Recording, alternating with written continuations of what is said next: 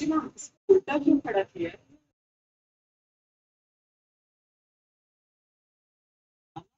Common sense of ensuring that get to see. Two boys can help, boys and girls. कोशिश करो, कर सकते हो क्या? एक बार बाहर की तरफ निकाल के वापस घुमा के अंदर ले जाना. Quickly, रुचि मैम आपकी तरफ बाहर निकलवाओ. Such intelligent brains here. अरे नीचे नीचे नीचे.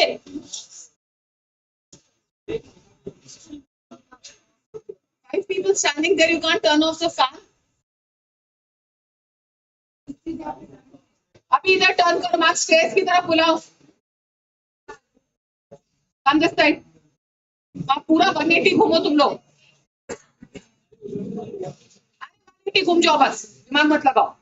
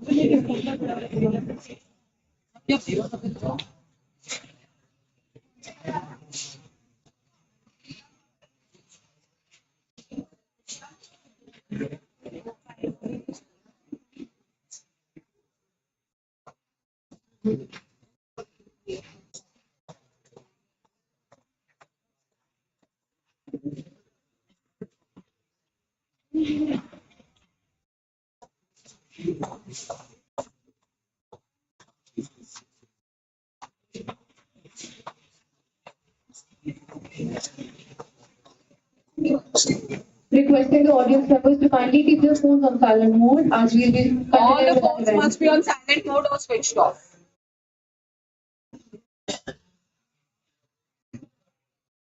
And the audience are requested to please settle down.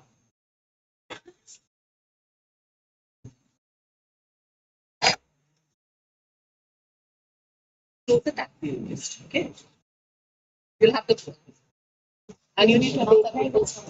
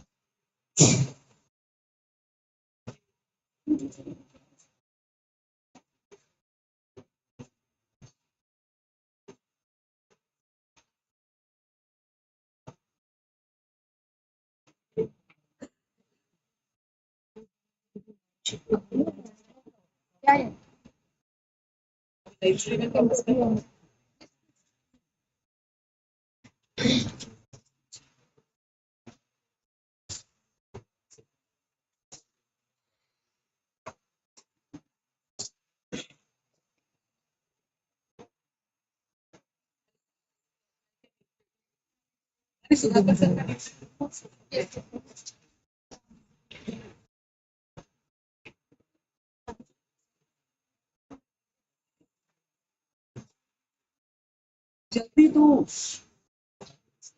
5 लोग खड़े come here quickly come here I get जाओ इधर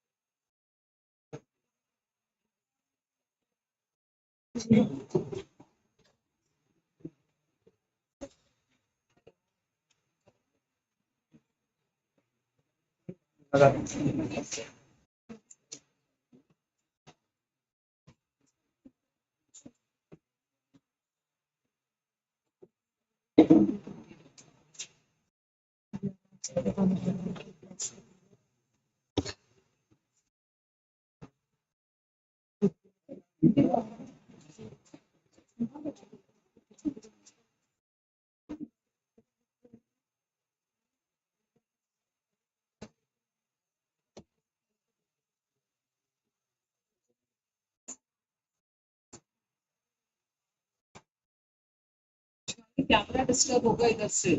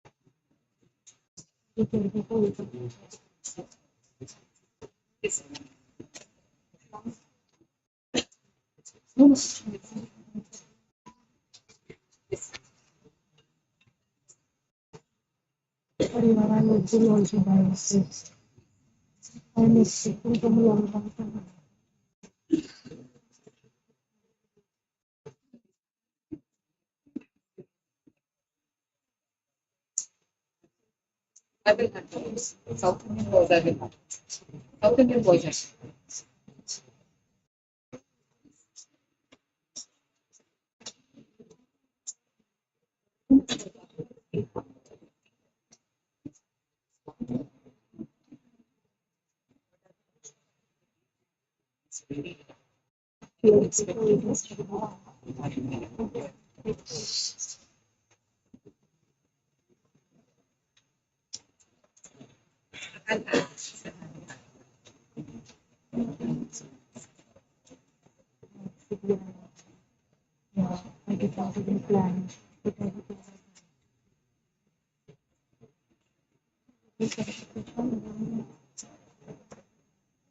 हाँ, वो तो मैं हमेशा हमेशा प्रदान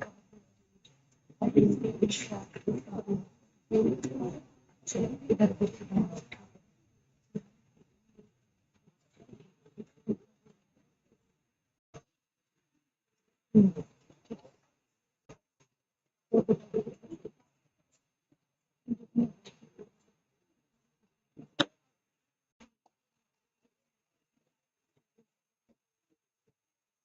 So this is open for all.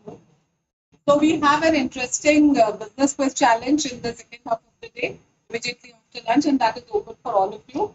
The second quiz would be the, I would say, he would steward the entire process, and it has some exciting outcomes for all of you. So participate and see that you give your best.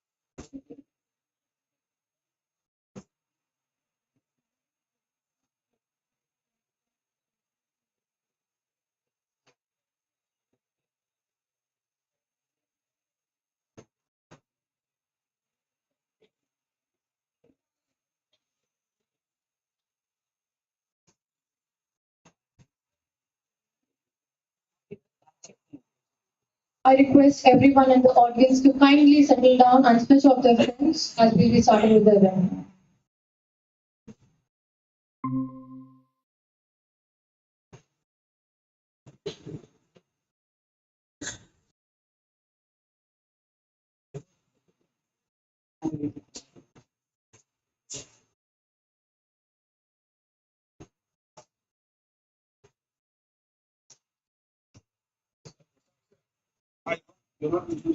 Yeah, coming there.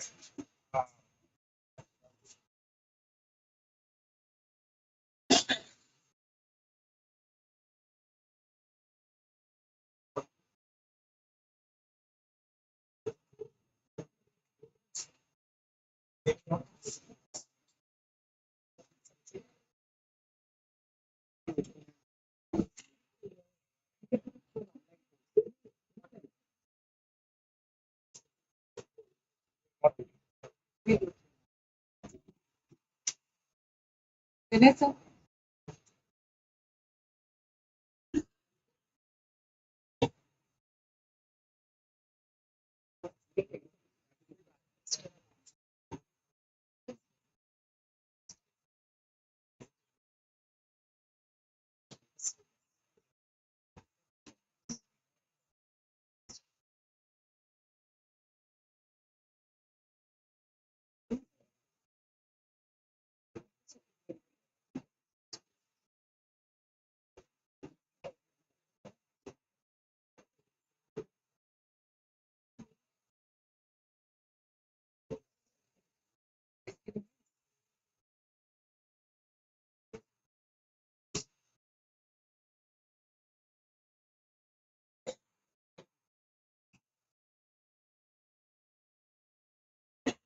Welcome back, everyone.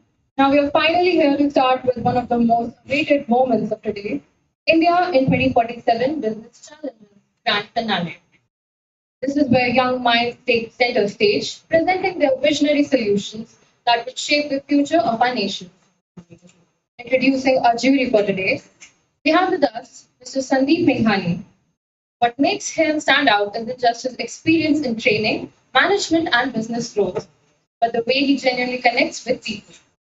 He believes in success that it just isn't about strategies and numbers, but about empowering individuals, fostering a positive work culture, and creating an environment where everyone can thrive.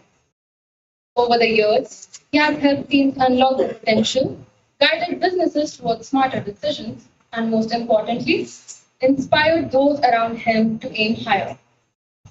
Whether it's mentoring students, working with professionals, or leading organizations, He brings the same passion and dedication to everything he does.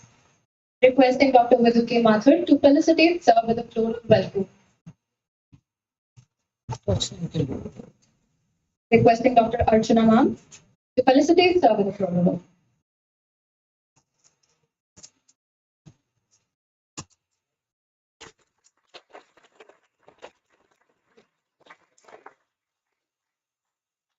Thank you, ma'am. I would like to welcome Sri Bharat Kukla, who is at the forefront of innovation in accounting and AI.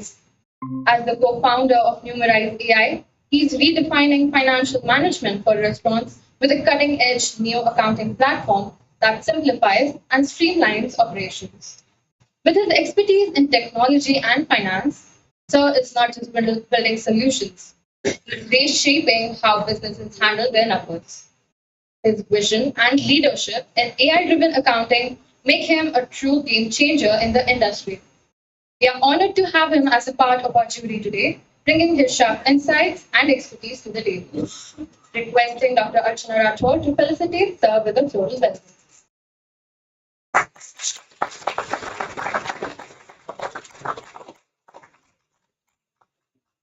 It's a privilege to introduce CA Ranjan Sahu, a seasoned internal auditor with the State Bank, bringing deep expertise in financial oversight and risk management. As a CIA and CISA, he holds the global gold standards in internal audit and information systems audit, a testament to his commitment to excellence. Beyond auditing, he's also a thought leader contributing to the vision of India's future as part of the team that authored India in 2047. I now request Dr. Archana Rathore to felicitate Sir with a floral welcome.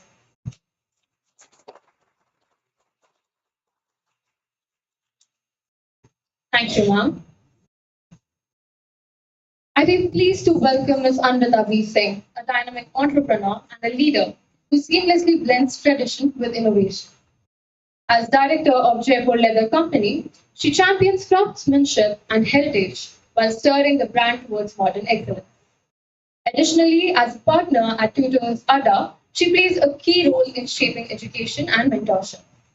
With a strong academic foundation from the Greenwich University London and IRM Jaipur, ma'am brings a global perspective to everything she does.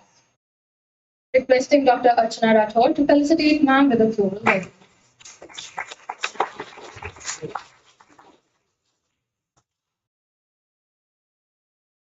Thank you, ma'am. This time, the jury will be joined by Dr. Archana Rathore, Dean ICFAI Business School, Jaipur. Welcome, we feel welcome to have you, ma'am. The case study competition is based on the ideas covered in the book India in 2047, The Amazing Rise of a Modern Nation. Students here were encouraged to read the book to find ideas and inspiration across 25 different areas. India in 2047 features contribution from 25 writers guided by 25 mentors, with a foreword by Dr. Devi Shetty, chairman of Narayana Health, and a first word by Sri Sridhar Vembu, founder of Soho. We will now move forward with the presentations from our finalists. Each of the 10 teams will have 12 minutes to present their ideas, followed by a 3-minute Q&A session with our distinguished jury. Before we begin, I would like to invite our team from IBS Jaipur to pitch their idea as a model presentation and give us all a clear picture of what this platform would mean from you today.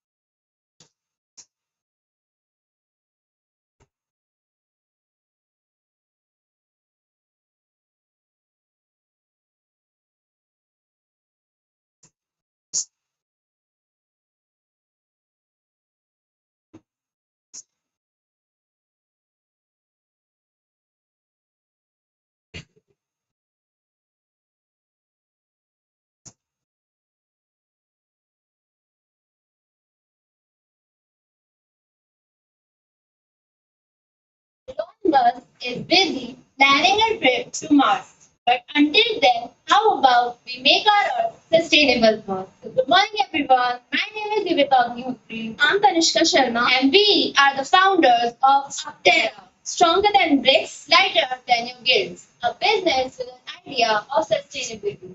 As you all know, India's growing population is becoming a huge concern for us because more population will lead to the production of large amount of plastic waste, which directly questions our sustainability in the future. That's why we are here with Uptera, which introduces you to the various types of products such as silica plastic blocks, eco-friendly furniture, and porous concrete. Are you worried about the landfills? Oh, come on, we can find another planet. No, now, if we can't find another planet, we have to save our planet. We have to manage the waste. And Aptera is here with the solution. For us, the waste is not a waste, it is a raw material. Many of you were unknown that when the natural sand used as a molding material in the metal casting industry, after several cycles of uses, it gets converted into a very toxic and hazardous waste, which is called as foundry dust. Then this dust comes in contact with the ground, it contaminates the groundwater and reduces the fertility of soil. So Terra is here reimagining the use of foundry dust and enormous plastic waste into silica plastic blocks. It is composed of a 70-30 ratio of foundry dust and crushed plastic mix. There are numerous uses. For more information, you can refer to this research paper. Our solutions offered by the Uptera are silica plastic blocks, silica plastic tiles, silica plastic furniture, and Uptera porous concrete. As you can see, they can be used on walls as flooring and can be molded into any shape and size. They are offering numerous benefits. As they compose of flame retardant, they are fire resistant. They come in an interlocking pattern. They help in waterproofing the walls, consumes much less of water than the regular bricks, 2.5 times stronger and 700 grams lighter than the regular bricks, and they are environmental friendly in more than just a one way. Eco-friendly furniture have 8.6% CAGR growth globally. That's why Uptera is also here transforming the plastic waste into stylish and eco-friendly furniture. Monsoon or not, our roads are always ready to surprise us with swimming competitions. Flooded roads, clogged drainage, and potholes are a very bad problem of India. So Uptera is here with a very unique product in the concrete world, Uptera porous concrete. It is made up of a unique composition of plastic, cement, and crushed and porous aggregates. They comes with numerous benefits as this composition forms a network of voids which allows the water to pass from the surface to the ground and get stored as groundwater. It helps in groundwater recharge, water runoff prevention, prevents drainage system overload, reduces potholes and road damage. It is of low maintenance and it has low government drainage cost. And it has a 5.5% CAGR growth. Its application areas can be parking lots, driveways, urban walks and side roads, parks, green spaces, industrial and warehouse flooring, and drainage areas. Now, let me brief you about our market opportunities. Our potential customers will be the B2B collaborators, the B2C collaborators, government and municipal corporations, NGOs and sustainability organizations, the waste management company, and the research lab and educational institutions. Here is a snapshot of our Uptera website. Here, all the stakeholders can directly reach out to us.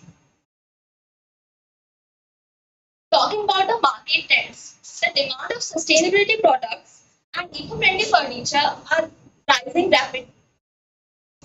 The sustainable bricks have a 10.3% CAGR growth, sustainable furniture have an 8.6% CAGR growth, and porous concrete globally have a 5.83% CAGR growth. This graph depicts our future market growth and an expected CAGR analysis for future. Here are some added advantages of our products over the traditional ones. Let's talk about our financial model. This is a projection of our estimated investment expenditure. And many investment sources such as government grants and subsidies, funding from angel investors and venture capitalists, and bank loans and CSR partnerships. We aim to earn from our revenue streams such as manufacturing and sales from eco-bricks and furniture, online and retail sales, B2B partnerships, and CSR collaborators. Here, take a look at our go-to-market strategy. We have already identified our initial customers such as architects, builders, construction firms, eco-conscious homeowners, government sustainability initiatives, and non-government organizations, online and retail eco-friendly businesses. We aim to reach them through B2B collaborations, e-commerce and direct sales, government and CSR projects, and retail expansion. Our marketing strategy includes social media and digital marketing, sustainability campaigns, industry partnerships, and trade and shows and events.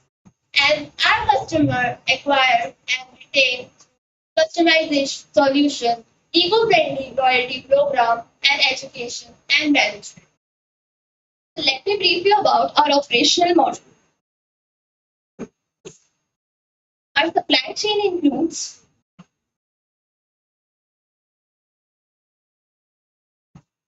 waste collection and sorting, EPR programs, extended producer responsibility, eco-friendly manufacturing facilities, quality control and testing, warehousing and inventory management. Distribution includes logistics and online and offline, sales and customer engagement. Our plan for expansion is in three stages. Firstly, we will be scaling our production. Secondly, we will be expanding our home decor. And thirdly, we will be focusing on our international collaborations. Now, let's talk about our contribution to the sustainability. So, this slide shows our contribution for United Nations SDGs. And this slide shows our India's vision, Viksit Bharat 2047 contribution.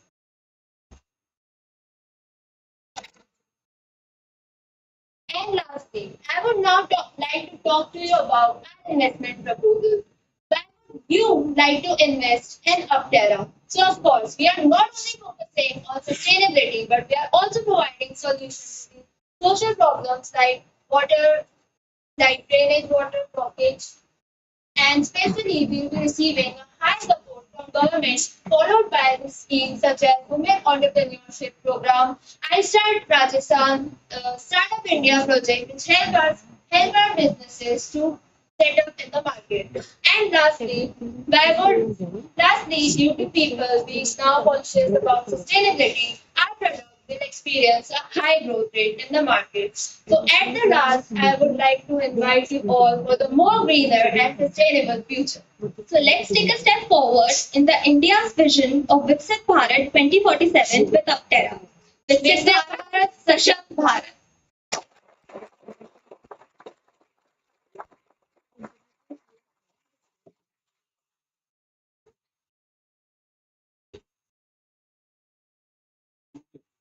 Very good.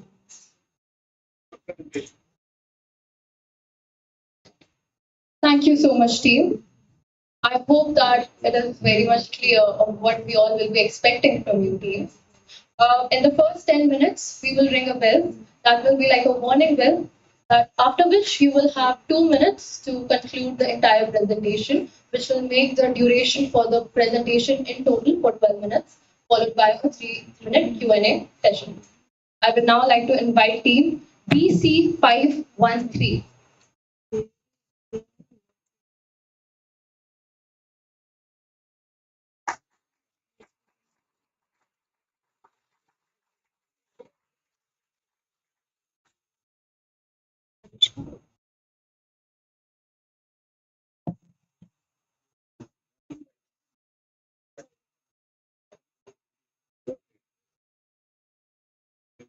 Yeah.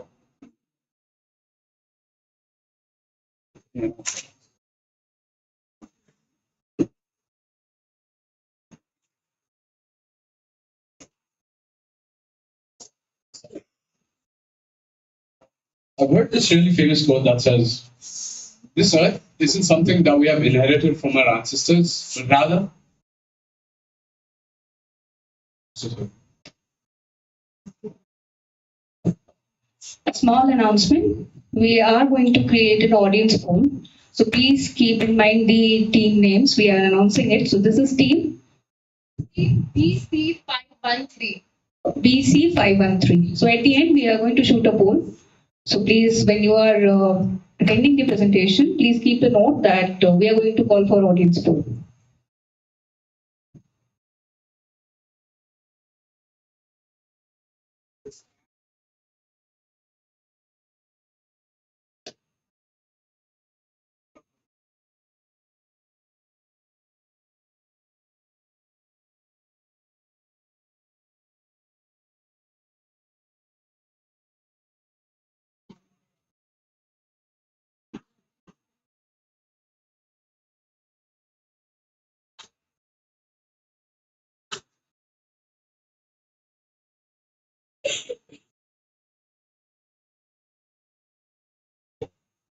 recently, I read this quote that said, "The Earth isn't a planet that we have inherited from our ancestors, but rather a planet that we borrow from our future generations." Good morning, esteemed panelists, the jury, all the students present here, and my fellow participants. I'm Manav Jha, and I would like to say, welcome, Bharat. All right, so we are here and we are presenting to you carbon lock.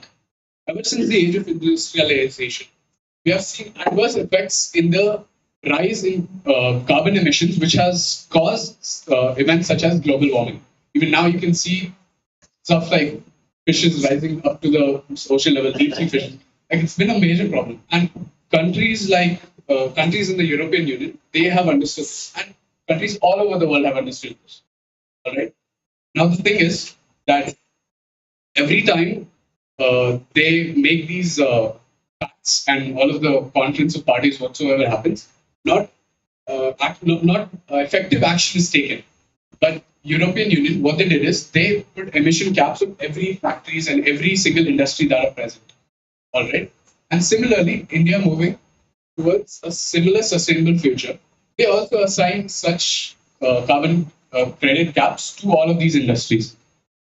Now, what are carbon credits? One carbon credits is equivalent to 1 metric ton of carbon emitted. Every industry will have a certain cap in which they can emit throughout a financial year or throughout the month which they have. The problem is that even though the carbon credit trade system was announced in 2023, and then there was later, earlier than that, there was a pilot program facilitated in Surat back in 2015. There hasn't been a unified platform to facilitate all of this. Other than that, these industries are not really accountable for what they're doing, right? There's no way to track their emissions. There's no way of really seeing what they're doing and how much they're causing harm to these planets. Let's understand how we carbon lock are solving these problems. Hello everyone, myself Sohan. So to look into the solutions, so we Carbon Lock will be providing a platform where the industries and the companies will be able to do the trading between the carbon trade. And then we will have an efficient tracking. We'll have a dashboard provided to the companies where they can see how much carbon credits were given to them from the government of India, and also how much is left to be used. And also we'll be providing GHG accountants, which is greenhouse gas accountants, who does the work manually. But they will be facilitating the companies and the industries to do their work, and also it will be uploaded in our platform. So they will be having a online database. Now also financial incentives. So for example, I have a company which is a coal manufacturing. Now I have 10 credits from the government of India. So and in a financial year, I used only 8 metric tons. So which is equivalent to 8 carbon credits. I have 2 carbon credits left out. I'll be then trading it with other companies who are in need of the carbon credits. Now this is the proposed MVP and the infrastructure which we have. We have the front end, back end, and front end is connected to API gateways, which is HTTPS with the back end, and back end will also be connected to database management system and the blockchain. And it will also be connected with the LCA tool, which will be used by the GHG accountants. Now, before we move on, I'd like to give credits to my friend Sanjay for building this technical infrastructure. So who will be our consumers? So for example, there is an industry, cement industry or a petroleum industry with the following emissions, carbon emissions per year.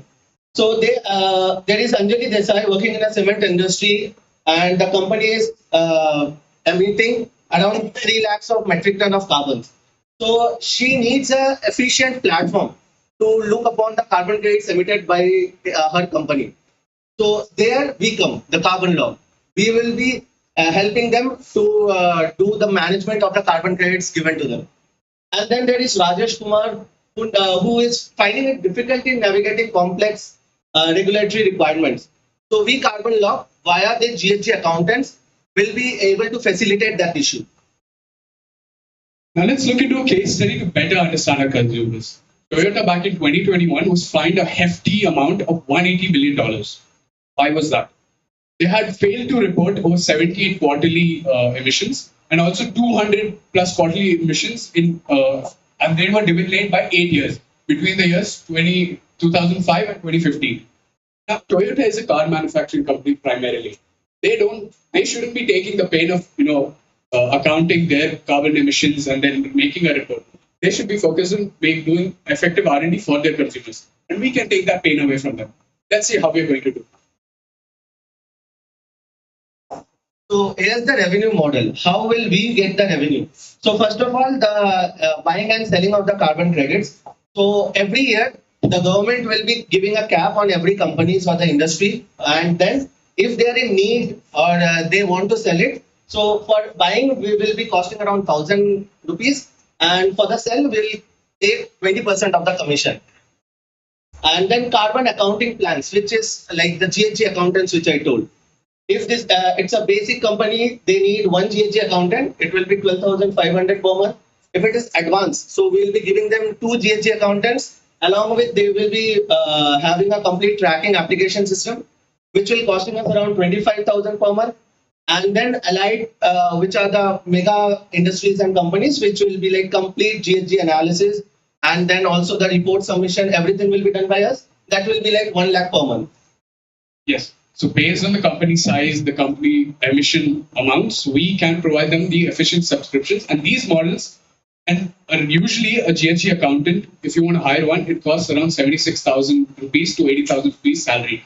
We are providing it at a very minimal cost per person. Now let's see how we're going to enter the market with this. So firstly, we'll start a pilot program in Tamil Nadu. Why Tamil Nadu? Tamil Nadu has the most number of industries and factories in India, with nearly 35,000 plus. All right. Once we start, we can simultaneously work on the technical development, which is the proposed MVP that we had showed earlier. After that, all of the government regulations and all of the certificates that are required for facilitating all the trade will be taken care of. Then finally, acquisition of accountants or even training will take place so that we can provide these services to these companies and can effectively start the pilot program. And here's a lot of potential. A study by the business research company showed that this carbon market has a compound annual growth rate of 28.5% and is estimated to reach $1,891 billion globally. In India alone, right now it's at $1.2 billion. And since it's a newer market, it has a compound annual growth rate of 43.2%. That means there's a huge potential for growth. We need Viksit Bharat. Viksit Bharat not only means carbon negative and carbon neutral, it also means a huge GDP, and here's how we can contribute to that. Let's understand our competitors. So whenever we start a business, we should know who our competitors are and what they are actually doing. So we have companies like CTX India, CAMI, Air Carbon, and Carbon Place. So some of them are based in India, some of them are abroad. Then all of them actually give the carbon credits trading system, but some of them lack the GHG accounting services. Along with that, some of them don't have a blockchain technology. So, for example, when I'm doing a transaction, is it secured? Is it government approved? So that will be taken care of by the blockchain technology. And here we are, the carbon law. We are based in India. We provide the carbon trading system. We provide a GHG accountants based on the company's need. Along with that, we'll have an integrated blockchain technology, which will help for a secure transactions. Let's understand why us again, right? Let's do a quick SWOT analysis. We are a first movers advantage. Though there was a company called CMAI that was established early in 2015, they lack the technological advancements that we are going to bring in, the blockchain technology, to facilitate secure transactions. Other than that, a cost-effective GST accounting service. Like I mentioned earlier, a GST accountant costs nearly 76,000 to 80,000 per month if you want to hire it. We are providing it with a minimal cost of 12,500 along with the subscription fee to the platform. But we do understand that building these technologies requires a lot of time, effort, and energy. But then one thing that will keep us motivated is the opportunities that are coming. The emissions caps were, piloted in India since 2015, like I mentioned earlier. And the carbon credit trade system was also announced in 2023 and will be effective by financial year 2026 and 2027. But then one problem that we may face is a drastic policy change, which I don't think would be that big of an issue because India also wants to go net zero by 2070. So they are going to implement the system until 2070. I'm sure that this won't be a major problem. So now let's see what will be the investment requirement for the company. So we need $500,000. So among which the 5% will go for the government authorization and partnership. Around 40% will go for the initial trade and outreach. And as I told, GST accountant we will be providing. So for human resource development, we'll be requiring around 30%. And the tech and R&D development, for that we will be giving around 25% of the money. And this investment will be a pre-seed at a 5% equity. Now, let's say with all of this money that we get, we'll be able to acquire a certain percentage of the total market. Like I said, we'll be piloting our initial program in Tamil Nadu. And let's say we're able to acquire 10% of the market. We are projecting a carbon credit transaction value of nearly 3.4 crores.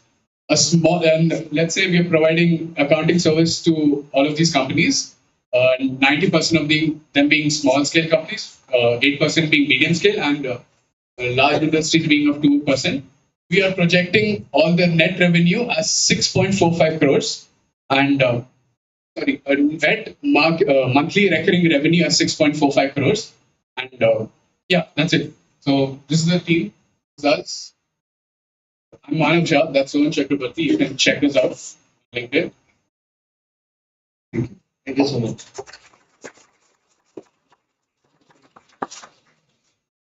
We're open to any and all questions.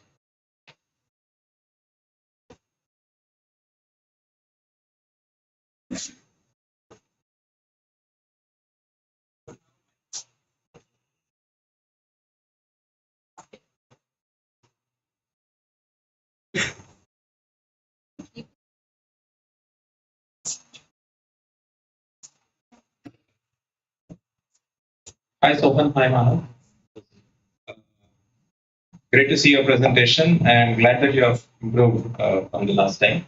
A couple of questions from my side, if the jury may agree. Who are you solving this problem for? So we want to solve these problems for these industries. These industries, they have other things to focus on than just reporting. We want to take that pain away from them. Now let's go a little deeper into this. So, like I said, this is India's problem. Is there a customer who has this problem currently in India? Who are you solving this problem for? Why would they pay for it? So currently, the carbon credit trade system is just being announced and is set to effectively work by 2026. There is no certain trade that is taking place right now. Right. So that's a follow-up question from my side. So do you have a ready market in India currently for this? A market of buyers who want to buy carbon credits? I don't think so, but we do have a ready market of sellers. I'm sure. But whom do you sell that to? You need a buyer to sell these credits. We can always start either within the companies if there are buyers we identify, or we can always sell them because there are. So the competitors. I'm sorry. In the interest of time, I got my answer. Moving on to the next question. So the other competitors that you have identified who are also operating in India, do you know whom they are selling to? Not really. So we have to look further. Okay. So if they are all foreign buyers to whom they are selling to, your budget, your presentation, I think should factor in figuring out who those foreign buyers are. And of the $500,000 that you are planning to raise, I think a substantial portion should go into onboarding those customers. Yes, so we did allocate like 40% of it. maybe we could.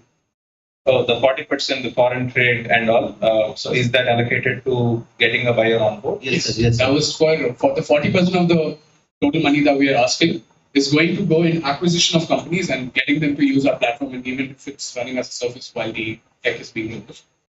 Sorry, what is using the platform? So that is for the sellers. So the buyers and sellers both will be using a platform. Essentially, we're building a marketplace for the trade, right? Right. Can you quickly justify the 10 million valuation for the company? So, like I said, the TAM is nearly 1,081 billion dollars, sorry.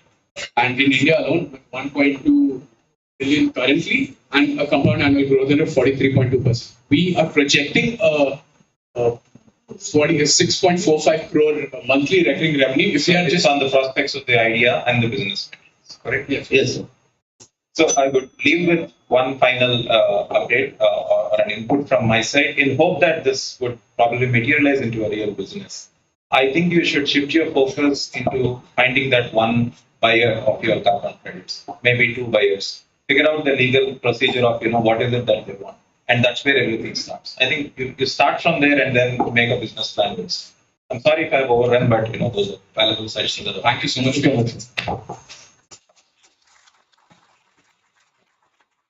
So who's the regulatory body for? So there's carbon credit trade system, which is run by the Bureau of Energy Efficiency, and also these are the main. And is there any possibility of having carbon credit brokers? That's us. Okay. And apart from you, do we have some more? Yeah, the companies that are carbon negative, for example, the companies with high plantations or any other carbon capture companies, they are the ones who are going to be the ones selling, right? Mostly. Yeah. Okay. Again, the question that he asked is, who's going to buy it from you? Are the companies and industries really interested? The trade has been already facilitated abroad. This is going to take place in India. We have understood this, and it's going to take place from the coming years. It's a very new idea, and we can facilitate that. But then again, taking inspiration from what's going on abroad, identifying buyers abroad to actually see if the idea is going to work, and then moving on. Suppose I run a company, why would I like to buy it until unless government mandates it? That's what I mentioned, right? Government is going to mandate it, right? They are going By to when? That's what, 2026, 2027. That's what they announced when they announced the carbon credit trade system in 2023. So they have initiated in 2023 a pilot project to initiate by seeing the European Union having a trading system. They have piloted it into India. Okay, let's see how it works. So that's why we feel like our company will be having an opportunity to grab that market in the first. Thank you so much, everyone. I have a quick question. So very generic, but let's say if we start this today and you establish everything, you get the funds and everything, where do you see yourself 5 years from now? So, ma'am, here's the thing. If we start now, we're going to start by identifying sellers, one of those steps, buyers, one of those steps, right? Once that's done, we can establish the R&D of the systems, and then as soon as the program is being initiated, that the carbon credit caps have been put on the industries, we can start by acquiring all of these companies, especially in the southern region of India, where most of these industries are concentrated. And it can be $1 billion business because the TAM clearly said that. In 5 years, you said? Yes, I mean, right now we are projecting, even in months, we're projecting nearly 6.45 crore MRR. So eventually, it'll definitely rise. But this 6.45 was just 10% of Tamil Nadu industry. Also, one thing to add on, the current pricing of carbon credits in Europe is $50 to $60 per credit. And India, we have taken it as $10 because the market is new. As of now, the demand and we don't have the facility. So that's why the pricing is low. But once the trading has started and the company starts to take this and the policy comes into picture, then we'll slowly increase and also compete with the global market. Thank you so much.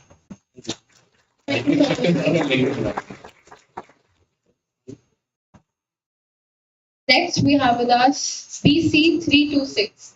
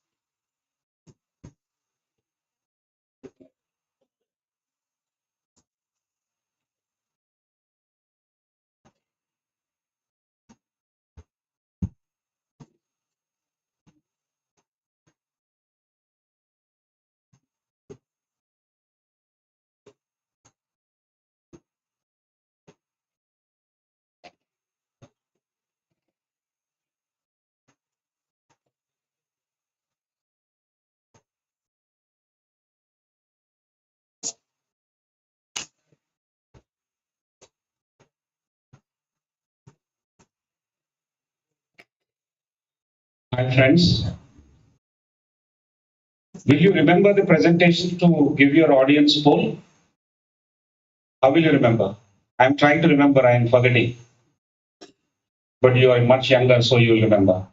Is that what it is? So please remember, don't give marks of X to Y and Y to Z. Somewhere you note it down. Okay? Right.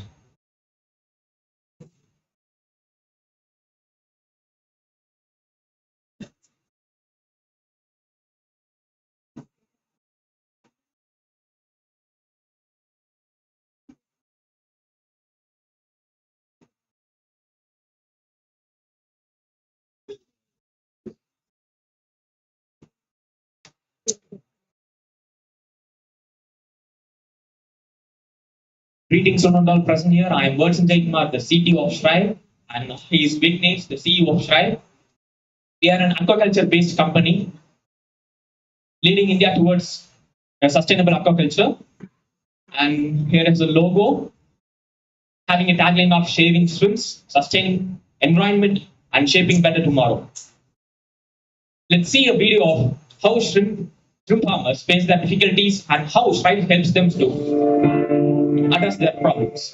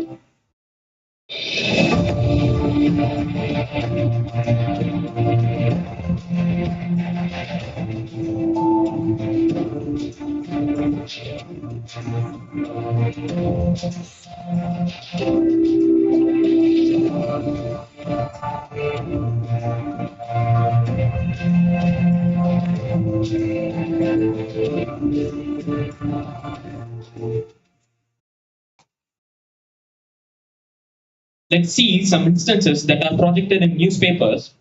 In first, shrimp farmers faced a loss due to shrimp farming industry loss due to diseases and market fall. And secondly, the shrimp farmers faced loss due to heat waves and parabolics in Sundarbans. And third and foremost, in important, shrimp farmers faced a loss of 308 crores in Kerala during pandemic because of inability to monitor the water quality. And Andhra CM stressed to importance the AI integration of shrimp farming industry to get a better revenue. India has a coastline length of 8,129 kilometers. In that, 12 lakh hectares being used for aquaculture. For shrimp farming industry, 1.6 hectares being used. In that, all over 47,000 CAA registered farms are there. They follow the practice of intensive farming. It requires strong feeds and strong aeration. Remember, shrimp farming industry is a $1 billion industry that contributes 38,000 crores. We have a massive market opportunity, having a total addressable market of 5 million aquaculture farms, contributing 6.9 to 2.2 billion USDs, and a serviceable addressable market have a market potential of 5.2 billion USD in crores, and serviceable obtainable market has a market potential of 5.6 billion USDs in initial market reach. The pressing challenges that shrimp farming faces are diseases and water quality issues. In disease, the shrimp farmers and shrimps face a disease called white spotting disease that leads to mortality of shrimps. And in overcrowding of feeding, overcrowding and shrimp farming industry leads to high stocking density, leads to insufficient dissolved oxygen rates, and next to high operational costs of diesel cost in 7,000 per month. The environmental impact has an excessive chemical usage of soil degradation, and that contributes to soil infertility.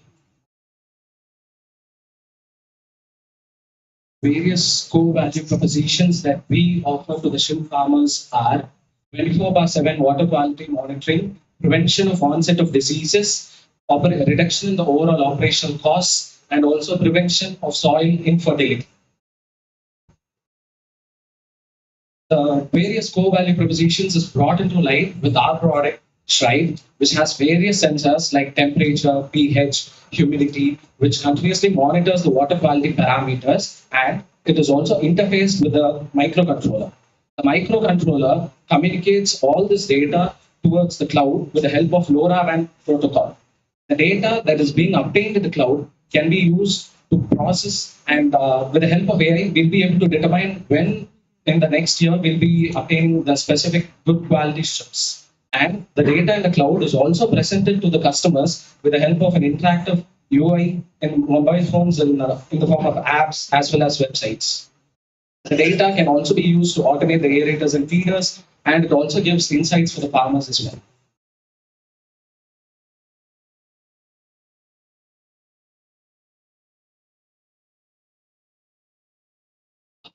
This is a DR level 4 working prototype which simulates a shrimp farm which we have created in our laboratory.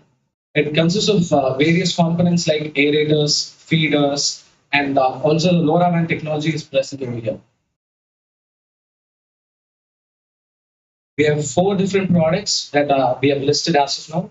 The basic version 1 consists of all the basic sensors that you will need to monitor the water quality parameters and is priced at around 36,500. The second model consists of additional features like turbidity and salinity. The third version consists of AI insights and automation of aerators. The last and final version, that is the enterprise model, consists of overall automation as well as AI forecasting as well. We currently have 2 competitors. One is Avanti Feeds and the next one is 4D Aquaculture. Avanti Feeds is a feeder manufacturing company and 4D Aquaculture is a aerator manufacturing company. What we provide that they don't are AI insights, 24/7 water quality monitoring, automation of aerators and feeders, and future forecasting of the shrimp farms as well. We reach the end customers through in-store placements as well as digital marketing. Our project team helps us to acquire various government turnkey projects as well as government schemes with the help of various campaigns. Our marketing team helps us to reach the end customers with the help of the rental model, and they also help us to connect with the various shrimp farmers and shrimp exporters directly. Initially, we plan to address the market demand with the help of market to demand, and then the next place is market to stock. We have various revenue streams like production model, rental model, data sales model, and service model. Our partners are Texas Instruments for sensors, Mars for solar panels, and Sarana Electronics for batteries. We have various customer acquisition strategies like associations, radios, magazines, and social media platforms as well. Most of the shrimp farmers are registered with Central Aquaculture Association, and with the help of those associations, we'll be able to easily acquire a whole lot of customers for our company's time. Finally, we have also planned out our exit strategy in case if our product fails due to some situations. We go for either mergers or acquisitions, or we list out public offerings, or finally we decide to change the prices of our products as well. Let's go get into financials. The service obtainable market consists of around 50,000 farmers. Let's say we consider around 10% of them, that is around 500 farmers. Initially, we produce 100 broils in the beginning year.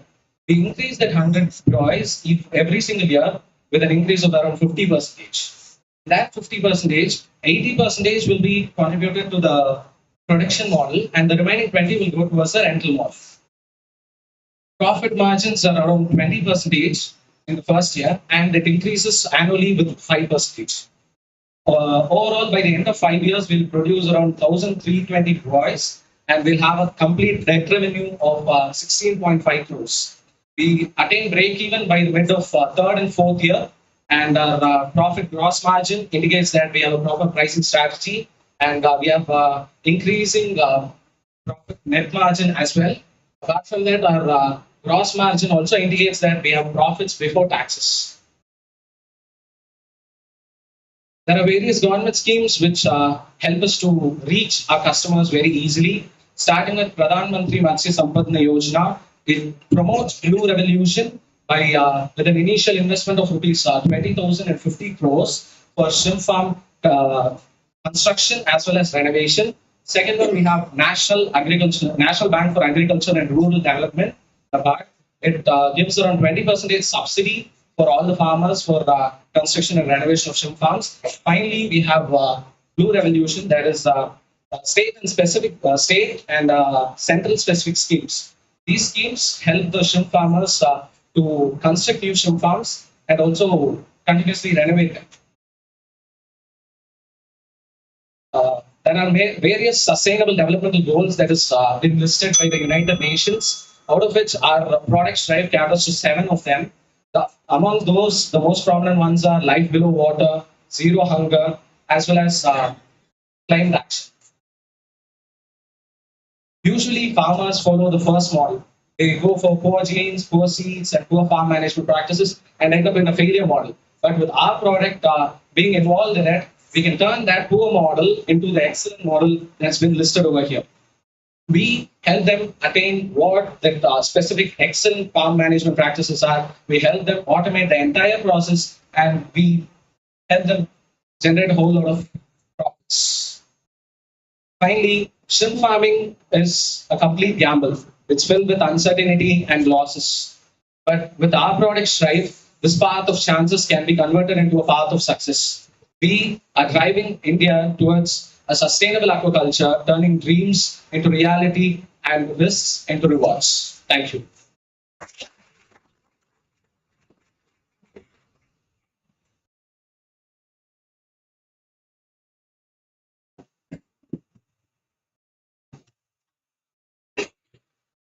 Okay, that was a very good presentation. Tell us 2 things that if you don't get it right, you are going to fail. Tell us 2 things that if you don't get it right, your business is going to fail. 2 things that if we don't do it right, this is my fail. One is maybe the acquisition of products, that is the sensors that we'll initially outsource from various other customers, that is our partners. If we don't get it for the right price, we won't be able to supply it properly to our customers, that is the shrimp farmers. And second one is marketing. The marketing is not right, our product might entirely end up in a failure. Therefore, marketing is also the second most important aspect of our product. Do you know the rank of India in shrimp farming globally? Yeah, it's second globally. Yeah. Quick question. Wanted to know about the pricing strategy because there were 4 variants. Did you use decoy, the Starbucks strategy? No, because your basic was the base was at 36,000, I believe, and the highest variant was at. So, what was the pricing strategy? Basically, sir, there are a whole lot of. How did you decide that? Yeah. We decided upon the fixed costs and variable costs, and with the variable costs, we listed out each and every single component that might contribute to the overall product. With the help of that, we came to a conclusion like it'll cost around 20 to 30,000. That price range. We wanted to make it affordable for the farmers as well. That's why we cut down all the unwanted costs. We ensured that Boy completely works with the basic facilities itself. That's how we came to the conclusion of rupees 36,000. Basic variant will be most popular among small as well as medium size farmers. With increase in their shrimp farm size, they'll be able to attain the various other variants as well. I'll suggest you to read decoy strategy. That will help you more. Thank you so much. So very quickly, I really liked the very practical approach that you had, throughout your presentation, especially your exit strategy. That you have that in place as well. There's one, a couple of things I wanted to know. Did you make that model really in somewhere? It's there in our lab. We created a prototype. We tested it out. We came to know what are the parameters, what we have to adjust. We tested our product in our laboratory. We created the prototype. We initially designed a model in our systems. Then we made a prototype and then we tested it out. With the help of that prototype, we also got our customers' reviews as well. And we came to know additional problems that they had faced and we altered our prototype regarding it. So you actually approached customers with that prototype. Yes. Yes. And second is, you say that it will be possible to forecast diseases, Yes. monitor and forecast. Did you say monitor and forecast for? Yes. How would you forecast? It will contain cameras in it. We'll monitor the shrimp sizes. We'll see how it is. We'll look at the different color patterns of it. We'll check for various diseases like black spot and white spot diseases that has been listed out. We'll use image processing and then we'll have our own model that has been trained. We'll give it these inputs and with the help of which it'll be able to determine whether it's an affected shrimp or is it a healthy one. With the help of that, we'll know whether it's in good condition or not and we'll inform the farmers as well. Good for myself.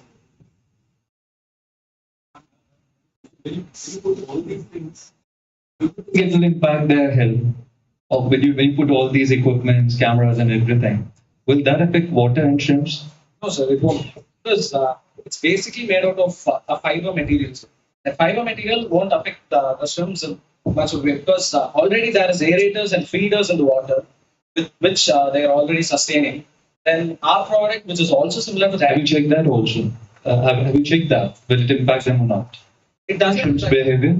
Yes, sir. In our lab, we have tested out that prototype, right, sir? Where we had shrimps also. It didn't affect them in any kind of way. But maybe we have to further research it on that. So, like, we could use some doctor's help to determine whether it gets affected.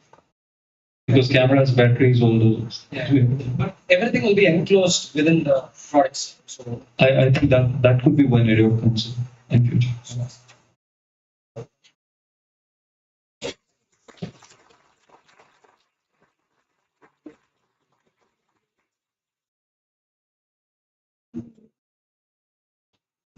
Thank you, team.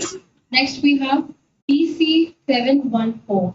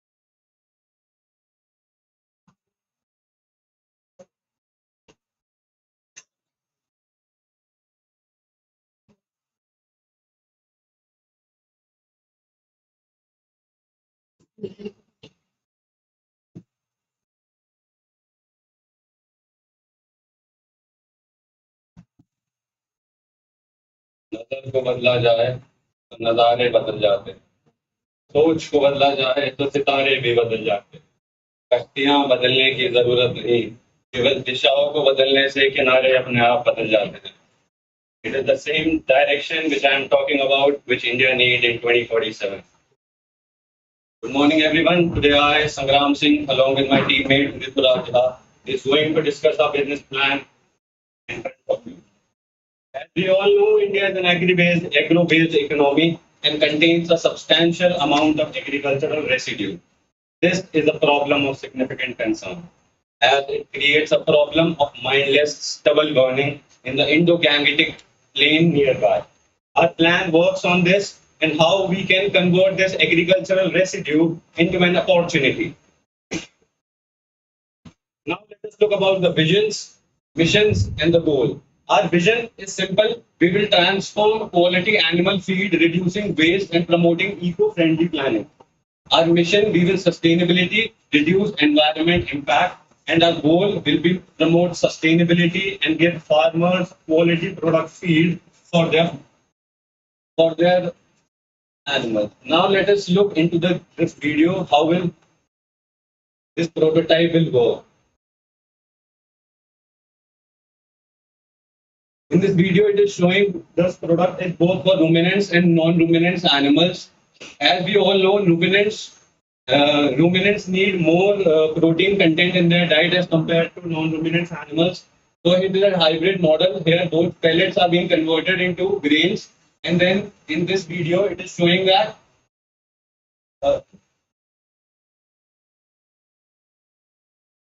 it is easily cost available machine. We can easily convert it and we can transport it, bag it to every nook and corner of the country easily.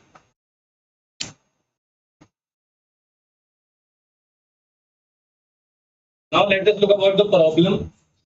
Presently, the livestock farmers are facing a huge problem, rising feed. Our plan will work on how we will reduce this cost. Agricultural waste mismanagement is lead to a pollution. Recently, as we all know, Western Uttar Pradesh and Eastern Rajasthan is facing a huge problem whether stray cattle's abundance is a huge problem. Dependency on expensive traditional food source is also a huge problem. While talking about the pain points, livestock health due to poor nutrition, or whether we talk about disasters or any other diseases which recently they are facing, dependency on expensive grain-based feed. Now let us see about the solutions and the USPs which our plan will focus on. We will focus on high processing technologies and farmer-centric approach. If we will talk about ruminants and non-ruminants animals, if our farmers need protein, we will give them protein according to their need, according to the demand which they need, sustainability and eco-friendly, and we have a farmer-centric approach. While talking about the target customers, we will target the livestock farmers, agricultural cooperative, governments and NGOs are also supporting this. Presently, now let us look about the customer pain. In the Indo-Gangetic region, as we all know, Delhi is presently in areas in winter regions, smog pollution. Recently, children below the age of 6 years or adult above the age of 60 years is causing a huge respiratory problems. Also, they are causing hereditary problems also because of this. So our plan will focus on them also. It will help to reduce severe air pollution. It will focus on a byproduct livestock farmer face rising and a nutrition deficiency impact livestock health. Now let us see what the research says. The research says as of 2020, our plan will focus on how to bridge the gap between the green fodder. As the population rises, by 2020, there is a huge demand shortfall which needs, and our plan will focus on how to bridge this gap. Validation of prototype, we will focus on performance testing, customer feedback, market feasibility, and iterative improvement so that easily we can check and able to retrieve or sustain ourselves together. So let's talk about market potential. Basically, what market potential means is the amount of potential and growth that we are expecting in upcoming years. As you can see, India has witnessed a 10% increase in feed production. Total feed production has reached 29.4 million tons. And this is just a trailer. It's going to grow into huge scale up until 2047. In terms of international expansion, once we are scalable enough within 10 or 15 years, yes, the amount of crop residue in this country is so huge, and the amount of chunk of market that we will be getting in, it's so huge that we can easily export our product in other countries also. And also future growth potential, as we all know, we can export to other countries, especially countries like United States of America, New Zealand, and Australia. These countries are, poultry-based countries where they consume a lot of meat, and there also the nutrition requirements are also high. Size of the opportunity. What do we mean by size of the opportunity? Is the amount of opportunity and the amount of chunk of this market that we can capture. The overall market share up until 2030, it is the latest data that we could get, is somewhere around 500 billion to 800 billion in the total nutrition market all over the world. In terms of India alone, somewhere around $35 billion up until 2033. So if we look at expansion to global market, once we are scalable and good enough in India, we can expand to international markets also. Forecast and financial summary, funding sources. If we get any kind of funding, or we can go for self-funding also, and also government and CSR grants. schemes like PM Kusum and NABARD, they are helping agriculture-based startups and ventures. In terms of our revenue, the cost is very less as compared to other startups, and with all due respect to all the business plans here also, our cost is drastically very less because the amount of raw material, the cost of raw material that we require is very less, is easily available. You can just literally go to any farmer outside your home or anywhere, and he can give you amount of crop residue. So that's the raw material that we are having. In terms of TAM, total addressable market, as I talked about, somewhere around $500 billion. Service addressable market alone in India is somewhere around $35 billion. And SOM is the realistic approach that we are expecting is somewhere around $1.5 billion if we reach the amount of growth that we are expecting. Now let us look about the product procedure and the venture viability. Product procedure is very simple. We will take the raw material directly from the farmer. We will clean it, we will crush and mix it. According to the, we will add nutrients, we will add proteins, we will add fiber content, we will add salt. Then we will pelletize it, cool it, and bag it. Then we will, according to the logistic team, we will send it to every nook and corner of the country. Slowly, talking about the venture viability, it is scalable, sustainable, it has reduced feed cost, and it promotes rural empowerment. Here, let us see about the data, crop residual annual data. It shows the top states in India like Uttar Pradesh, Rajasthan, Haryana, Punjab, and the residue generation and the burnt residue. And the total is 61.90 million tons, which shows that there is a huge burning of residue which affects a lot of people. And while talking about the nutrition gap observed in different categories in India, it shows that calcium deficiency and phosphorus deficiency and other zinc and copper deficiencies are huge deficiencies. We will work on these also so that the domestic cattle are also don't abandoned on the street, which affects a lot of people. And directly or indirectly, it affects traffic congestion or affect the crops. Now let us look about the competitors and the industries which we will face. By talking about the market size is huge, $14.34 million in 2024. By talking about the projected billion 2028, and slowly by 2035 it will grow more. And till when we will reach 2047, we will capture a huge amount of market over there. By talking about competitors and competitors edge, the Godrej, Agrovate, Saguna Foods, and Zapna competes. Yes, we have competition.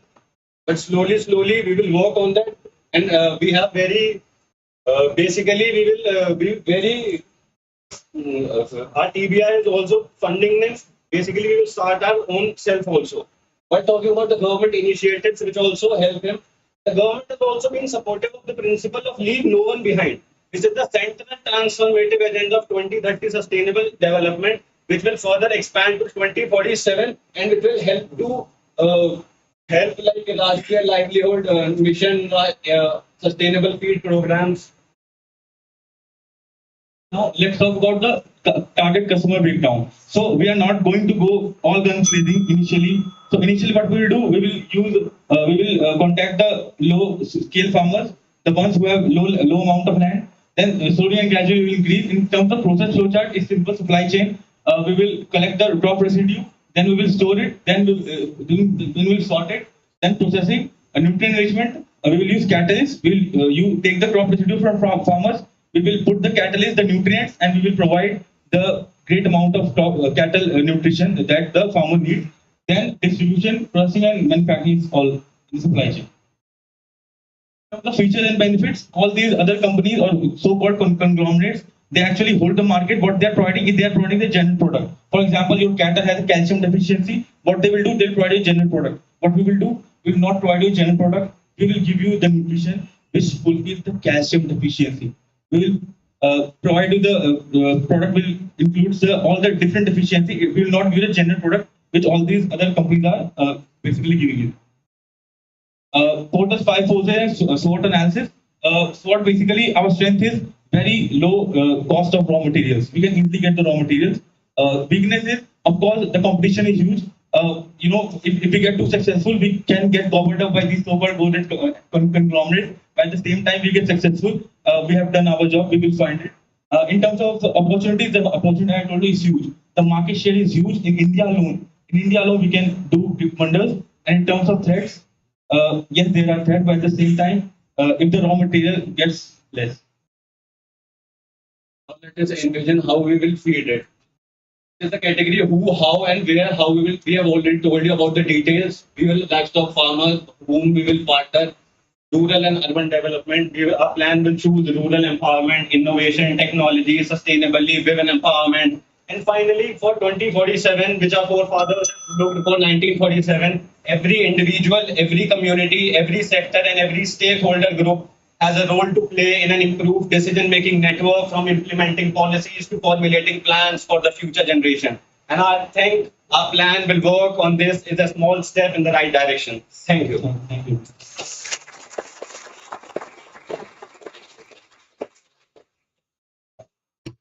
Hi, Rituraj. Hi, Sangram. That's a great opportunity that you have identified. Just a quick couple of questions from my side. What's the cost of your feed? Compare it with the available market feed that's already there. Are you better or are you costlier? In terms of dosage, aggregate, they are what they are providing us 50 kg packet. They are somewhere around 2200, 2500. We are target almost same, somewhere around 1800 to 2200. But at the same time, what's happening is our additional feature is that we are providing a nutrient enrichment. We are providing a particular nutrient, so that overall our cost might increase, but at the same time, if you said 1800. Is it 2200, 1800, or more than 2200? Our is somewhere around 2000 or 1800, and Godrej is 2500. So you are cheaper than Godrej? Yes, because our operational network is zonal. We are not targeting all the nook and corners of the country like they are doing. We are first targeting the small farmers. We are then scaling to the bigger farmers. They are doing everyone at the same time. But we target the sorry to cut you. Just a quick note from my side. Pollution is not your customer's problem. Pollution is India's problem. Yes, sir. Your customer's problem is costly feed, unavailability of feed. So let's focus on how do we solve that. Moving on. Again, when you are chasing the bigger TAM, the size of the market, don't start with the population of India. So the small farmers are your market, not the entire animal feed industry. So that will help you sharpen better into it. Sure. So actually, we were not focusing on for 2025 or 2030. Actually, we were focusing on 2047. So at that time, when we will reach 2047, we will. So let's say there is a dairy farm who is the major cattle feeder today. I don't think they would buy from you or anybody, because at that scale, it's not the quality that's important. So they would get it done cheaper. Right now, so any point in time, only a small farmer is your target customer, and let's focus the target, which is a good market, which in itself is also a good market. Let's focus on. How are you different from your competitors? Other than the nutrition. That's the main thing, because they are providing a general product. But is that a problem for the problem for who? We have talked to the farmers, and what they actually tell is there is something called mandi. What they do is they come to mandi and good. They just good. I got my answer. Thank you. Where do you get the residue from? From the farmers only, local farmers only. So there is a substantial logistics cost involved in gathering all the residue. Am I correct? Once there is something called agricultural cooperatives in India, small gatherings of farmers. So we just go there in Gram Panchayat, local Panchayat. We just go there. No, but why will they get the residue to the mandi? Because Sunday we will not get the residue from the mandi. Actually, they were ready. We get only 20 days to. Actually, they get only 20 days. We have to capture the residue from there only. Otherwise, they burn it. So they are ready to burn it. For the future crop, they have only 20 days. So in 20 days, we capture. In 20 days, we capture the residue. Otherwise, they will burn it. They literally have no option. Either we take the crop from them, or literally within few days they will burn. And the whole, in November, December, you can see in Delhi what happened. Yes, and also we can also give them one feature that if you buy from them, we can give you discounts on that also. So if you are giving us, we can also provide you discount. So that's what. Right. So having roots from Haryana, I totally understand this Parali situation. Good that you pointed it out. But there are a couple of things I wanted to know. What is the shelf life of the product that you're making? Does it come with a shelf life? Basically, shelf life we didn't even take into context, because whatever the farmers, the feed that they get, they literally use it within 2 or 3 days. For and if we take the shelf life to contact then as the other shelf life, but basically the small farmers they don't take all the nutrition feed in bulk. They only buy one packet, they use it, then whatever money they get, then they buy another. So within 2 or 3 days they use all the product that we have sold them, and next time they buy again. So by increasing that, by providing that venture viability and that product procedure, of course, the shelf life will increase, and they will be able to use that particularly on the next target also, so that more and more feed will be available to them, so that then they can store also and then use it later on. So have you thought about the product that you're procuring? The that is the residue. residue Yes. that has a life Uh, before you use it? Is there like a timeline to it? You got it from one of the farmers, let's say, like a big farm, Mhm. 5, 10, 15 to 20 trucks or something. So would you need a storage facility as well? Yes. So you need go downs to store that. And then what is the conversion rate, like time wise, I'm saying? Is there any timeline attached to it? In terms of, for example, let's just say initially we were in our initial years of product. Let me make my question a little more clear. I have 20 trucks parked in front of the whole facility and there are 20 machines. So is this the correct paradox, or have you thought about this paradox? In initial years, it won't be a concern. We'll only be targeting the small localized farmers with land holding less than 2 hectares. Once we get the amount of profit from that, of course, we'll be investing in the operational and logistical facility and of course the go downs and all those things. But for that, we first have to target, as Sir said, we have to target the local and the small farmers, and we get the profit from that. We invest in the go downs, and then all those things that you said, all the profit will be. Yes, slowly and gradually. We are not From 2025, we'll go until then 27. Right. Good job. And last one quick question. How does it affect abandonment of animals? So yeah, that's a really. You did mention actually, but Yes, I yeah. couldn't link it to anything in your Yes, so presentation. that's a really good question. So what happens is when these farmers get this general product from these conglomerates, as I told you about, most of, as I told you, they some have zinc deficiency, some have calcium deficiency, some have different type of deficiency. And what the farmers see, they see that with this feed, my cattle deficiency is not getting fulfilled. So what I'm going to do, it and slowly and gradually that cattle becomes waste. So what they do, they just abandon them and they just roam around the road because they are of no use. And for example, in cows, if you don't provide the cow with similar type of deficiency and then similar type of feed that the deficiency that she's suffering from, slowly and gradually her lactation ability will reduce and she will literally just be abandoned. And that's why we see roaming cows and those things. Causes traffic accidents in the cities. Yes. Later, also it affects crops, destroying crops on the farmer. We blame rickshawalas, but sometimes cows. Thank you everyone. Thank you everyone. One last question. That what was the origin of the idea? The origin of the idea is because we are the area which we live in Muradnagar, in Ghaziabad. Both of us are literally, him more than me.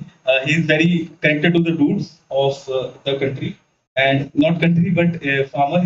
And maybe he can explain better. Belonging to a farmer family, I started seeing from the situations which all the face from my childhood days. That's why I think major issue, this issue will be a major issue in coming days. So instead of focusing on or trying to doing MBA from different colleges and work in corporate, I would like to try to solve this problem and why not live happily with my family. So you must have applied this pilot project to your family? No. Not yet. Right now, I've applied this pilot project in my college. Yeah. Our college has this technology business incubator in TBI Kite, Ghaziabad, and what they have told is the idea is really good. And once you're in your summer internship, and along with the summer internship, just work on this also because it's a really great idea. And also, as he said, we would like to do this in terms of apart from that every night.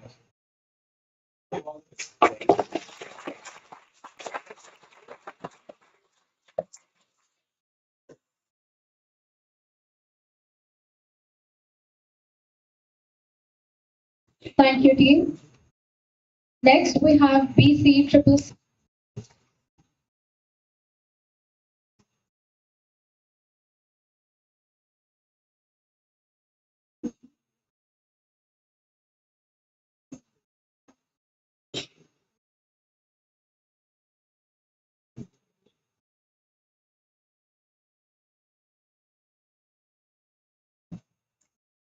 So guys, yeah. So guys, good afternoon. I hope this is correct lunchtime. But let's talk about something on dreams. And this is Rohit, and that's Jaita. We both are some aspirants. And when you come to the dreams, I hope there are some people who has their own dreams on careers, right? Some may be giving on NEET, some may be giving on TOEFL, GRE, CAT. Am I right? Is there any aspirants here?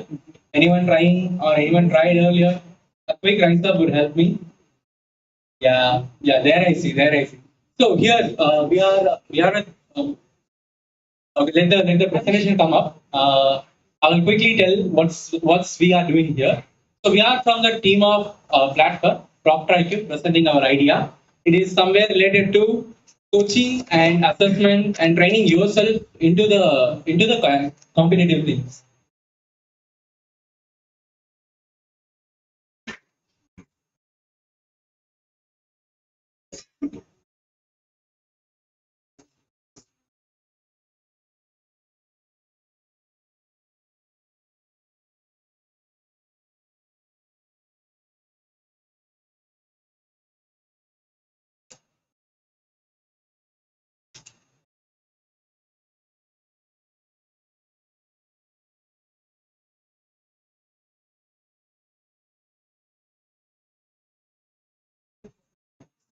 Sure. Okay, let's not take time there. So yeah. So what we are doing is, this education here is when coming to competitive things, it is little bit costly when you see there, and that's where we come up. And here, even though there are institutions there are coaching centers are there, all of them are at some point they need someone to assess themselves as a student of institutional members. You need someone to assess yourself, right? And that's where the problem begins.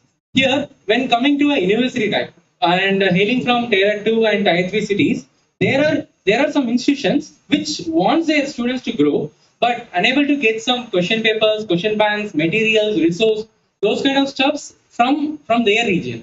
And when we spoke with these kind of institutions at tier 2 and tier 3 cities, we came to know that they are spending more than 12 lakhs, 15 lakhs to get some question banks, which is already used 3 to 5 times, and which is having a 50% of less ROI coming to the point of competitive examination.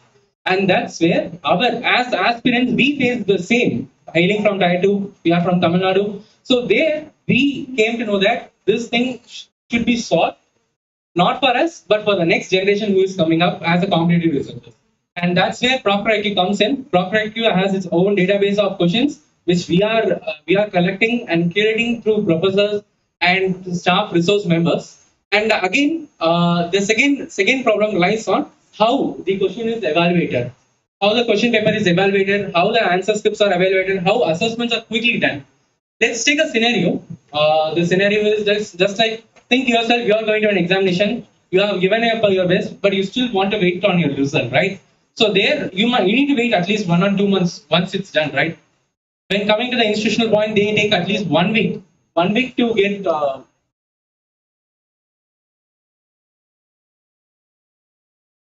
coming to the yeah. So 1 week it takes to get the results. Am I right? So in this way, what we are doing is we are providing the AI-powered insights, which will help you to create a journey of where you need to focus, what you need to focus, and what is your current plan, and compared to all other students, where are you standing out? So that's where Procter IQ comes in, and that's the summary of this. We, pro- we provide Procter IQ, an AI-powered model assessment platform which is designed to conduct online assessment, and it is designed for educational institutions, coaching centers, and tech companies. And in short, it is revolutionizing the pen paper assessment to digital evaluation. Yeah, as he said, the revolution begins from there. We all have pen paper assessment, and we all know the importance of pen paper assessment. But imagine the cost of making it. Imagine the cost of taking it out, giving it to the distribution of the students, and then conducting a mass level of examination.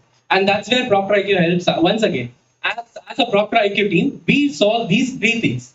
The first thing, as I said, the question bank is already there with our database. Second thing, we have our own proctoring platform where which it helps the students to analyze themselves and also make sure that the conducted test is in fair and square manner. When you think about the mass level of institutions, we don't know what is happening behind the screen on the test. So that's where this thing helps us. And third one is instant AI powered feedback mock review. You can, as a student, as an individual, or as a group of institutions, you yourself can see where you stand out, how you stand out, and how you can improve yourself. And that's where these three things help you on.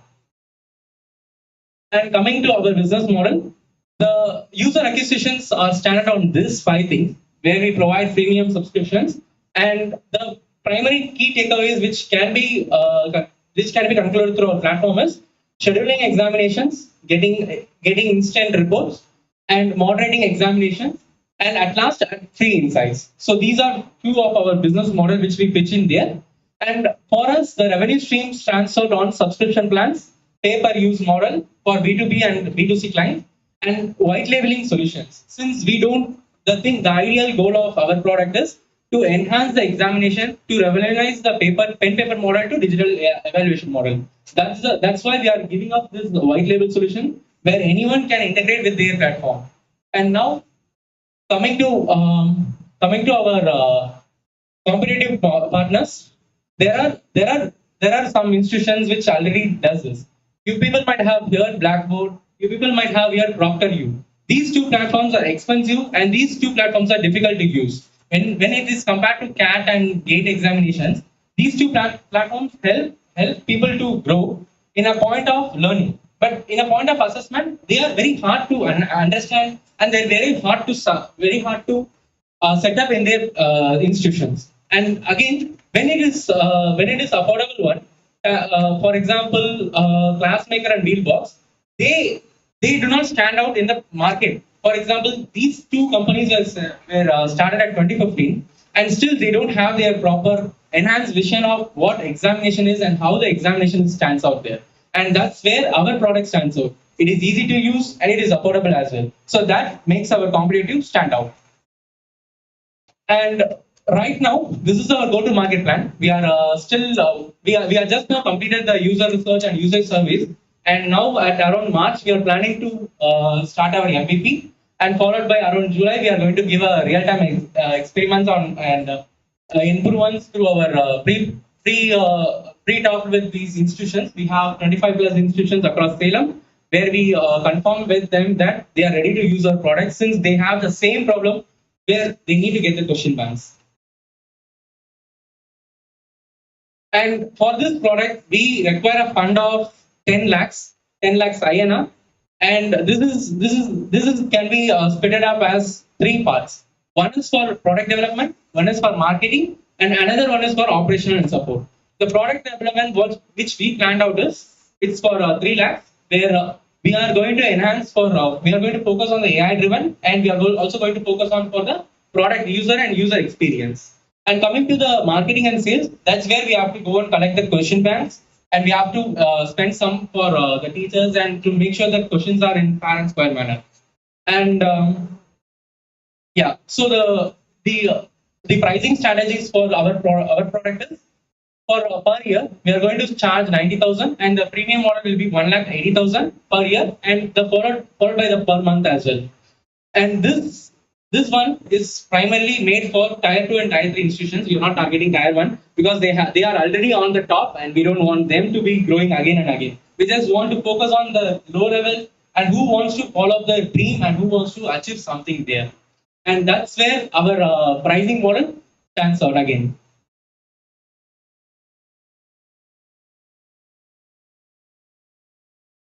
So in our product, we have a working model of B2B and B2C. As said, B2B will be more like an institutional partnership where the institutions can access our platform and help their students to go on. And most of our pricing model stands out for student seats. So if they want 50 students, they can go for the basic plan. If they want some more, then they can go for the premium plan. So that's up to the institutions. And when it comes to a B2B platform, we charge as per the examination subscription.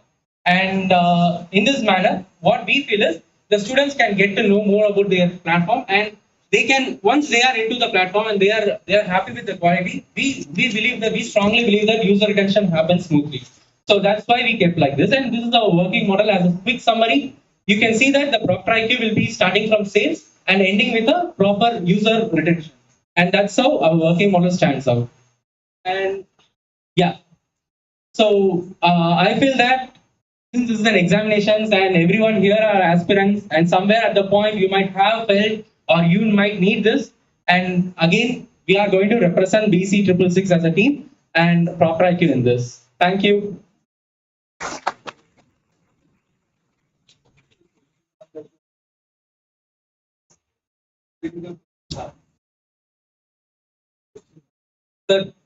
To be honest, this thing should be wide. This thing should be massive. The question banks should be trained for a lot of sets with a tailored difficulty levels, easy, medium, hard. It should be super hard as well. So since our platform to stand out, yeah.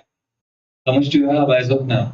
For now, we have focused on a database of 10,000 records. That's what we have right now. Since it's a pilot and it's a survey-based one, so we collected this from institutions which we discovered and which we surveyed themselves. Have you heard about Prepinsta? Prepinsta, yes, sir. Prepinsta, yes. I came to them, yeah. So in comparison to them, like why would I go for your company if I can access the question papers from Prepinsta or other sites that are already available and they're not charging anything? Yes, sir. So there again, what happens is we collaborate that's why we bring up the B2B model first. So as an institution, they have the option of going as a cheap one, but a good one. No, I want to tell you because we are into C2C, campus to corporate for lots of colleges and universities in Rajasthan. What we generally do is, so they ask for a Google link. So we generate a question bank for them or a question paper. So our team, they go to Prepinsta and other websites and get some 100 questions, and they generate a Google link for the colleges. So how's it that you'll propose us? So in this case, then our product is somewhere who needs to be accessed. So when it comes to the assessment platform, right? When you need to know where you are and how you are standing out, and that way, this one is for a self-assessment one. Not for some sort of because you said it's B2B. So suppose my company wants to buy this plan. Then in this case, you should consider this as a proctoring platform, not as an assessment platform. It should be like more like you have your students and they want to be moving from the pen paper model to the digital model. No, but for this we don't need this. See, even Google Forms are available, so we don't ask them to write it on a piece of paper. Yes, generate the Google link that we generate. That's why the proctoring is there. The AI-powered proctoring is there, that which will follow the monitoring of the people and how they are answering it and what they are answering it and where they need to strive on the thesis. That's why we are building that one. Proctoring stands for monitoring the examinations in a fair and square manner. That means they're not, so they do not have another laptop right in front of them answering. Yeah. Any questions from the aspirants, future or past?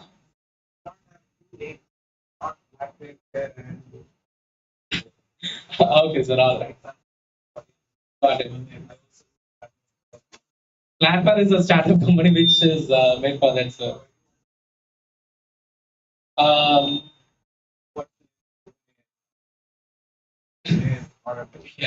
Yeah. Got it, sir. Got it. Yeah, sure. Did you use AI for generating this document? This one? No, this was made through PPT, the Microsoft PowerPoint, and we use that Microsoft PowerPoint's animations. Yeah. I have a question. Yes, ma'am. So, who's making these, the question bank, who's formulating these questions? Ma'am, for that, we have partnered with, one of our institutions that we are there, right? So we have asked them to help us, and along with that, we are also tagging along the nearest institutions and freelancer teachers who can help us to think. Who can help us to mark these questions as a choice and which is very important or not. That's where we bring them. How much is the budget you allocated for this? From the 10 lakhs seed fund, we have allocated 5 lakhs for this alone, marketing and spends. So let me bust the bubble for you. I own Tutor Sector. We are doing the same. We are in EdTech and we help children prepare for government exams for jobs, government jobs. 5 lakhs is a very little amount. And you talking about a bank, I'm just talking about one question paper for the series or something like that. It costs a lot, my friend. I mean, really a lot. So the budgets are very, not very practical budgets. And also, let's say you prepared a question paper and I enrolled for it. The costs are very high, but still, let's say I enrolled for it. And I clicked a picture and my friend, he attempted the same question. And then he also borrowed the same snapshot. And then he also did the same. The whole class took the test without involving the AI. So how will you create everyone to pay this much amount and come to your platform and attempt the test? I can check. Everyone pooled money and we bought one username, login, whatever. And then everyone is appearing for the test. So what is the carrot for everyone to register actually? You understand my question? Yes, ma'am, I got it. And to clarify that part, ma'am, how that works. So first, the institution needs to be done right, and everyone, whoever they are giving a test. For example, let's assume that XYZ as an institution and ABCD is an students of them. What they have to do is XYZ's institution superadmin will create a set of tests for ABC. And that way, A doesn't get the same repeated question from the B, and B doesn't get the same question from the C. And also, since this is a proctored one, A and B won't be able to communicate at the same time. And again, to answer your specific question, this question will be formulated through a randomized manner. So there is there is 1% of chance where you can get a screenshot and also answer at the same time. So that's where since this is not like more like a question bank type of thing. This is like an assessment panel, a proctoring assessment panel.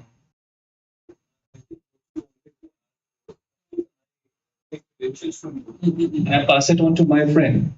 Now he's also got the access. How are we going to prevent that? People do it for Canva and for LinkedIn. So how are you going to do it? Netflix has an answer. So how they do it? So perhaps that was the question. Like if I buy it and I pass it on to 5 of my friends, now they also have access to your question bank, right? Correct. So how are you going to prevent it? Yeah.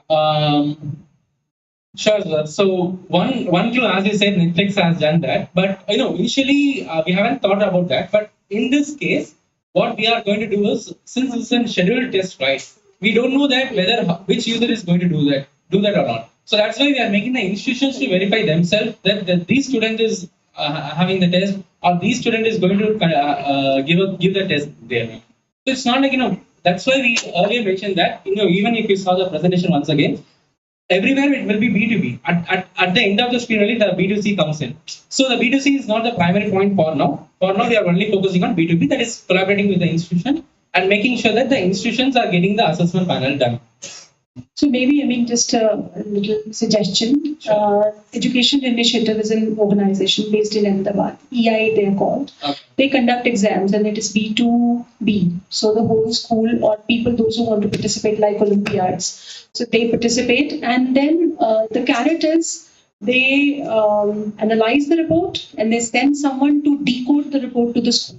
For example, if the whole school is making a particular mistake in maybe biology, the biology teacher needs to know that these are the key areas wherein they can improve their classroom performance. So something like this could be associated and will add value to the whole concept. Sure. Definitely, I take that suggestion and I will try to incorporate that on the platform same as well. Sure. Thank you, sir. Thank you.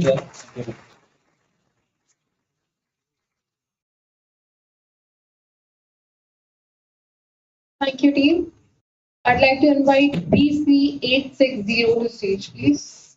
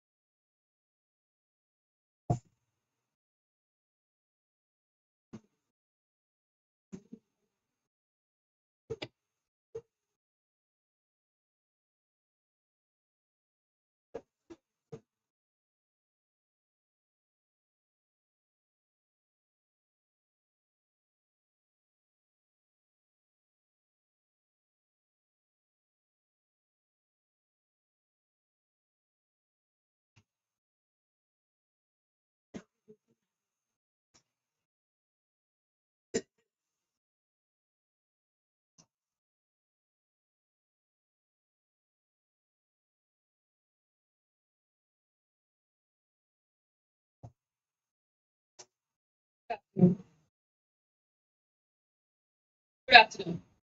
So imagine this. It's the year 2047, and you walk into an open, lush space where there is a meal before you that is customized to you. We want to introduce Brinda, a place where you can dine the future rooted in tradition. So, our idea was that every human being is unique, their needs are unique, and food is not just sustenance. If you are looking at our tradition, looking at Ayurveda, it was always believed that food heals your soul. It heals from within. And yet we have lost that. Modern, modern food is highly processed and it is fit for everyone. But that is not the case, right? Everybody needs a solution that is unique to themselves.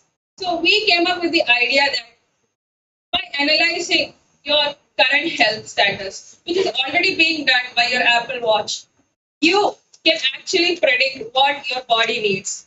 And then incorporating that with the Ayurvedic traditions, which includes doshas, you can create a meal that heals you from within. So, this is our idea. We shall use biometric scanning in order to realize what your current body is going through, your temperature, your gut health, your BP, every single thing. Your gut health actually influences every single thing that happens in your body, from how your skin looks to how you sleep to how you feel right now and a mental state. So we would like to analyze that, and then AI through predictive analysis will curate a meal based on Ayurvedic principles that has already been established for 1,000 years. And then we would also like to incorporate farm to table dining, which actually aligns with SDG goals of climate action as it reduces carbon emissions due to logistics. As we would like to promote local ingredients. So that is where farm to table and zero waste operations come into being. So not only is our operation helping the person who's dining, it's helping the local industry where the cafe or the restaurant is set up. And finally, a seamless dining experience. So when I described in the beginning, imagine an open, lush space. Food is healing you from within. And we hope that our cafe or the place that you walk in, the ambience is ensured in such a way that it tones down your senses and there is healing from outside, giving a holistic healing process. So talking about business model and revenue streams. So India, as in India, the wellness industry is booming in the Ayurvedic sector. So if I talk about recent studies, about 7 trillion market has been addressed on the Ayurveda, and being wellness industry attached to it, it will be grow by 30 billion in 2030. So our revenue model is we will be providing a dining experience by consisting pricing between 5 to 15,000, in which we will provide a holistic Ayurvedic dining experience with biometric scans, and along with it, we need a subscription plan attached to it, so that it is just not an experience; it is the holistic experience inside that how the food we eat, the food we follow. So target market. Our customers will be health and wellness, the corporate executives, MNC, which they are focusing on the corporate well-being, and the initiatives that are taken as a company, the travel seekers, experience wellness tourists, and the eco-conscious, sustainable well-being people. So talking about market opportunity, as I already discussed, the 7 trillion market has to be addressed by 2040. And talking about the Ayurvedic food industry being booming in industry, but it has not been addressed in such a way it has to be an AI driven. It is just a stereotype approach that it will be been followed by the backed up cuisines, the so-called meal plans that will not follow up, that people will not like to eat. But we here at Brinda, based on the body scan and the food you like, we'll customize the food according to it. Talking about the competitive advantage. So, in the industry, there are certain competitors already present. Those who are serving this Ayurvedic industry as an experience. But as of now, they are just following the backed up data and the current meal plans they are having based on the past experience that they have. But here at Brinda, we will, with the help of AI and the entire body scan, with the at the very specific time, at this current age, we cannot just follow that. "Arey yaar, main last time gaya tha, what will happen to us?" But based on our meal plan and subscription model, we'll try to inculcate that how and what is the food that we are eating. So these are the competitive analysis. Somithirin village that is present in Kerala, which is providing the Ayurvedic meal tailored experience along with the Ananda in Himalayas. But as of now, Brinda's advantages, we are providing the biometric scan and the current data that on which we will provide the holistic experience to the customers. So this is the predicted growth based on revenue model. Will be requiring 10 to 20 CR as an investment to build the AI model, and the logistic part of it, that how we can deliver at the real time to the customers. So based on that, that is year-on-year projections. As it is a flagship model, will be targeting the metropolitan cities and the cities according to like that. And talking about expansion, we'll be getting into the franchising model in which we'll be collaborating with airport, other recreational activities such as like a spa and airport launches and etc. Now, when we are talking about body scans and looking into a person's health and well-being, ethical concerns is a big issue. And AI in ethics, even though is a very current topic being discussed right now, and there are several guidelines being brought up today, including GDPR, which is EU regulations for maintaining your privacy. So we would ensure that in our venture, Brinda, that ethics is at the topmost, because when you take in the data of a human being, transparency is key. So you need to ensure that they know exactly what data is being taken and they have control over the data. If a person wants the data deleted, it should be done immediately as per guidelines. And another thing that happens often while analyzing health in AI is that if the historical data is similar, AI tends to create a bias, which may be the case for if we are targeting a certain city. That may happen because a lot of people, due to the fact that they have similar diets and similar weather conditions, can have similar health problems. So AI can create a bias. Hence, there should be regular audit in AI algorithms, along with the fact that real life Ayurvedic dietitians and practitioners should be involved in the process, so as to ensure that this bias is not being created in health recommendation and it is unique to every single person coming in. Finally, accessibility and socio-economic disparity. We realize that our model is catered towards luxury and well-being, whereas Ayurvedic holistic wellness is something that should be catered to every part of the society. So, as a part of expansion, we do think that we will create meal subscription plans which will be of a lower tag, which will still contain the benefits of having AI in monitored Ayurvedic meals, but without the ambience, you're still getting the food healing part of it at a much more affordable rate. Hence, looking into the accessibility part, without compromising the luxury aspect. Finally, these are our competitive advantages, which was already discussed, and we hope that we can bring both technology as well as our 1,000 years of tradition together and integrate it together so that the world as well as India can experience it and there can be a holistic healing from within and outside. Thank you.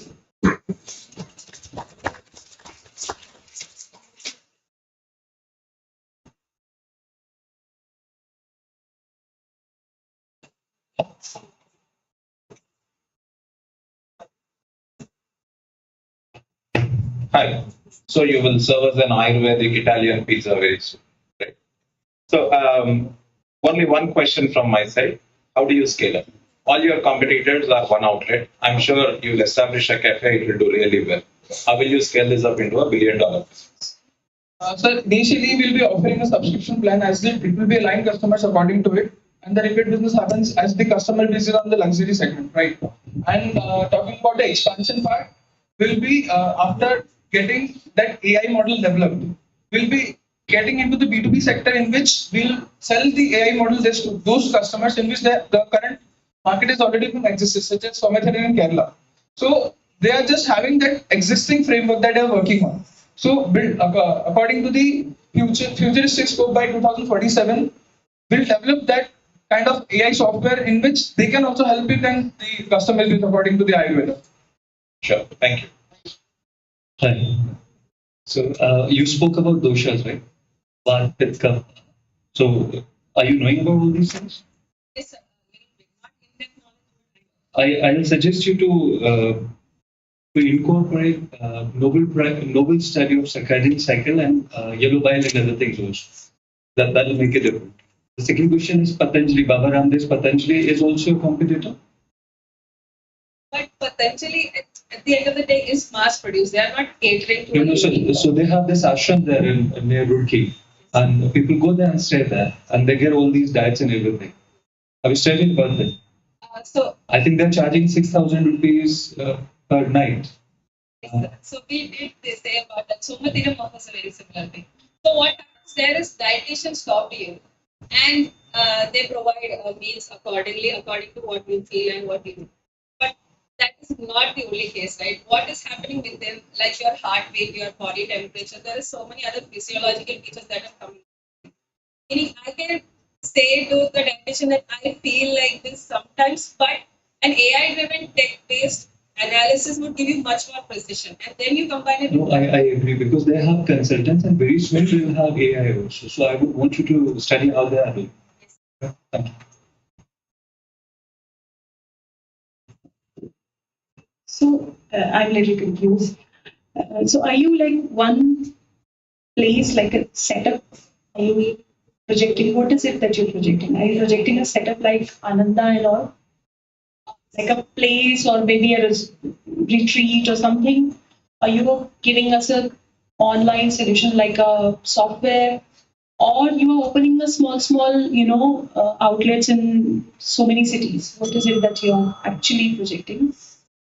They're actually planning on starting with the outlets in the city, so people in busy metropolitan cities can experience that little bit of heaven. There, then we would like to expand into the fact that we can provide subscription deals so that you can incorporate holistic healing food into your everyday lifestyle. And along with that, if our AI is developed and it becomes a model, and then we will collaborate with already existing resorts like Somathiram, where we shall provide the AI and they can incorporate it into their already well-being sectors. Where they are resorts, we are more of a little slice of heaven within the city. So little slice of heaven is in you would have a setup wherein people will come and experience. And is it like a food providing service as well that you're offering alongside? Yes, we hope that by experiencing it, they realize the benefits of holistic healing of Ayurvedic food, and then that is converted into a subscription model as well. Okay, thanks.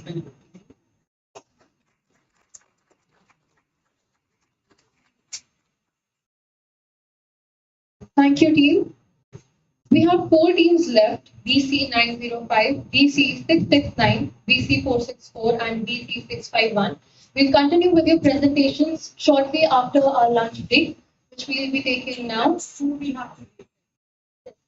After the lunch, we will all have to assemble back here at 2. At 2. So all of you, even the boys and girls, by 2 you will be here. Quickly.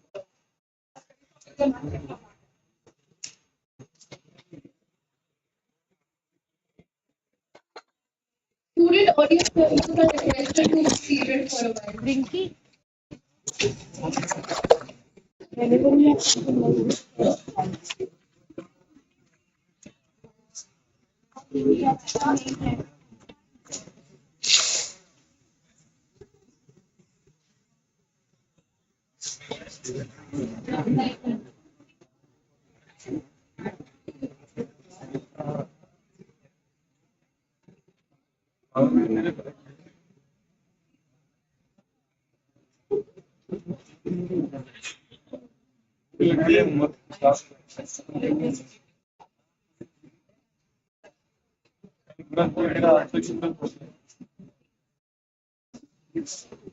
Requesting the student volunteers to kindly help out participants and the guests and escort them to room 105 for the lunch.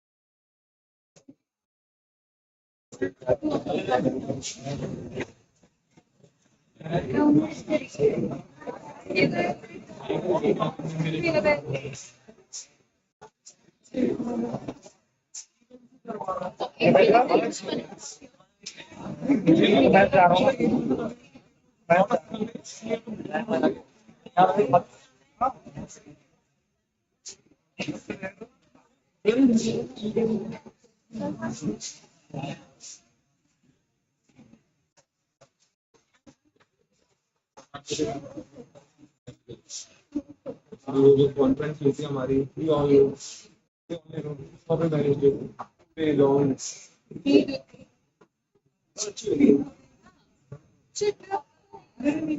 Nice. Call कर sir देना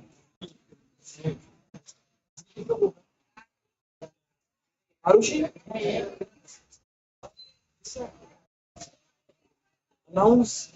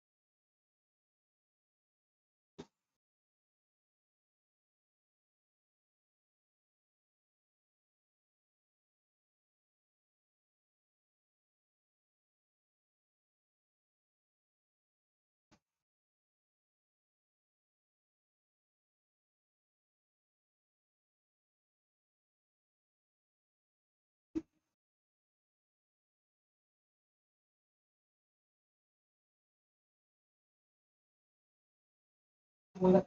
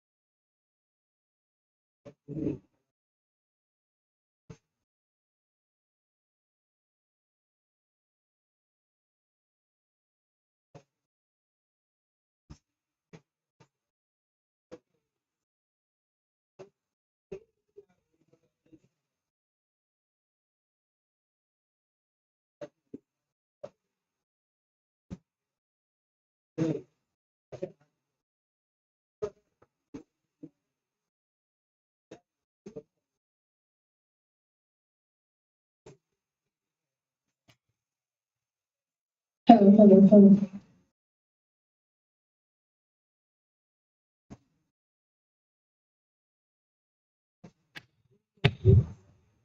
Hello, hello.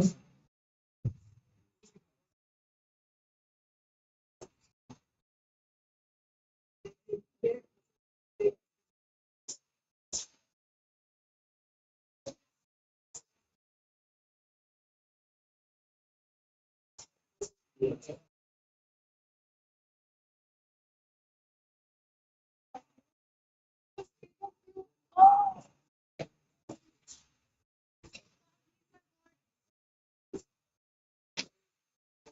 hello, hello, hello. Hello, hello.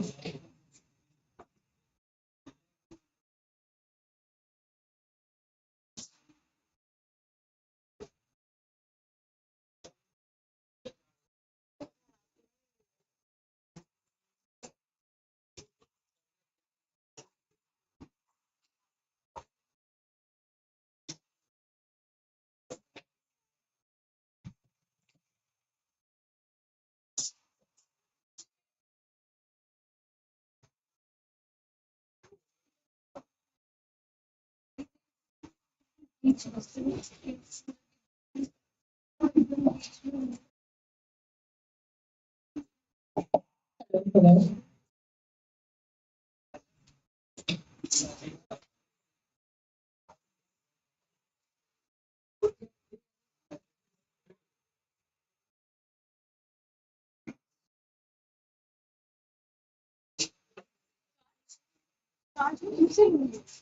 मेरी storage खाइए ना 15 GB storage खाइए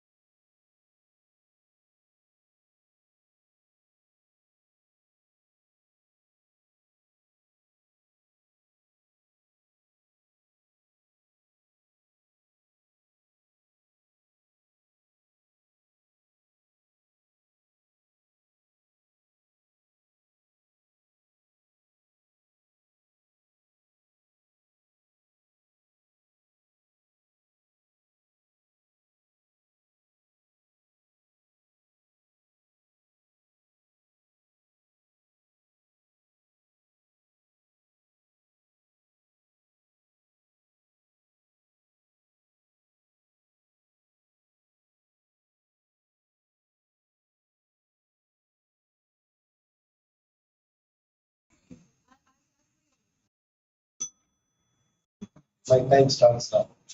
Good afternoon, all. So I would see some of the chairs are empty, but still you are the luckiest so that you are here.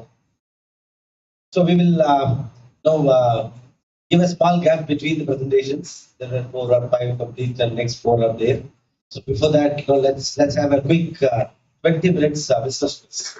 This business quiz comes with the prize money also. Apart from you winning some certificates for the top 5, the top 3 will get some cash prizes.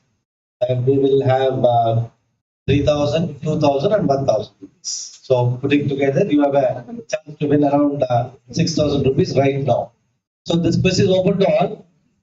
It's open to all. Everyone in this room can participate, of course, except the organizers, Patabiram sir and Sudhakar sir. Both of them will not participate. Rest all can participate, including faculty. But I'll tell you, every jury can also participate. But prize winners will be only students. If at all you come at the top, we will leave you and then we will give it to the students. So there's an equal competition between students. Okay, they will all participate in the game, but the winners can be only the top 3 or top 3 students. Got it, all of you? Okay. So you all have mobile phones. It's a free mobile campus, no? It's not that you should not bring mobile. You can bring mobile. Okay, good. Okay, open your mobile. Just scan this. I'm taking little time because we will give opportunity for a few more people to join.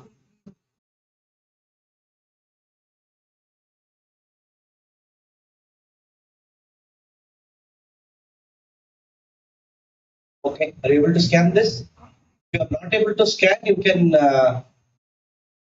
log in using this website menti.com, menti.com, and you can use the code which is displayed at the top, 66441116.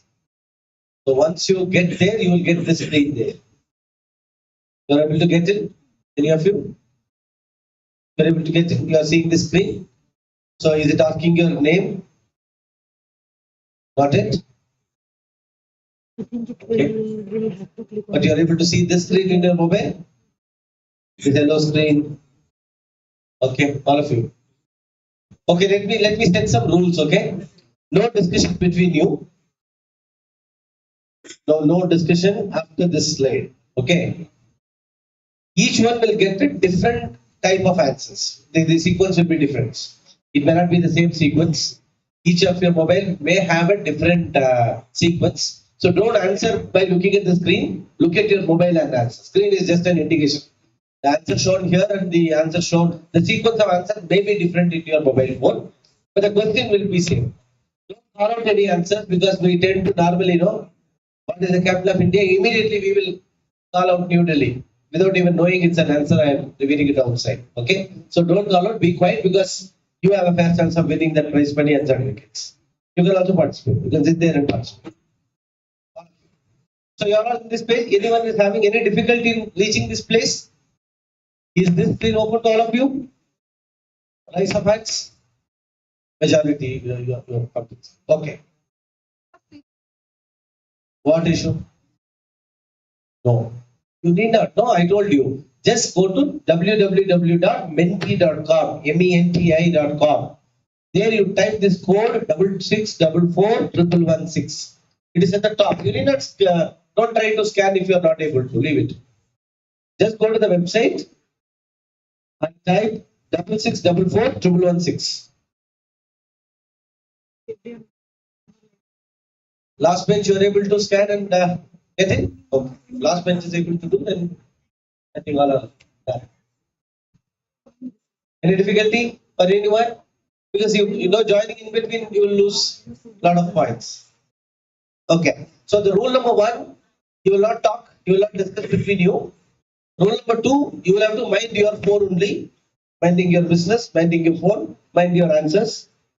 Rule number 3, even though most of you answer the same and it is right, but it is on the point system. So whoever answers faster, submits faster, will get the highest score. Okay, it is not that 10 of you answer together and same answer, you will not get the same points. will repeat the code again. You get into menti.com. You type the code 6644 It's at the top. It's not visible to you.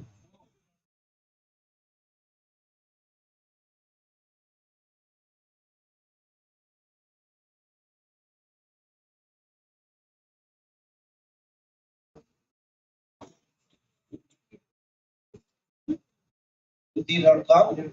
Coders.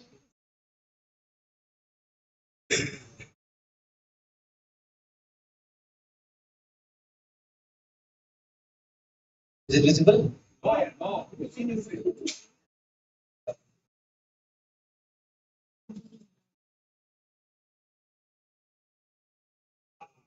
Okay. So this is not my fault because somebody in the last just indicated he's already got in, which means there is no problem with the system. Is it okay now, all of you? Anyone is still having any difficulty? Shall we go ahead? Shall we move on? Sure? All of you? Okay. So no discussion. The next page it will ask your name. You will have to type your full name. No, don't give any code words. No, monkey 3, donkey 12. Don't give all these code words. Give your full name. Okay. So as soon as you give your name, I will get to know how many of you have already joined.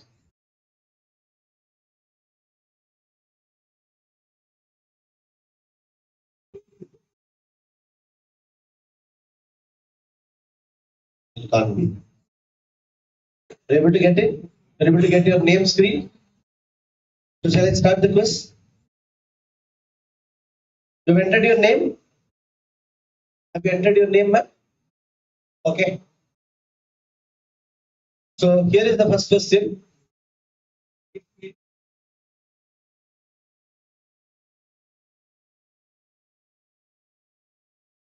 Your question is already out there. You look at your mobile. I just want to test whether you are looking at the mobile or looking here.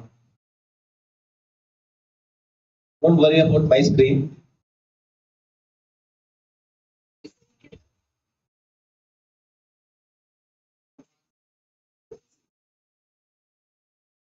Some issue with this.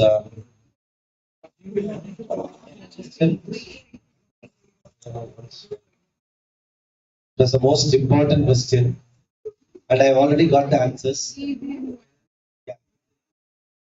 The first question was, what is the full form of ICFAI?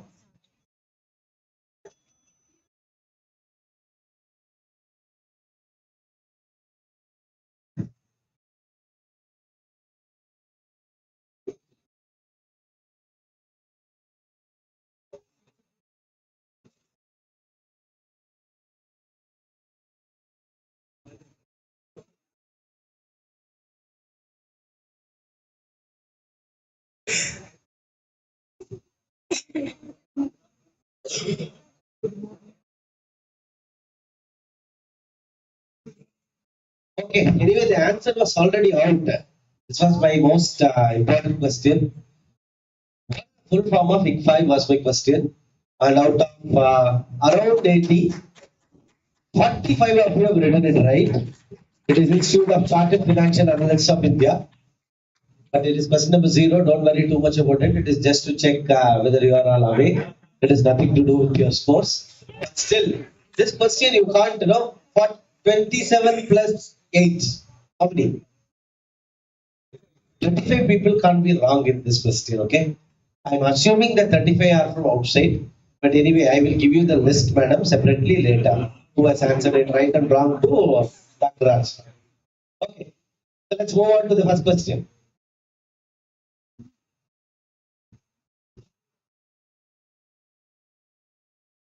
So in this question, first question, but still it is who has answered it right and who has answered it at the top. Fastest is Manav Jha. Where is Manav Jha? Good. Big round of applause to Manav Jha. Okay, here is your first question.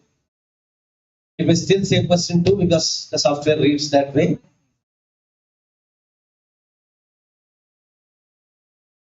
Look at your mobile. The question will first appear in the mobile. Don't look at the screen. Who is the Vice President of India? 15 seconds. Who is the Vice President of India?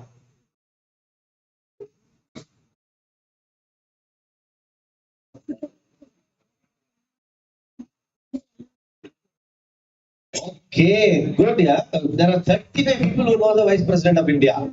But 39 people who says Draupadi Murmu is the Vice President. Give a big round of applause to the 39 people.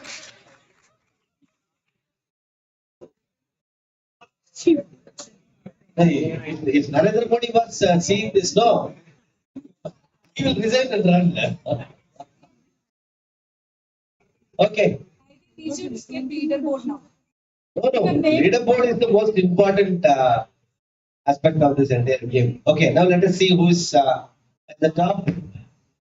Is Manav leading? No, it is Rajan Kumar Sahu, but he is a jury, so that he is not there in the game. So next is Rahul Beniwal. Who is Rahul Beniwal? Good, Rahul. We give a clap to Rahul Beniwal. So I think hereafter I will go a little faster. I will not give so much time. Now that you are used to this. So here is the next question, question number 3.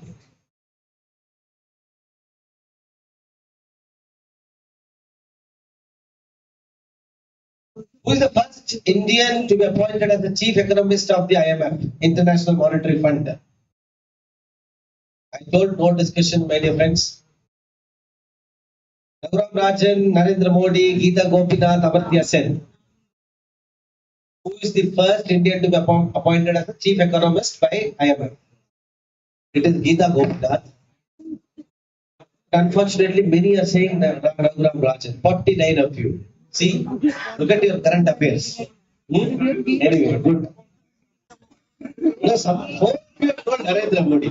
That list will be separately circulated. No, I will give you full data, sir. Full data analysis after this. Okay. Yeah, for the 4 people. So still it must be Ranjan, but Rahul Beniwal. Okay, Joshua Allen is moving up now. Who is Joshua Allen? Give a clap to Joshua Allen. Yeah. Okay, here is the next question. Question number 4.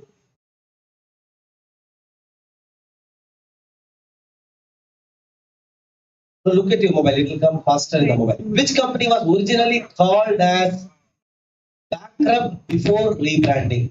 I told you don't discuss with your neighbor. Sir, you are talking to your neighbors. You told the answer, I saw it. So I'm giving you minus marks. Okay, 2 seconds. Twitter, Google, Microsoft, Swiggy. Wow. The lowest of the people have answered it, right? Which is 13. The answer is Google. The Google's original name was back. Okay. So get to know it today, if at all you didn't know so far. So here is the leaderboard. Let me see whether Ranjan still is at the top and Joshua is topping. I don't think so. So who is Apurva? Apurva is at the top. Where is Apurva?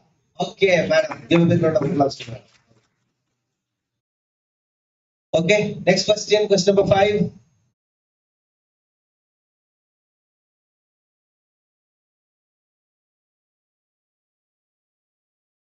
No, you look at your mobile, it will work. Don't look at the screen. Did you get the question?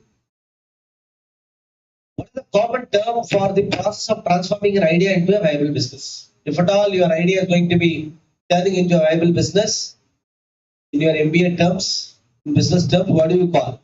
Monetization, commercialization, innovation, capitalization. Transforming an idea to a viable business. It is commercialization. It is not innovation. Innovation is a product or idea which you will innovate. Innovation is nothing to do. Innovation is during the idea stage. After the idea, if you convert it into a viable business, it is commercialization. That process. Okay. So you may have to go back to your marketing class. Okay. Here is the next question. Before that, let's see the leaderboard. Who is the top? I think someone, Anthony Pradesh, may come up now. Who is Anthony Pradesh and Krishna? Anthony Pradesh is there. Krishna? Madam. Yeah. Okay. Good. Let us see. So here is the next question. Did you get your question?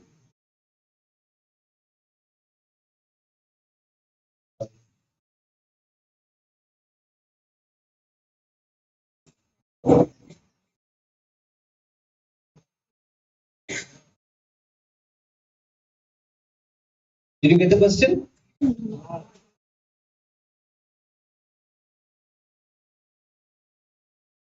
The system is little slow. What is the India Sovereign Wealth Fund called? It is India Sovereign Fund, Bharat Investment Trust, National Investment and Infrastructure Fund, NIIF, President Reserve Bank Asset Fund. There are a lot of CAs. Hope you will not make mistake. Good. So the majority of you said right. I think 56 of you have said it is NIIF, National Investment and Infrastructure Fund. Now, looking at the name, somebody would have written it is India Sovereign Fund. It is not. Let us see whether it is still the same. Data board is processing. Okay. Is it Anthony and Krishna? Anthony's come down. Apurva has come back. Apurva, you're there, no? Oh, you're here. Oh, madam, you're here. Okay, Apurva and Krishna. Next to each other. Are you discussing that? Okay, I will monitor you no one.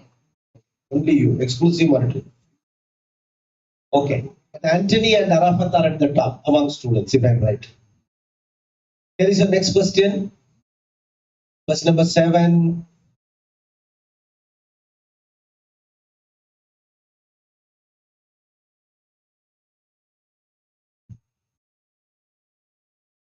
What term describes the measure of how rapidly or frequently a particular stock's price changes in the stock market? Liquidity, beta, yield, volatile. No discussion. Don't call out an answer, that too a wrong answer. Somebody is calling out a wrong answer so that others will click that. Okay. So when there's a frequent change, it is volatile. No, that's all. So half of you have written it right, but somebody has written liquidity. How can that be liquidity? What is liquidity? State Bank of India. What is liquidity? How can a stock, you can tell the up and down of a stock is liquidity? Anyway, it's okay. Yes, sir. Yeah, after the statistical analysis, sir. I will definitely submit a report to the director. Okay, Anthony Pradesh is at the top now. Give a clap to Anthony Pradesh, somewhere is here. And Krishna Madam is still at the top. Okay, and then Rani is trying to, Rani and Prashani are coming up. So here is the next question. Question number 8. I will take 10 more minutes to complete the next questions. The Fortune 500 lists ranks company based on what criteria? We always hear, no, it's a Fortune 500 company. It is based on what? Market cap, their sales orders, their volume of sales orders, their revenue, or their global expansion. They are global in so many countries, etc. etc. What are the what parameters which is used to rank the top Fortune 500? My God, it is purely on their revenue what they make that year. Based on the revenue, because revenue is real. Okay, only in the revenue you decide the health of the company. Market cap is always a kind of a hype in many companies. So it is revenue. Get an understanding. Let us see who is at the top now. Anthony, you are still at the top? No? I think Rani is coming up now. Okay, where is Rani? Madam, okay. You should clap for your madam also, yeah? Only for students they are clapping. Here is the next question. Question number 9. There are 15 questions. We are in the 9th question. What does the term unicorn mean in startups? All presented here may wanted to become a unicorn. Is a company listed in the stock exchange? Is it a startup valued at over $1 billion? A business that has no competition? A company with a valuation of $10 billion? 56 of you are right. It is above $1 billion. So recently there was a list, it said Byju's, a lot of companies are now unicorns. There are in every state, in the state's report, they normally say from my state there are 10 unicorns, my state there are 20 unicorns. Even the governments, show their performances based on how many people, how many companies have now unicorns from startups. Let us see the leaderboard now. So is it still Rani or Anthony Pradesh? I think he's coming up now again. Anthony and Manav Jha. Manav Jha is back, yeah, after a long time. He was at the top in the first question, now he's back again. Anthony and Manav Jha. So here is the next question. Look at your mobile. 10th question. What is a term for stock market where prices are falling consistently? Bull market, stable market, bear market, downfall market. This is a term which is used for falling consistently. The stock has been falling from 100 to 90, 80, etc., etc. Wow, it is bear market. So bull and bear. Bull is going up, bear is coming down, but somebody is good at English, so they have marked downfall market. 25 of you. Because in English it is right, it is downfall. So 25 people are in that. Now let us see the leaderboard. Who's at the top? Is it Anthony is still maintaining the top and Rani madam is gone up. Tanshri is coming. Where is Tanshri? Tanshri is there, okay? Let us see whether Tanshri is coming up. And still our SBI jury is also competing for the question. He's in number 4 now. Here is your next question. Question number 11. Somebody out in your mobile. Link Logistics, Dine Out, Kint.io, Super Daily, Scootsie, and 48 East are all acquisition made by which company? Amazon, Reliance, Swiggy, Uber. Who acquired all these companies? Who acquired all these companies? These 5-6 companies. All have answered. You always have an opinion that Amazon will only acquire the entire world. So all of you have clicked Amazon. But suddenly somebody had no, Reliance is bigger, so they click bigger. But it is Swiggy who acquired all these companies. If you look at the names, you would have got it. All are related to logistics, supply chain type of startups. It is Swiggy who acquired all these companies. I think it was mostly guesswork for many of you. I understood. But let us still see whether guesswork worked for the toppers. Anthony, are you at the top? I think Tanshri is moving up now. Wow, Tanshri is now top. Give a big round of applause to Tanshri now. He's a new entrant to the top league now. Okay, here is the last 3 questions. Question number 12.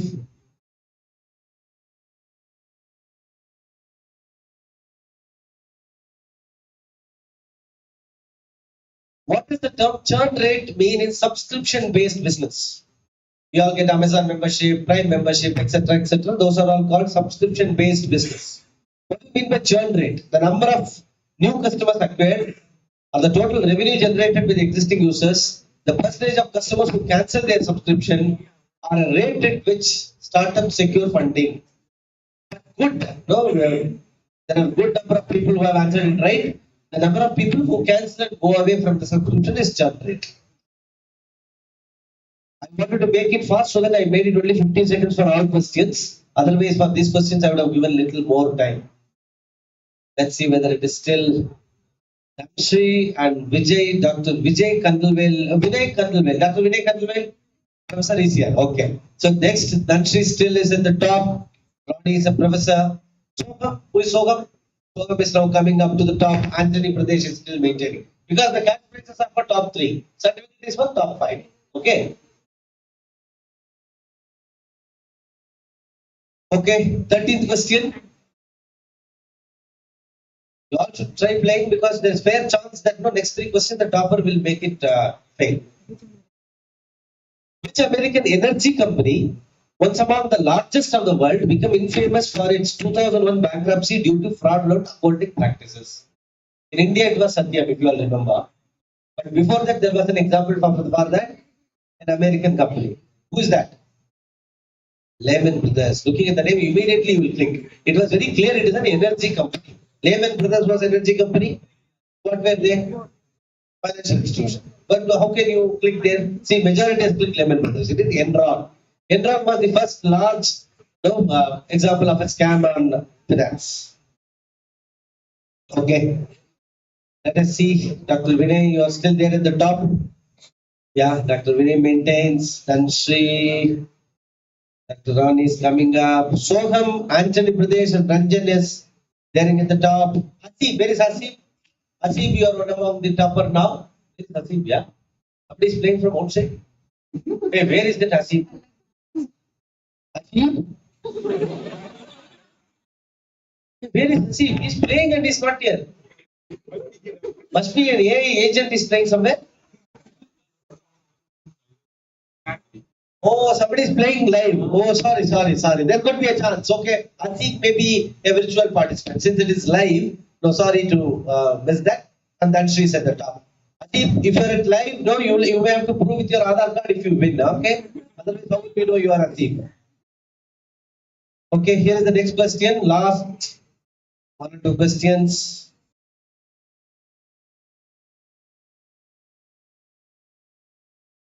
Who is the current RBI's governor? You can't make mistake here, okay? Urjit Patel, Shaktikanta Das, Sanjay Malhotra, Raghuram Rajan. You all answered, yeah. Quickly everyone is answering. See, 100 people answered before the time. Let us see. Wow, Shaktikanta Das is the highest. Next comes Raghuram Rajan. The third is Sanjay Malhotra because it was a recent one, no recent news, which means you are not you're not with current affairs. You're not reading newspapers or watching TV. You're only watching reels. Correct? Okay. It is Sanjay Malhotra. He was a recent entry as a RBI's governor. Ranjan, is this right, Ranjan? Okay. Okay. So who is at the top now? Dr. Vinay is still there. Being a professor, Vinay and Rani, I will leave them. Then it is Ranjan has come to the top. Oh, Asif is talking. Can whoever is doing it live, can you text them and ask them where is this Asif from? He is coming to the top. Asif, Bharat is our jury anyways. Rituraj Jha. Where is Rituraj? Rituraj is there. Rani madam is here. Joshua Allen. Where is Joshua? Joshua is there. Soham. Soham is here. Okay. Yeah. Now I'll call out some names. Hasib can't come here because he's virtual. Rituraj, come here. Rani, madam professor, you did not come. Joshua Allen, come here. Soham, come here. Come here, please come to the stage. Your sister can't come here, no? Can you play for her from now on? Not possible. Good, yeah. But if she wins, we will give the prize. Don't worry. But you can do a standby here now. So come here, quickly come here. We would like to have Asif not there. No, Rituraj, Joshua Allen, Soham, Anthony Das Prakash, and Danshri. 5 of you, quickly for the last question.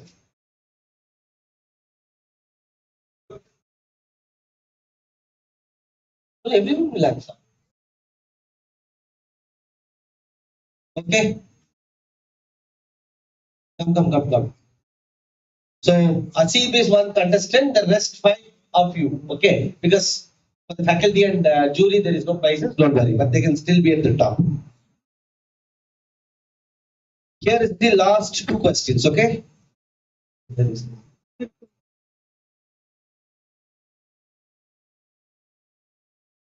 Your mobile, answer fast to get more points.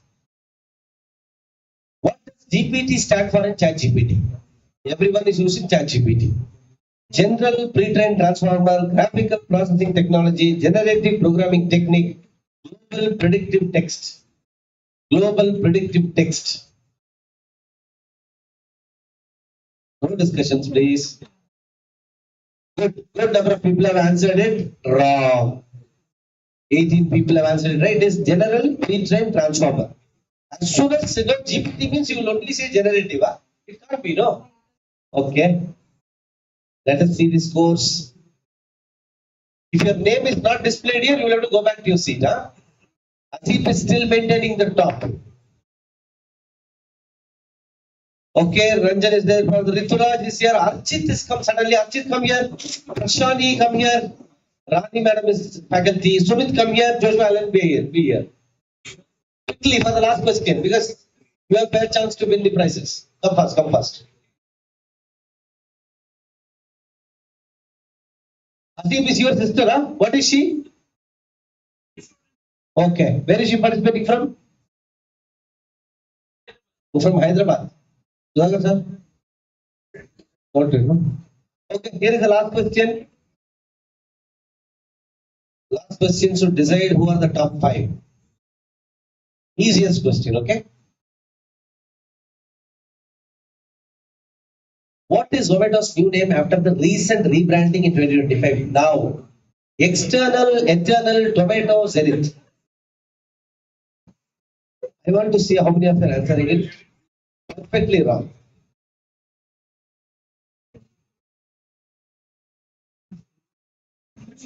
Sir, I will give you the list of the tomatoes, sir, separately.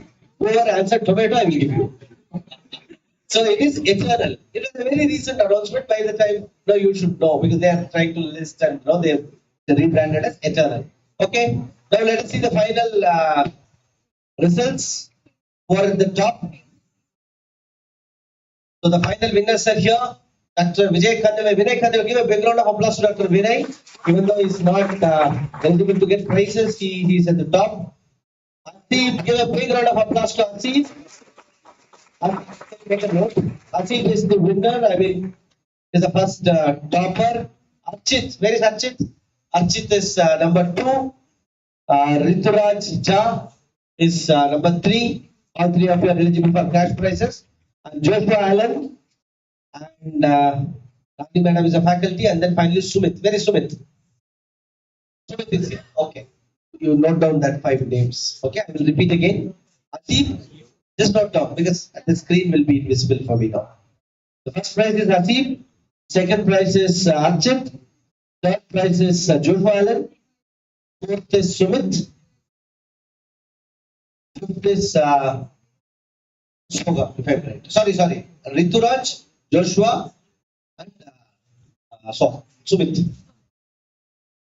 Give a big round of applause to this entire group. Thank you very much, all of you. I will. You will get it. Don't worry. While giving certificates, you will get it. Okay. Hope you all have enjoyed it. The intent of this is to just add some fun also. It is not a real business quiz. Business quiz will be more tougher.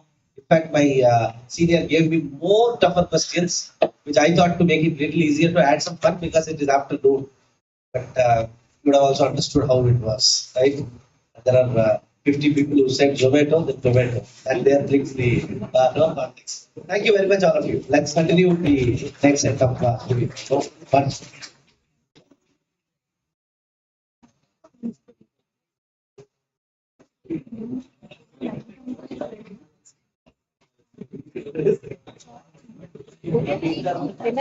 Continuing with the presentations, next up we have BC 905.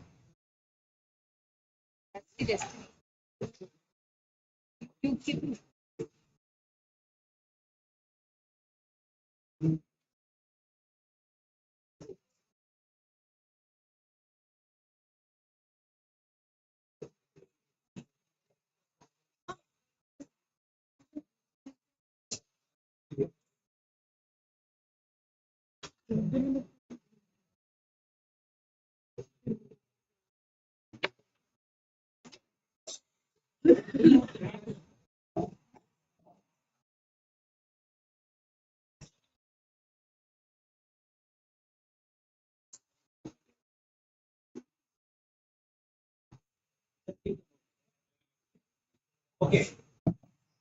I was wrong in one answer. Do you know that? How many of you know? Raise your hands. I was wrong in one answer. You may be right. Only 4 of you. Then I have no problem actually. I can still go away like this. But ChatGPT, I made a mistake. There was a typo error in my this thing. Sorry for that, but you should have contested. No, that I missed. You missed it. Okay. It is generated. Okay. No, no, that is okay. That is okay. Okay, sorry, continue.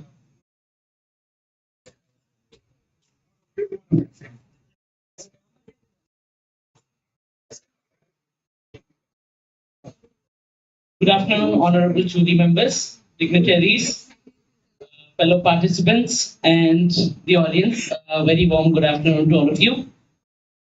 My name is Bakar Ali Munib, and my teammate is P. Hanumaya, and here we are here to present our business idea, which is Cognosis Diagnostic Kits. I'll let my teammate continue. Change the slide. So India is a rapidly growing diagnostic market. So in all over the world, India is the top 3 diagnostic market, and which is rapidly increasing. So, but there is a gap of diagnostics.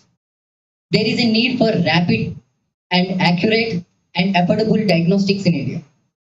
The traditional methods like antigen tests and PCR tests had lots of drawbacks, and they are very cost effective. And recently, one of my friend's mother went for a cervical cancer test. It took 3 days for the results because it is a PCR test model. So in the PCR test model, they need to collect the DNA and they need to divide the double stranded DNA into the single stranded DNA, and they need to repeat that process by the heating. So there is a lot of chance for the error, because in the heating process we will get misinformation, and we will lose the information of the pathogen which are present in the DNA standard. So, and the antigen test, as we've seen in COVID-19. So antigen tests are very quick, but they can't identify the low load percentage of the pathogens. And India is mostly the famous pathogen diagnostics are dengue, malaria, tuberculosis, and infectious diseases, and insulin type diseases like diabetes. So this is the India is the huge market of diagnostics with some of the gaps. So with our CRISPR diagnostics, we need to solving that gap. So the CRISPR diagnostic is rapid and reliable and very accurate, and we can find the traits of the pathogen earlier. And 20% of the Indian deaths are happening because of the not knowing of the pathogens in their body earlier stages. So we are solving that solution with a cutting edge technology called CRISPR. We will explain what is CRISPR in further. So adding to what my friend said, diagnostics in India are either inaccurate or extremely time taking, and neither of those are very good for the future of Indian population. And if we in urban areas face such time delays and inaccuracies in our medical results, imagine what the people living in rural areas go through.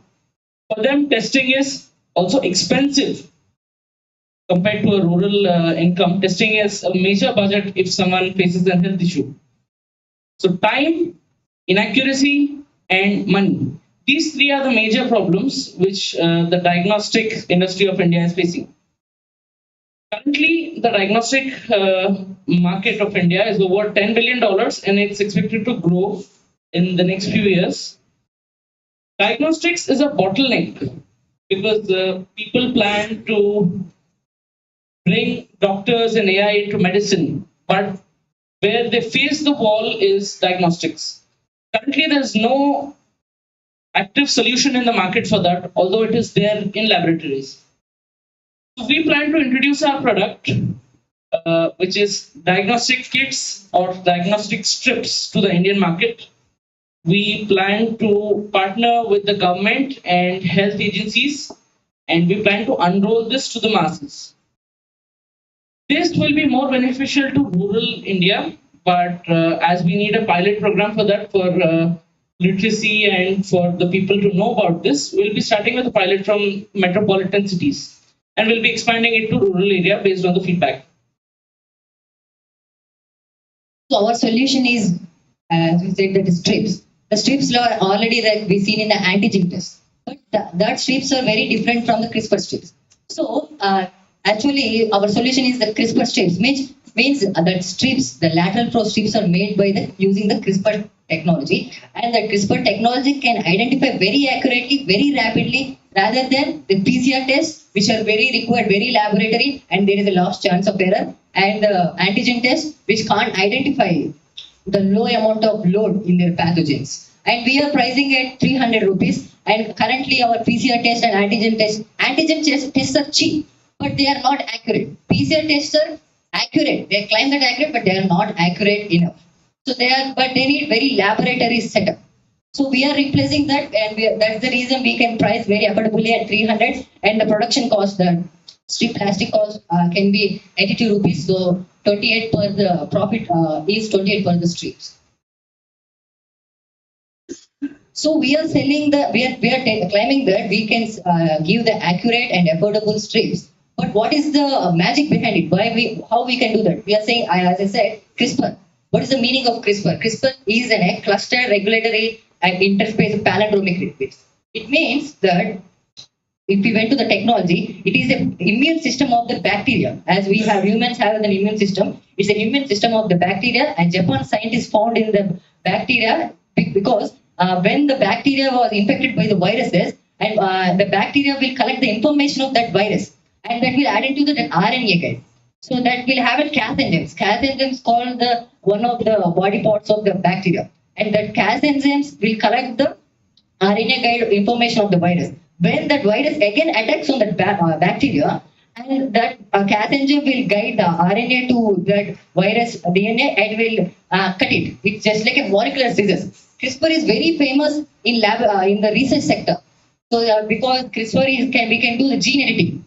But gene editing has very regulatory issues in all of the countries worldwide. But diagnostics have no regulatory issues because we are not injecting any kind of DNAs into the body.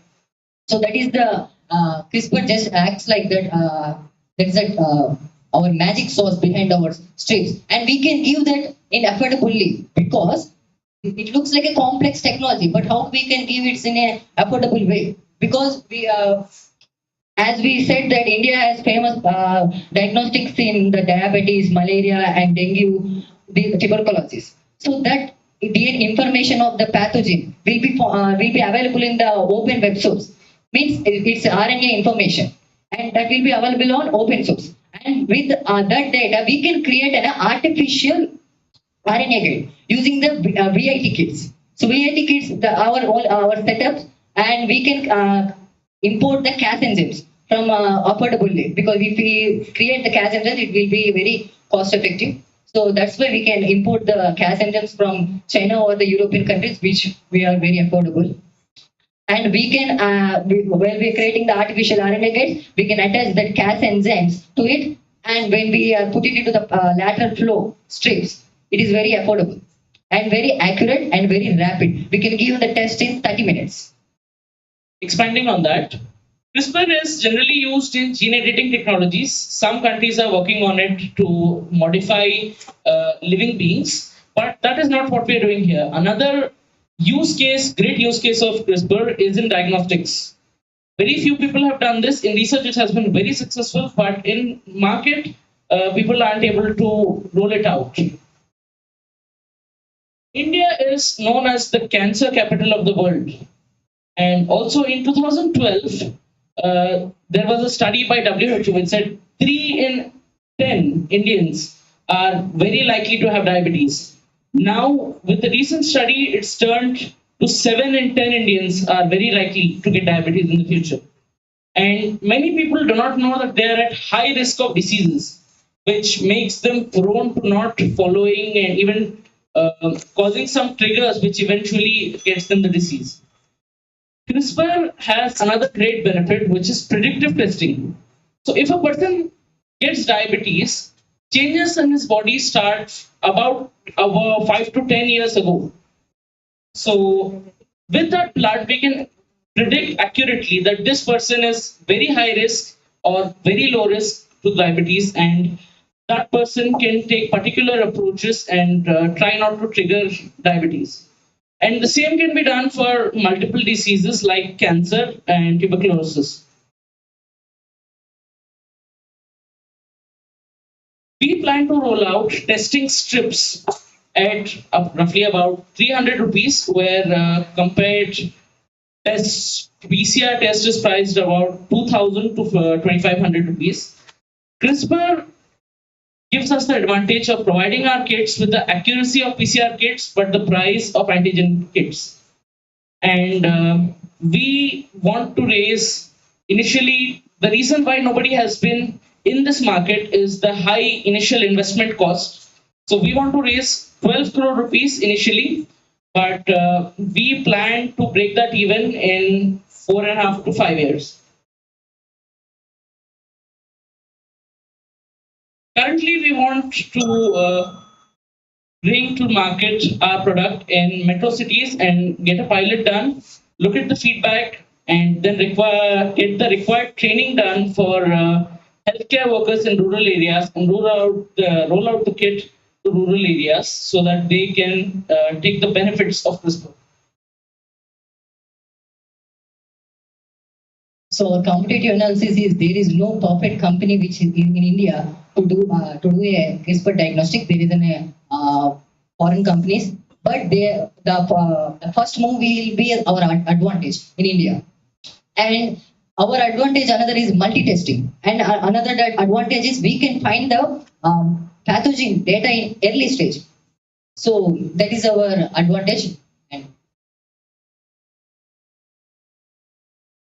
We plan to sell around 1 million kits in our first year, and we plan to expand that very soon, which might seem like a big number, but considering India's needs for diagnostics and the current diagnostic market, it is a very reasonable number, and we plan to expand that within our coming years. Maybe our numbers in the business model may be the little bit because of we are the engineering students of first year, but healthcare industry needs an AI. So the cutting edge technologies like CRISPR diagnostic plus an AI will change the diagnostics of in India. If we can't do someone will place it that is in India. Thank you so much. That was our presentation. Thank you. We welcome any and all questions from the jury and the audience.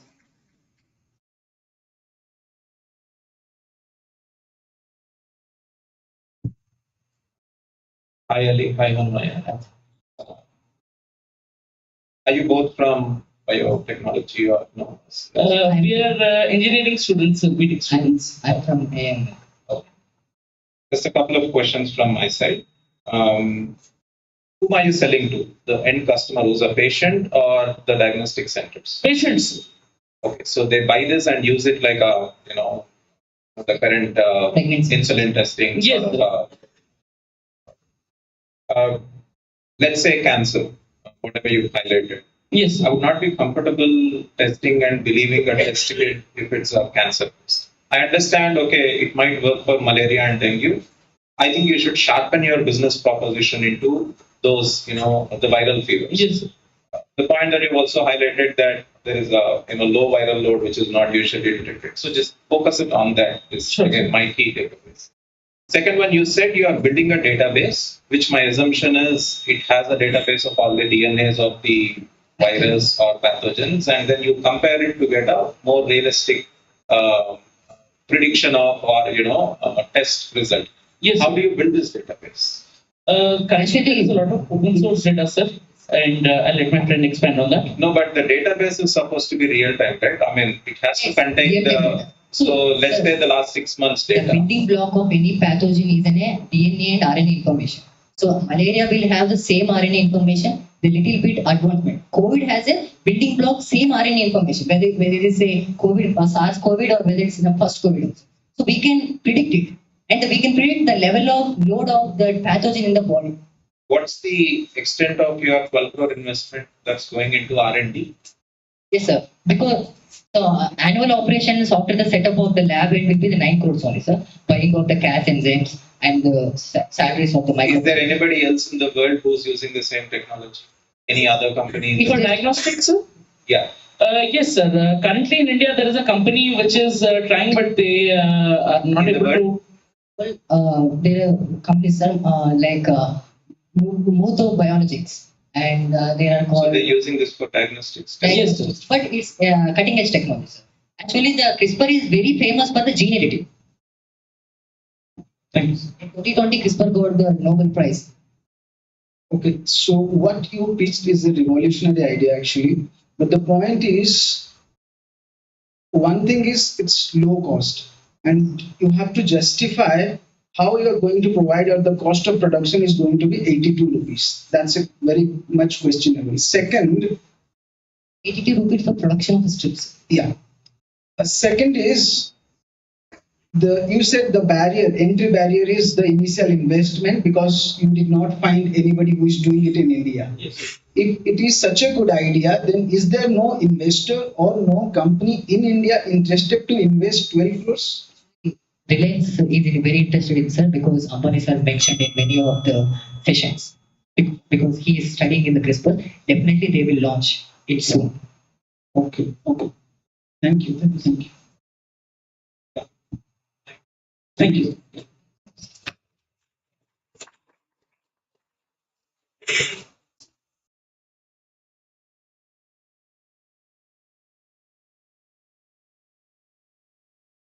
Next is Team BC 669.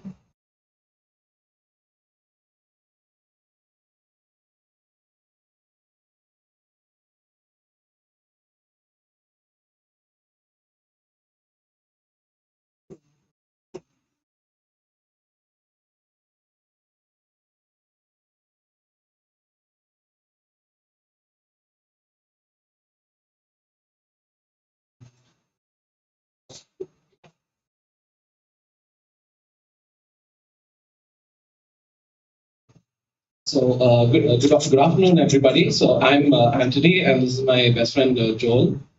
And our company is called Arcadia. I'll let him take it over. Yeah. So what we're trying to do is pretty simple.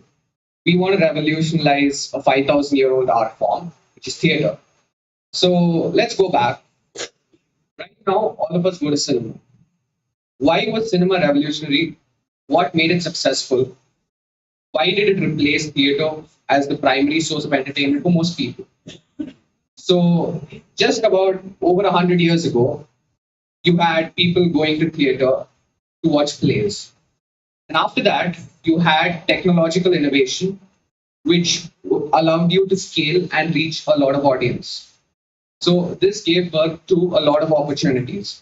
We are trying to do something same and evolve a lost art form, which is theater. So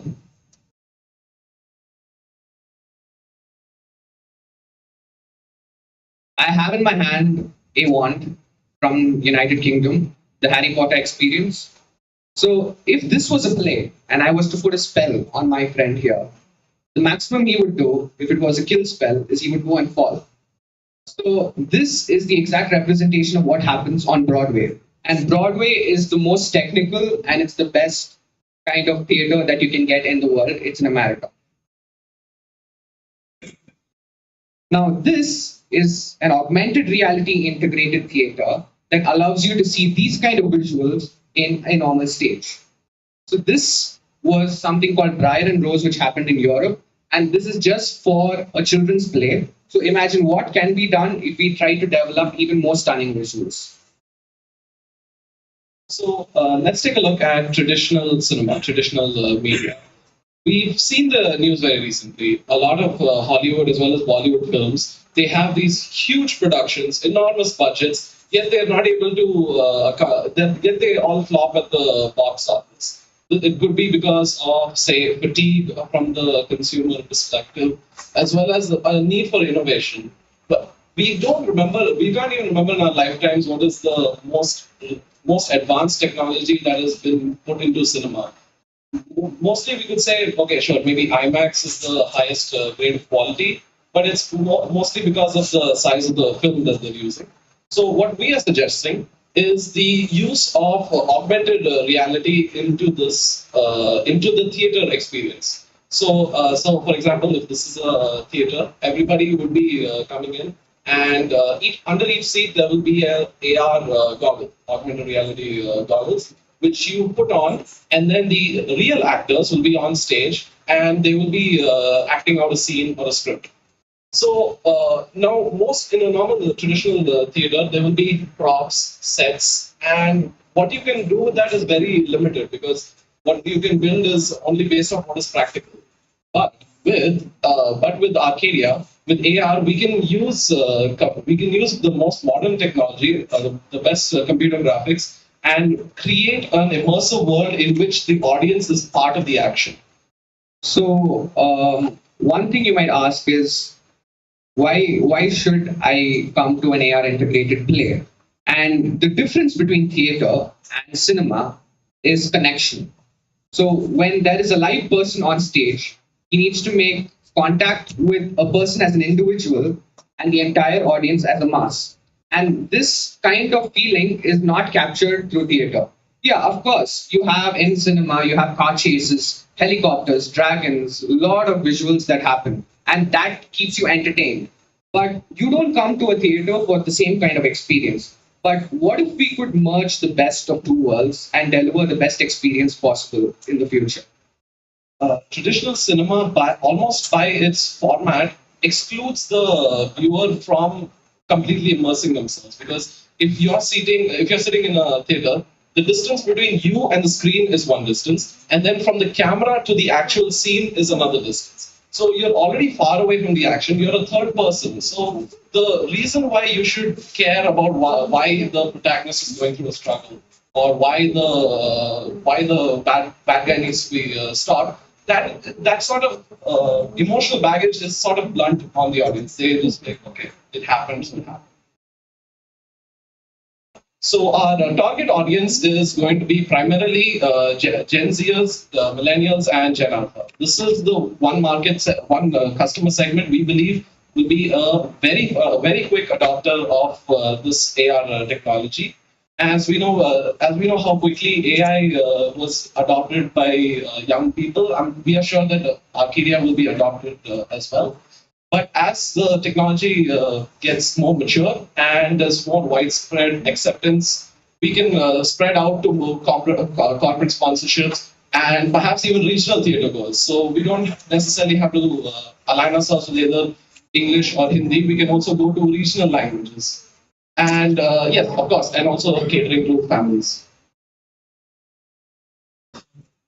So one other thing that I wanted to mention was the fact that when you go to a theater and you interact with the actors and the actors interact with you, that human interaction is absolutely important in this day and age, and it will be even more important in 2047 because it's told that Indian households are actually buying a lot of AR and VR devices and is projected to buy it so as well. So in case you're having the best VR goggles, the best Dolby Atmos sound at the comfort of your home with your own snacks, no need to overpay, why would you even want to come to a cinema?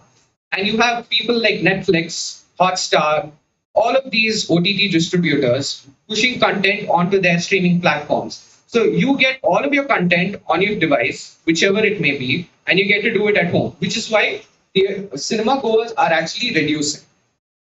And when it comes to augmented reality theater, we are offering a curated experience that people have to come to enjoy, at least at first. It is, like a lot of times when a new movie comes out, I just think, I'll wait until it comes on streaming, and I just don't watch it. There have been many movies I haven't watched because I'm just waiting for it to come to OTT. Whereas with Arcadia, you have to be there then and then. If it's a new story, a new plot that is really exciting, and perhaps it's award winning, you have to be there you have to be there and experience it and get to enjoy it as an audience. So our revenue generation model is primarily from ticket sales and our branded experiences. So as I said, it will be a curated experience that every single detail will be thought out when you're sitting in a theater and enjoying the play. And licensing and merchandise. So like how traditional cinema has merchandising opportunities, we believe the same can be done with theater. So elaborating on the curated experience, so we have tons of opportunities to explore. So for example, the audience is interacting with a play that's happening on stage and say that I am going to kill somebody over here. Now, the audience can decide whether this is the line that you want to take. This storyline is what you want to follow. I think this happens in video games. If you play Assassin's Creed or God of War, you decide which choice you take to go through which path. Similarly, actors can be trained, stories can be modified to adjust to what the audience in that theater wants. So you get a special, interaction every time you go to the theater. So our competitors are of course, the traditional theaters such as Broadway and West End, and they hire the most top talent. Of course, there is a niche VR experience shown by Vikas Khanna. It's called The Last Supper. Yeah, but so far in the news, we've been keeping up with Vikas Khanna and his company. He hasn't made a lot of strides, so we believe we can still gain that first mover advantage. Similarly, Z is also working on VR and AR concerts. We are not going to compete with Z directly to ensure we can carve a market space for ourselves. Yeah, so let me run you through how the management is going to be set up. So there's going to be an artistic visionary because there needs to be someone with a vision of what you want to undertake and what kind of creative decisions you want to make. Then you have the technology innovator, and that person is going to be deciding what technology you want to incorporate, what is best. And then you have the business strategist. So when you want to scale, what kind of decisions you want to take to maximize profit. And this is a flow. Okay. Operational plan. So you have a pre-production phase where you'll be doing all of the planning and the setup and the investment into the VFX and all of the effects that will be done. And performance execution phase, the play happens, and the post-performance, so maintenance of the devices and feedback from the audience, all of that will be collected. Exit strategy. So exit strategy, if at all we decided to pivot, we have a number of different options such as IPOs and acquisition by a larger company, licensing and franchising, or an OTT based model. Yeah, so we're asking for 50 crores, and majority of it, most of it, around 24 crores is going to be spent on developing the VFX scenes because those are the most important, which makes us stand out. So one VFX and AR scene costs around 8 to 12 lakhs. We're hoping to partner up with studios such as VFX Chili Studios or Shah Rukh Khan so that we form a long-term partnership to get reduced rates. So the projections for growth. Now, India is a very hungry economy. We believe that this is a sort of product that can hit the market at the right time and with the right time and the right place. And we believe that it won't be considered just a fad such as NFTs were in the yesteryears. So profitability strategy. So we're initially asking for 50 crores as initial seed investment to start up one production house in Mumbai. And we believe through more shows and quick revenue generation, we can return the invest. We can break even in by 2027 and show at least a 2x return on investment by 2029. So for India 2047. We are tackling three main issues. One is quality education. We partner with the NGOs and the government to teach students technical and non-technical skills such as coding and writing. Gender equality. India right now, the entertainment industry, women are very bad, have a very low representation. We aim to bring it to at least 40% in senior roles by 2047. And clean energy. We plan on running these theater houses and production houses using green energy such as wind and solar. Thank you.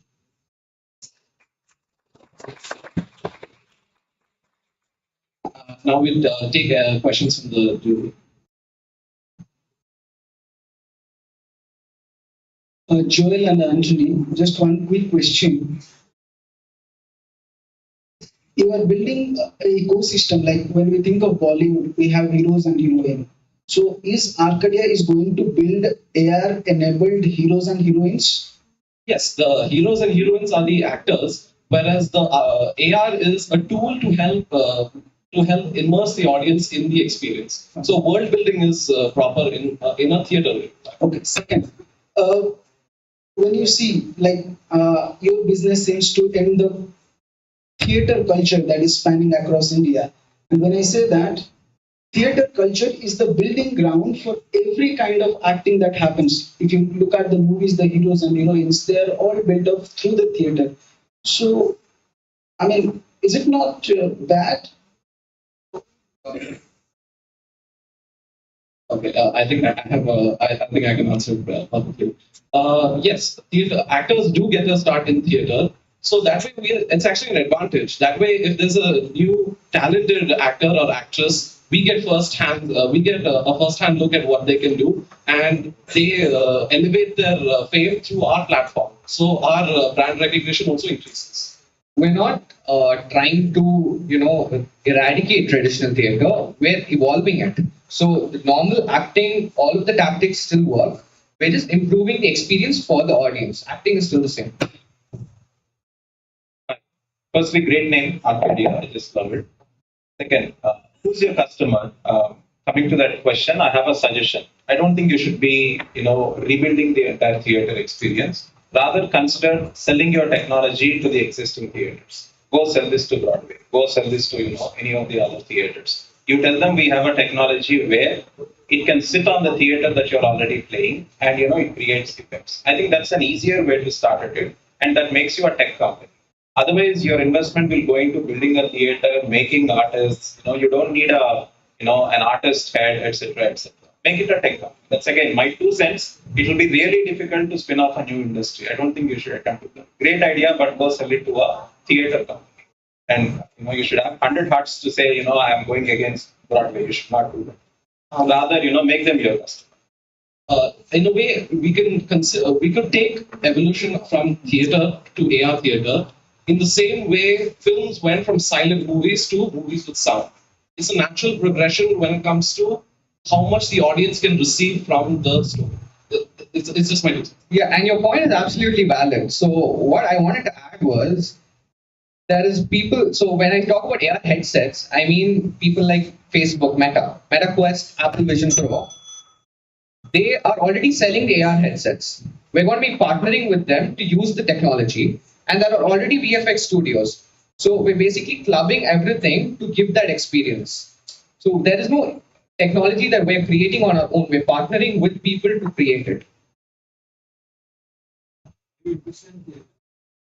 We both act in a lot of plays. From school, we've been acting, and we're also acting in college. I was Lord Capel in Romeo and Juliet production. Actually, we did a impromptu fight scene on stage, and the theater and the audience, the auditorium where we were doing it in, was about 3 times the size of this, and everybody went insane. The reaction was huge, despite the fact that we had very little props. We didn't have much of a world build. We just put some vines on the wall to make it seem Victorian or something like that. But the level of reaction they got was because it was right in front of them. It is tangible. It is real.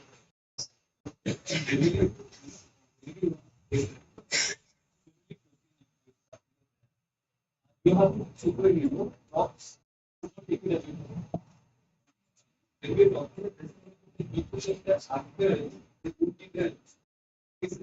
lot of things around. What there is another idea. You said that audience can choose the line in the story. That's what you said. Yes. When I go to a movie, I don't like a movie which is predictable. Yeah. I would generally want something new to proper, which I'm not aware of. If I could control all these things, I think it will tell the magic of it. If I'm aware that this is what happened, it's so that's what I think. Okay. So I really like the idea. And I really appreciate that, I was, going to ask the same question the other people in panel asked as well. But then when you mentioned it's just an augmentation of whatever is happening already.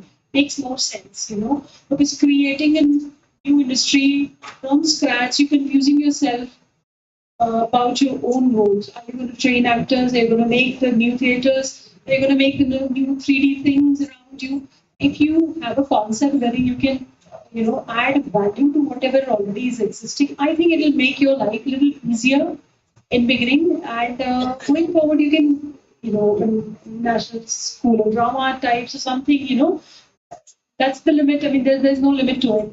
But again, yes, initially, if you're just augmenting whatever is already existing, it adds value to whatever is already there without taking the real juice out of it.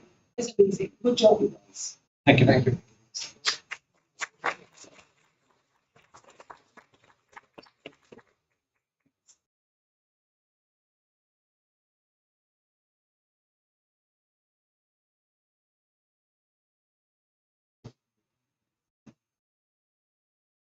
Can we please have BC 464?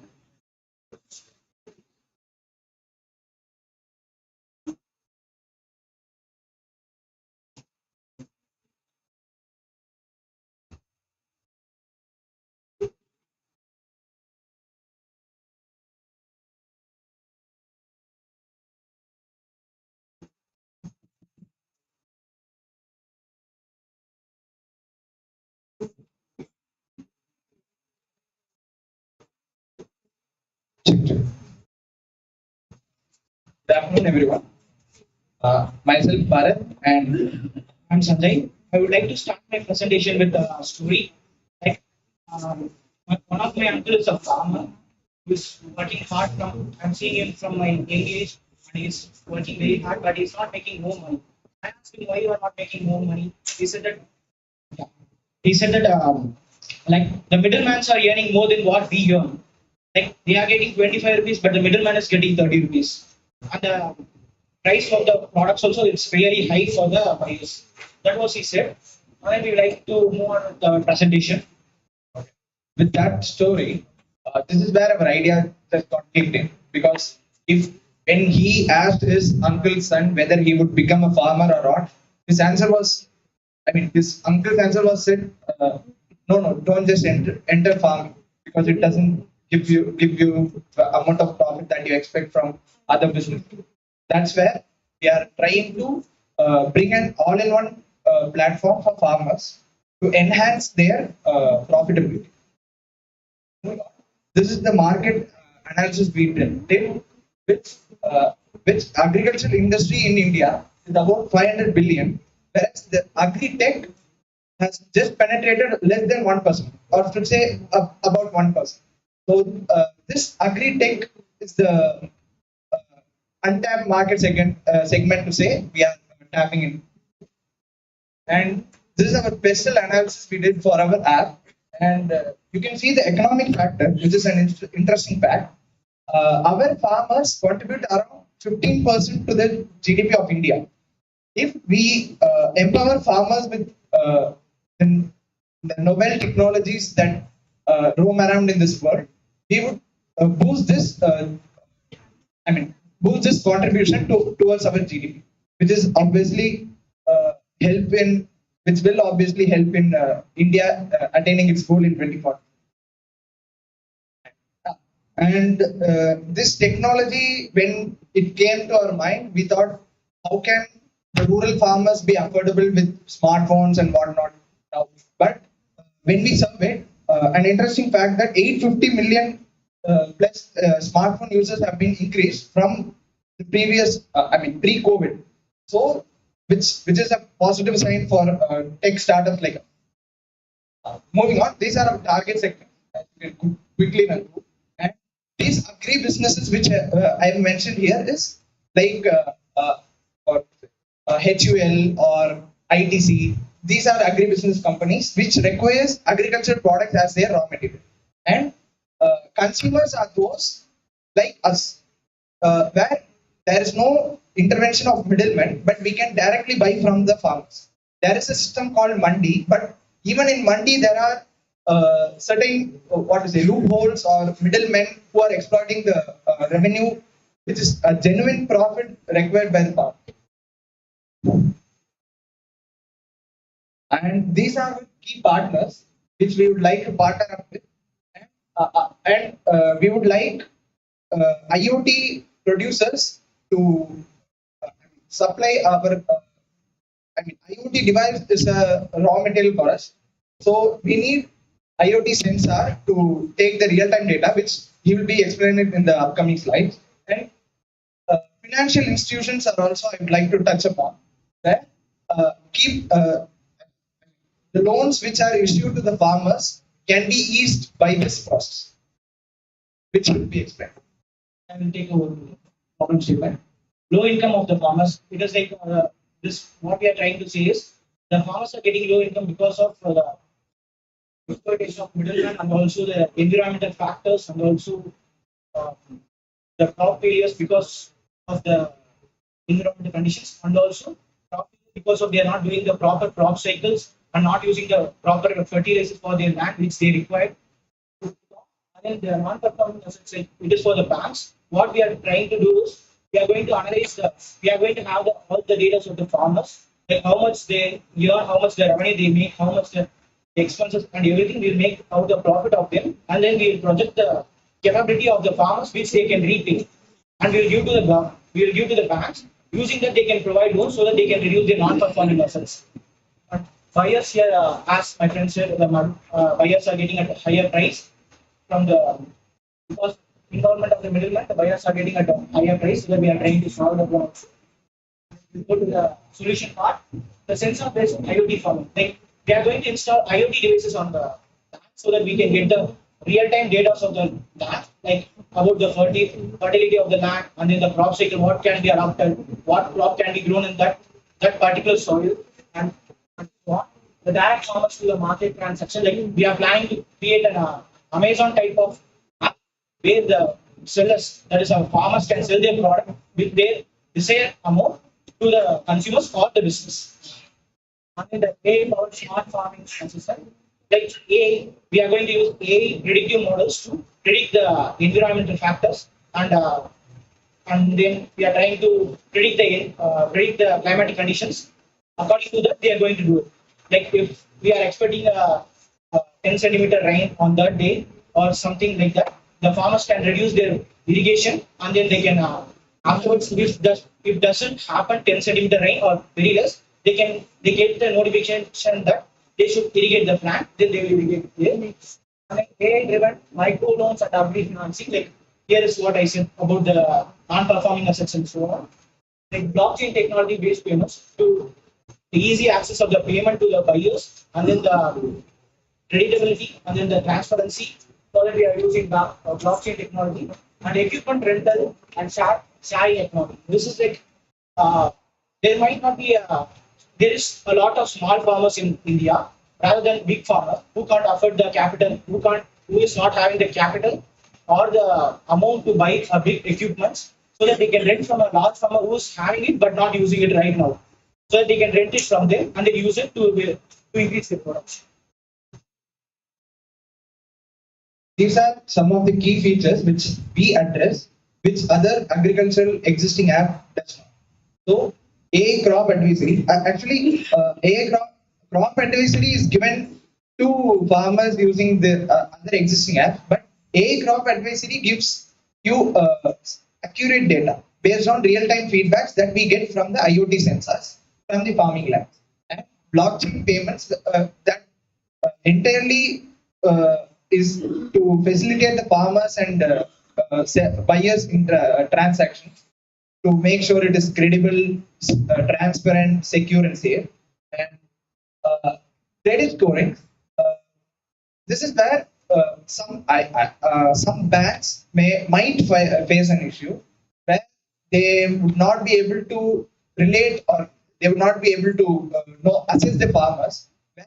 We will collect all the data, their whatever the latest produce they got, how much are they selling, how much is the land size, all those will be fed by the farmers to our apps, and from that we can actually project up to which level of loan can they be given.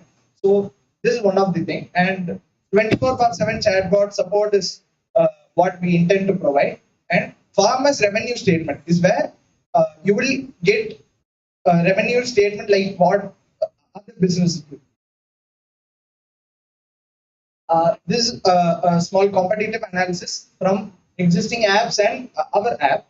So we took these four major features like crop advisory, payments, marketplace, and financing. From that, we are differentiating our product based on AI and blockchain based. Yeah, this is another one. Marketplace in existing solutions, they are only either B2B or B2C, but we are trying to integrate both B2B and B2C together. And financing is available in the existing thing, but we are trying to back it up with blockchain to make it more secure.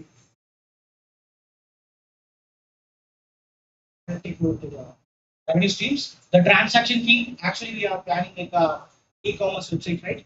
With that, if a buyer is buying from our website or a farmer is selling through our website, we will get a transaction fee.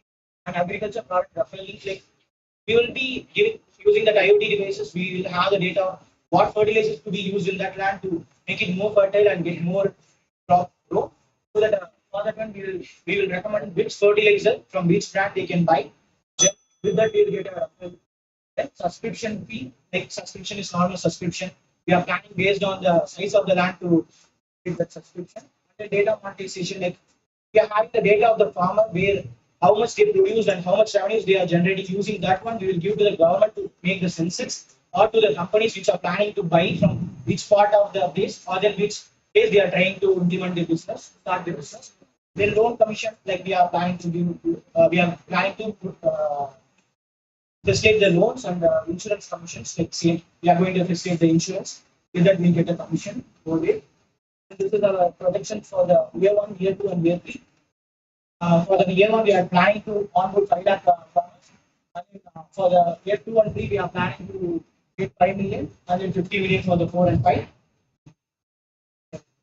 This is our financial forecast. Yes. Like for the 5 years. For 5 years, we are given this one. And this is our expenditure. It's for 5. So we are expecting a break even at the third year, mid of third and fourth year. We will make an ROI of 570% in the 5th year if our projections are going well. Then first, the first two are the AI building, blockchain technology, IoT implementation and app development, cloud storage or the technological development side. Right? And then marketing and technical assistant or marketing and outreach teams. Right? And then warehouse and optimization, logistics or warehouse and optimization. And finally, research work. Then we have two more. This is where our capital goes allocation. This allocation. Yeah. To conclude, we are not just making it as a presentation, but we are trying to revolutionize this Indian agriculture for the upcoming years, and we are trying to improve the farmers' status from the present situation to upcoming heights. Thank you.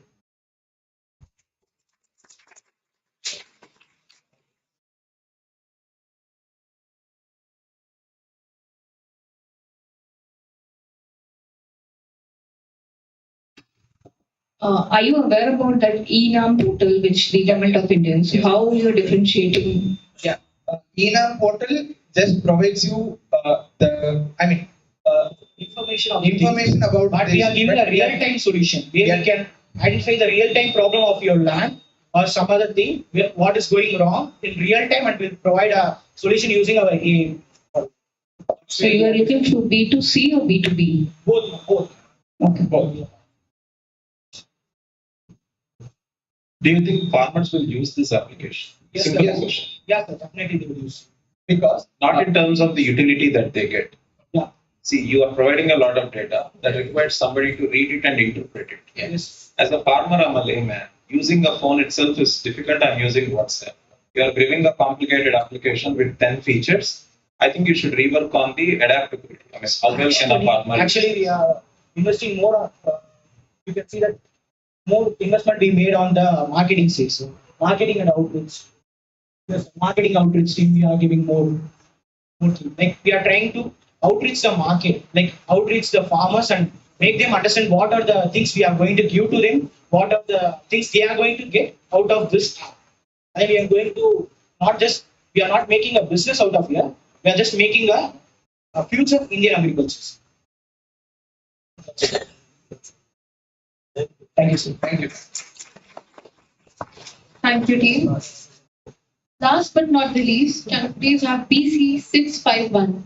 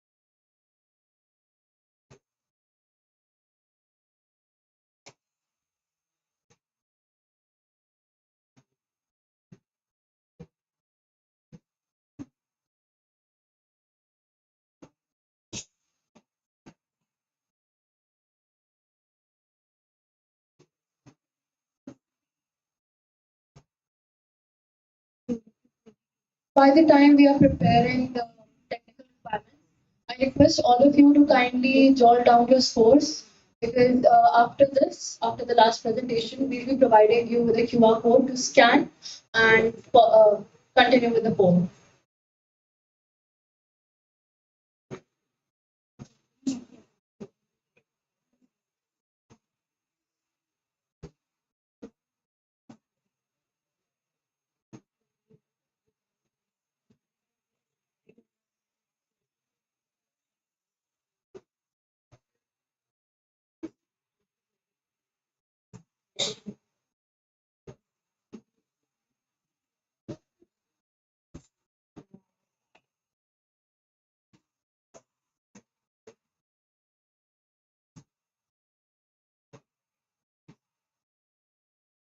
They say law is meant to protect us.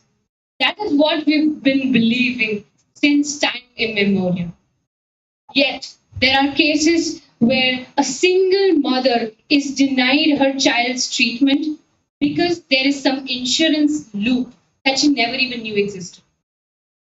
There are business owners, small business owners, who watch their hard work crumble.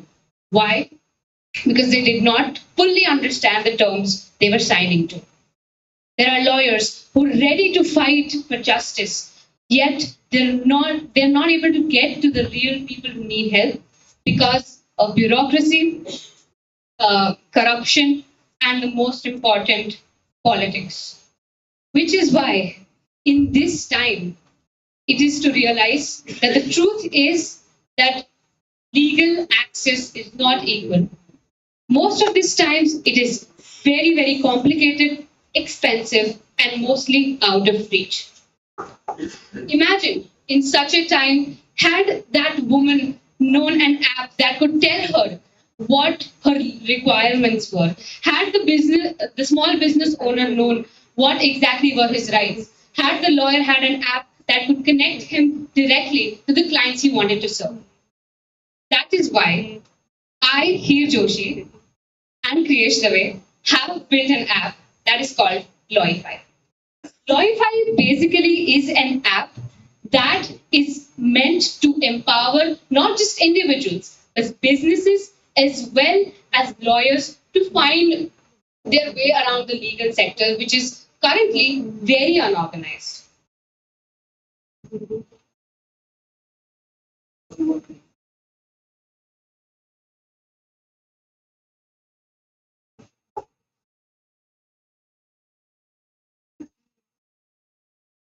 What are the major problems we're addressing here? One of the major problems is that the people who require the help are not able to get to the people who are providing it. The people providing it are not able to reach the people who need it. The reason being, there are so many restrictions in lawyer marketing where people are not knowing that such lawyers exist that would help them with their problem. And this gap is widened by one of the major problems in India here, corruption and inaccess. Let's understand this through the pyramid model. What problems are we solving? Okay. So I'll give you an example, a very recent example of today morning. I met someone from the ICFAI University, and I asked them that how are you doing, and he just the conversation took place, and he asked me that what is your proposition? So I showed him my presentation, and I asked him that do you have a lawyer? And he goes like, "Papa ke paas hoga." I was like, okay, so what kind of lawyer he is? And he's like, Papa criminal to nahi hai, to criminal ko not sure. So first thing is fear factor. Fear factor. Whenever we hear a legal case, a legal, a battle, conflict, we are, scared. Then legal sector, it is completely haywire. Right now, when we are standing today, there are 1.4 billion lawyers, a million lawyers out there in India itself, and 30% of them are unemployed. Next, we talk about solicitation. Solicitation is one of the major problem in legal sector that in 2022, Bar Council of India had to pass a particular article just to abolish solicitation in the legal system. Corruption. As we stand in India, corruption has been eradicated, but not successfully and completely eradicated from the Indian legal system. And here, LawFi will help you in eradicating corruption as well, and we'll learn that in future how. I'll just hand it over to Veer.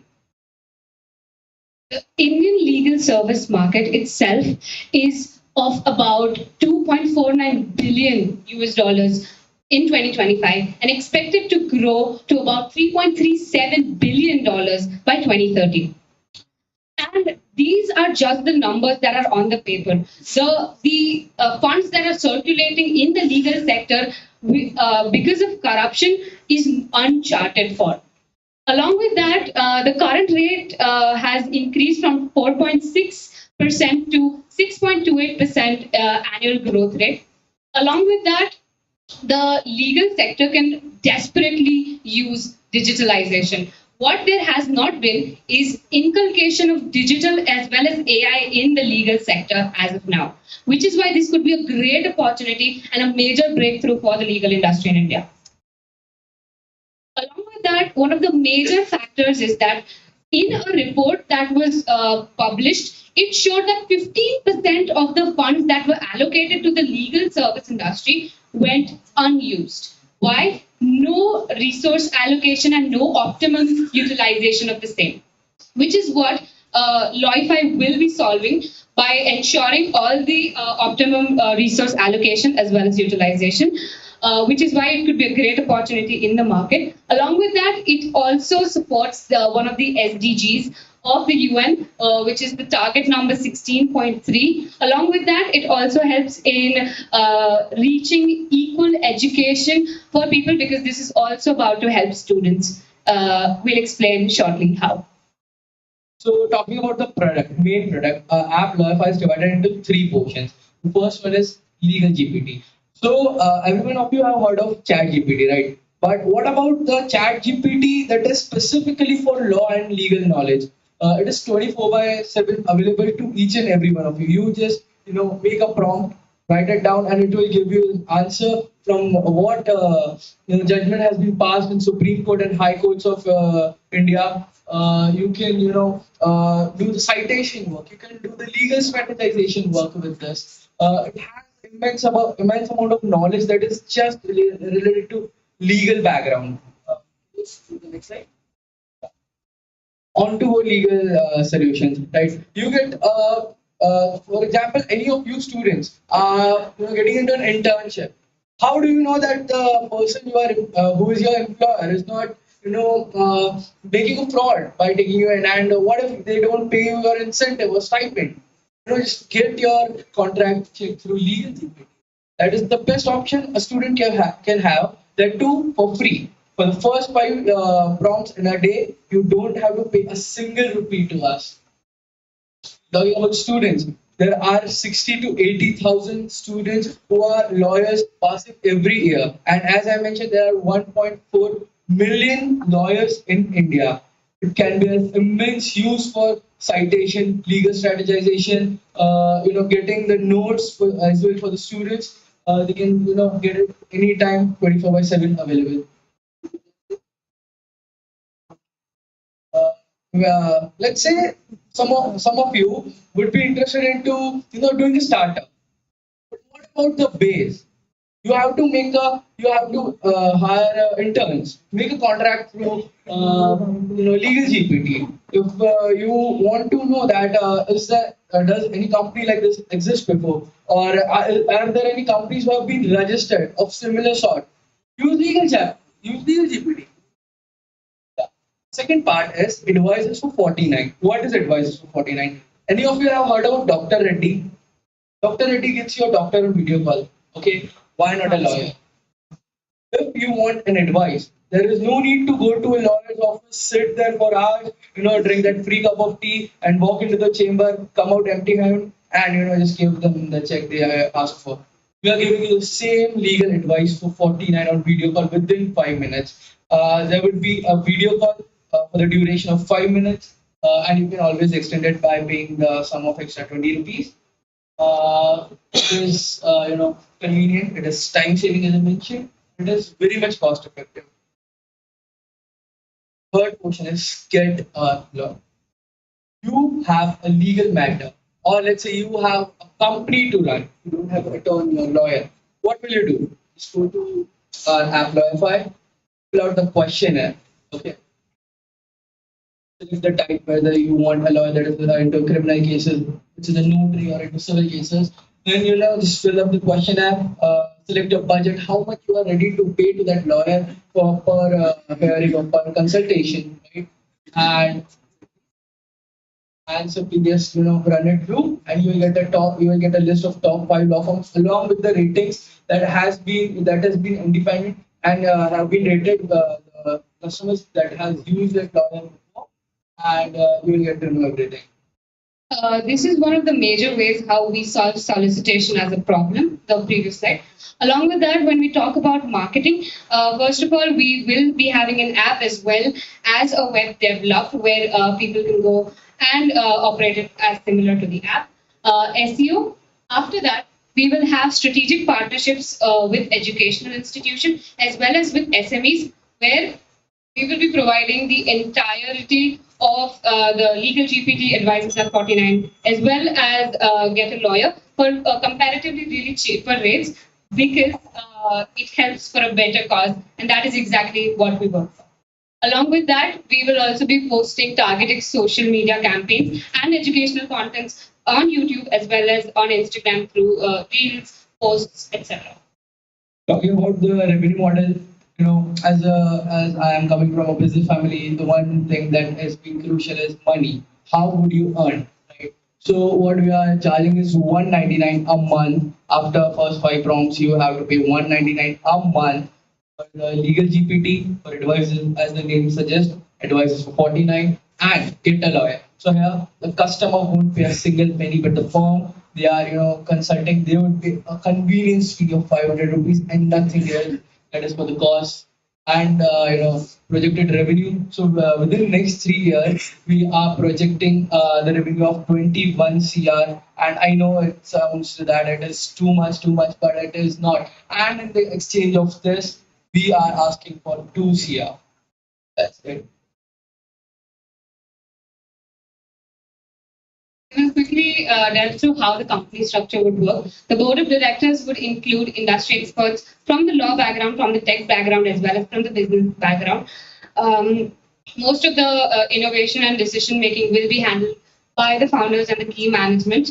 Along with that, for the operational sector, we will have lawyers which will be working for advices at 49, where we will have lawyers on call all the time. Whenever one person wants, they can pay a minimum fees of 49 and get a lawyer through a video call. Along with that, we will also have web developers, app developers, UI UX designers to conduct everything smoothly.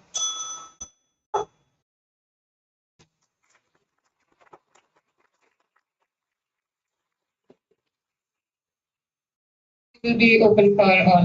Have you ever heard about Legal Wise? It's in Ahmedabad based film. You've heard about that? How does that work? So, it is quite different from what LegalWise does.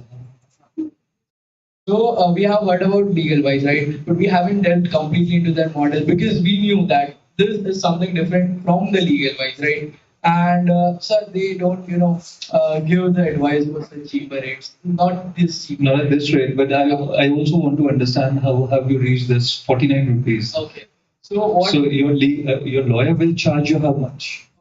So out of this 49, okay, I'll just break it down the cost to you. So out of 49, okay, 30 rupees will be going to the pocket of the lawyer, and 29. A good lawyer will do it for 30 rupees. I'm just coming to that point. So there are law clinics. Okay, everyone has heard. There are people give this advice for free, right? We are collaborating with the legal clinics as we mentioned in our second last slide. And so there are so many Supreme Court, High Court, and even the lower level courts judges or the Your Honors. They want to continue into the legal field. Right? They don't want to go directly to the court or they don't want to serve anyone. They come here and we have personally met people who are more than ready to come and serve this particular purpose. And regarding the price, we have conducted a survey in a law school, and from that we have got most of the pricing, and that is already under the. We are in talks with the company that will get. And the second question is about anomalies of ChatGPT. There are a lot of problems that people are facing with ChatGPT. I personally faced. I asked ChatGPT to find 3 numbers out of the list which could give this sum. It did that. I checked it on the calculator. That wasn't the sum, and I said that this is wrong, and it said, "Oh, I'm sorry, I'll give you it." So, so what will you do if there's a lawsuit going on? So there exists a similar kind of GPT where they clearly mention that we do not take responsibility of anything but we do, because here the GPT is continuously learning from all the real-time cases that the judgment has been passed and are going to pass. The GPT is continuously learning, and if, let's say if today in Supreme Court the judgment gets passed, within 6 to 12 days the judgment would be on the GPT. But everything is available on internet, facts and even. So, are we going to your algorithm will weed that out? Is it streamlined? I'll be very blunt. Is it streamlined? If it was done, so our work was over. It is not streamlined. Entire legal system is completely haywire. Any form of quality check? Yeah. Have you thought about? Yeah. So we would be having a team of lawyers and computer engineers and AI/ML engineers, as mentioned by my partner. We would be having a good team. So that's why we took 6 to 12 days just to look at everything, make the information pretty clear. If there are any errors, we need to mitigate the errors, and after that, after the successful utilization of that particular information, it will go on that.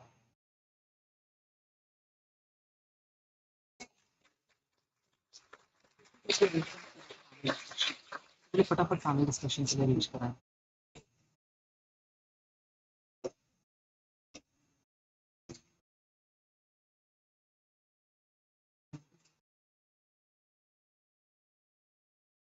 Thank you to each and every member, especially the jury members. And to felicitate them, I would now request Dr. Ruchi Gupta to kindly present a memento to Mr. Sandeep Meghani.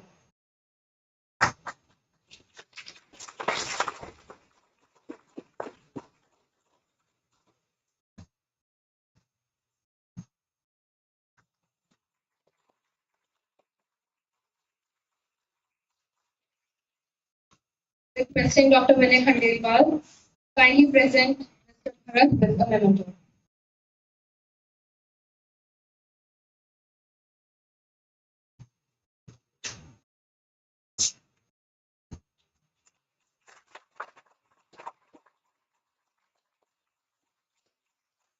Requesting Dr. Ruchi Gupta to present a memento to C.A. Ranjan Sahu.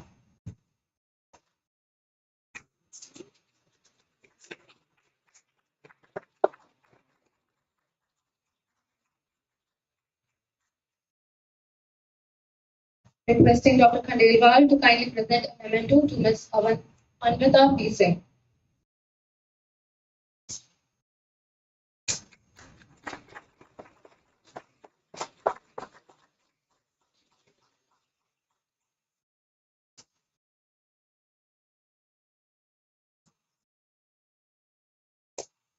Thank you so much, everyone. The results for the same will be announced soon.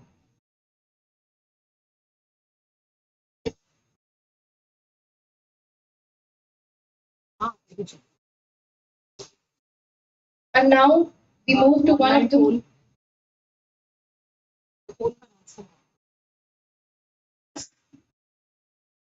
as told earlier. This is the QR for the poll that we will announce it.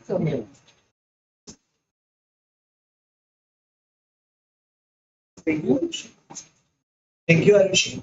So, dear all students, there is one more award that has been announced. That is your People's Choice Award.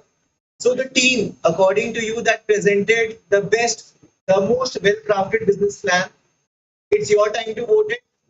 So, just scan this QR code. As soon as you scan the QR code, there is just one single question. That is, vote for the best team or the team that has presented the best business plan. So please vote, and we will. How much time should we give them? Yeah. So you have roughly 1 minute time. Kindly please vote.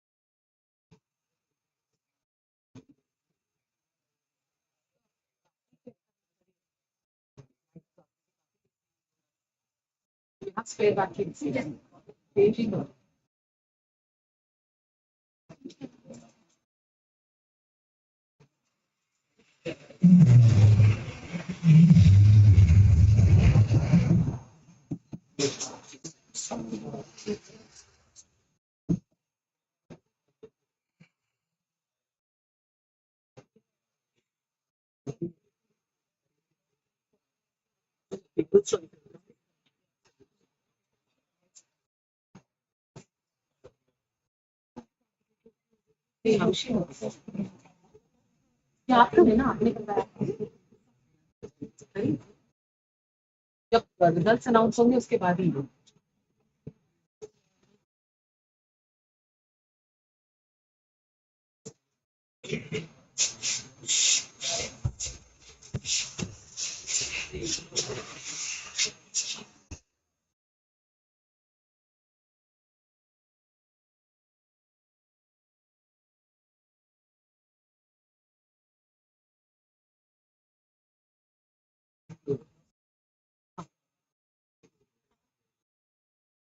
We are now closing the responses.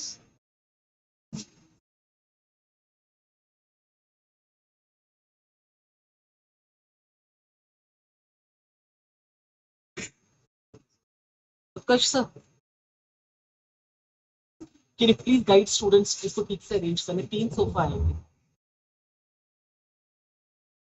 आप कुछ students को guide कर दीजिए इसको ठीक से करवा दें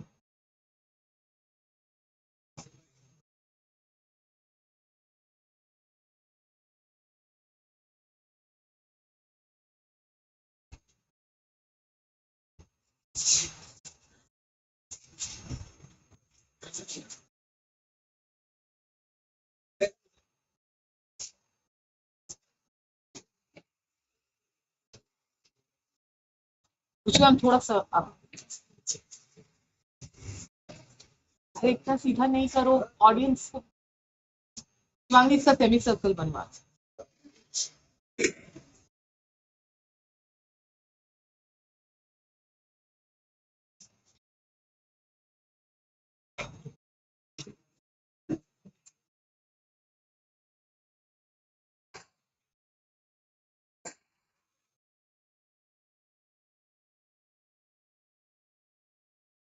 ये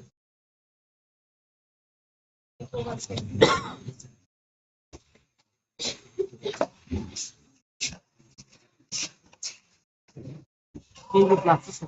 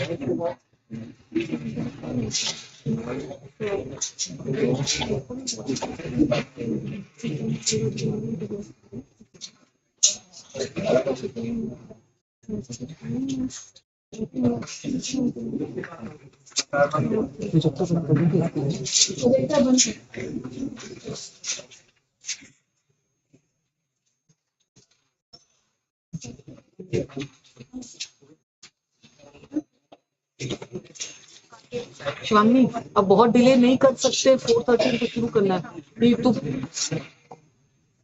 बुला लो पानी।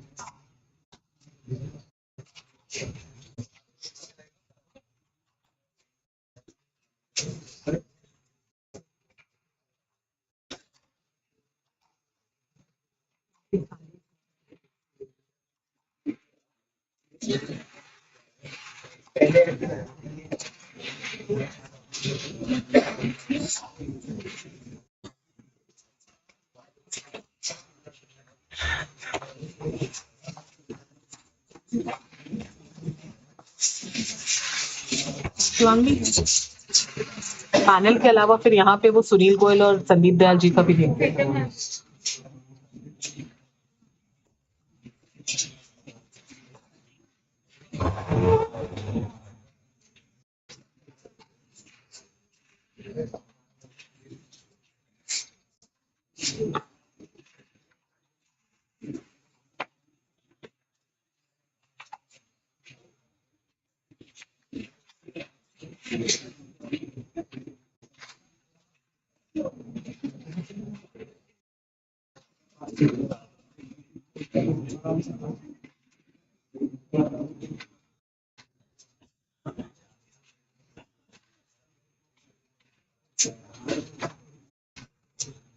शिवांगी, ये गिफ्ट्स अभी वाले उनके हैं ना, जूरी मेंबर्स के, ये किसी के साथ भिजवा दो।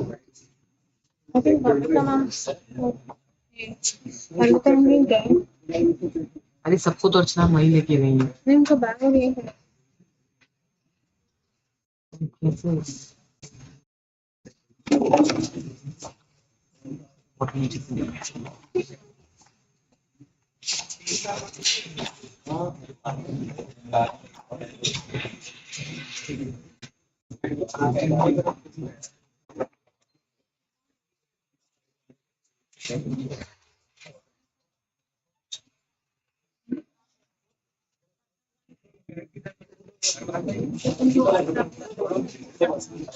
हाँ तो अर्चना हमको दे दो सब।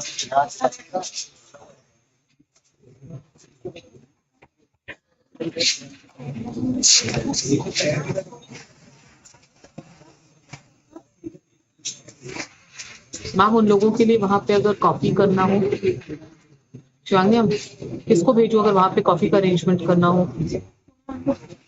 मैं बोलती हूँ।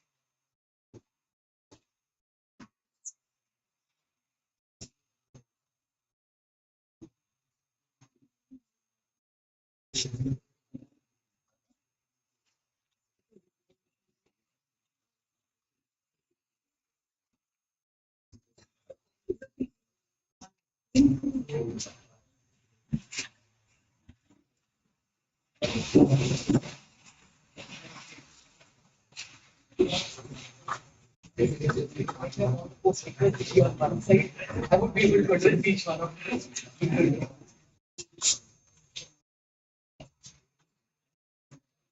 And now we move to one of the most insightful discussions of the day on India in 2047, the role of future business leaders. Moderated by Dr. Shweta Jain, Director, ICFAI Business School, Jaipur, this discussion will provide these insights into leadership, policy making, and the evolving business landscape. Joining us on the panel, we have Mr. Arpit Soni. As the CEO and founder of Crivel Technologies and Crivel Coworks, Mr. Arpit Soni has built more than just businesses. He has created ecosystems where technology and collaboration thrive together to make a change for the better. Sir's journey is a blend of vision and action. With Crivel Technologies, he has been driving IT solutions, and through Crivel Coworks, he has built space where startups and businesses don't just work. They grow, connect, and innovate together. But beyond businesses, what truly sets him apart is his passion for empowering people, fostering creativity, and shaping the future of work. He believes in building not just companies, but communities that foster on innovation and collaboration. We're excited to have you on board with us, sir. I now request Dr. Ruchi Gupta to felicitate Sir with a floral welcome.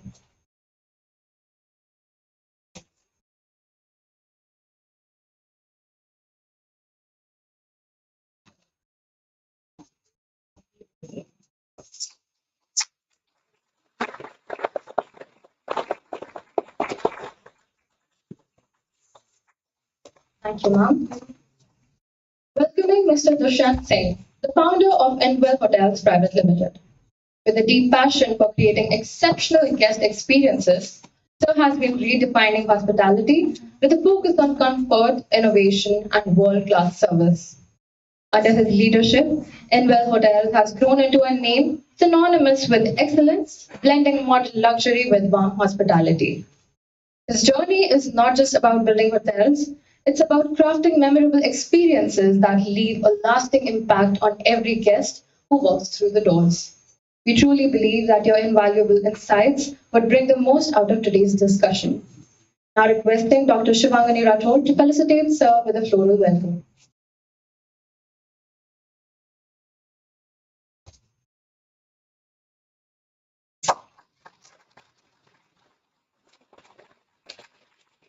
Thanks, ma'am. Being the Chief Sustainability Officer, Ms. Bhavyata Soni has not just brought up various solutions for the betterment of her organization, but has also ensured to redefine them in such a way that sustainability no longer remains just a concept, but a lifestyle for the corporate society. Ma'am has also been playing a pivotal role in shaping the roadmap to a future-ready rising Rajasthan and is ever ready to challenge stereotypes of what it means to make change for a better future. Your input will definitely provide deeper insights to highlight the importance of the topic today. I request Dr. Ruchi Gupta to felicitate Ma'am with a floral welcome.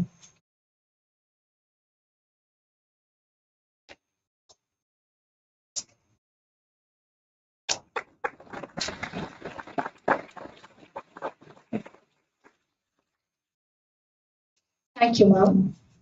We also have with us CA Pattavi V. It's an honor to welcome CA Pattavi sir, a visionary in finance, auditing, and education. He has a rare gift of turning complex topics into compelling stories that make a learning effortless and engaging memory. Beyond being a chartered accountant, he's a mentor, a writer, and a speaker who has guided countless students and professionals. But what truly sets him apart is his ability to connect, not just with professionals, but with the people on their unique journeys. We take the pleasure to have you here with us today, sir. Now requesting Dr. Shubhangini Rathod to felicitate sir with a floral welcome.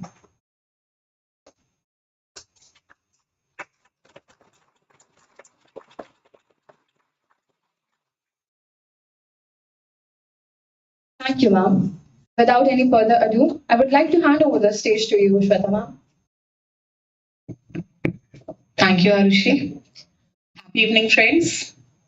So there's been a lot of excitement. It's been an eventful day. And I think another 20 minutes is certainly going to be another intellectual joyride. So listening more of me would be listening less of the experts. So we would quickly move to the questions. Sirs, ma'am, you're aware of the theme. So I would quickly invite a one-line opening remark from you on the topic or the theme.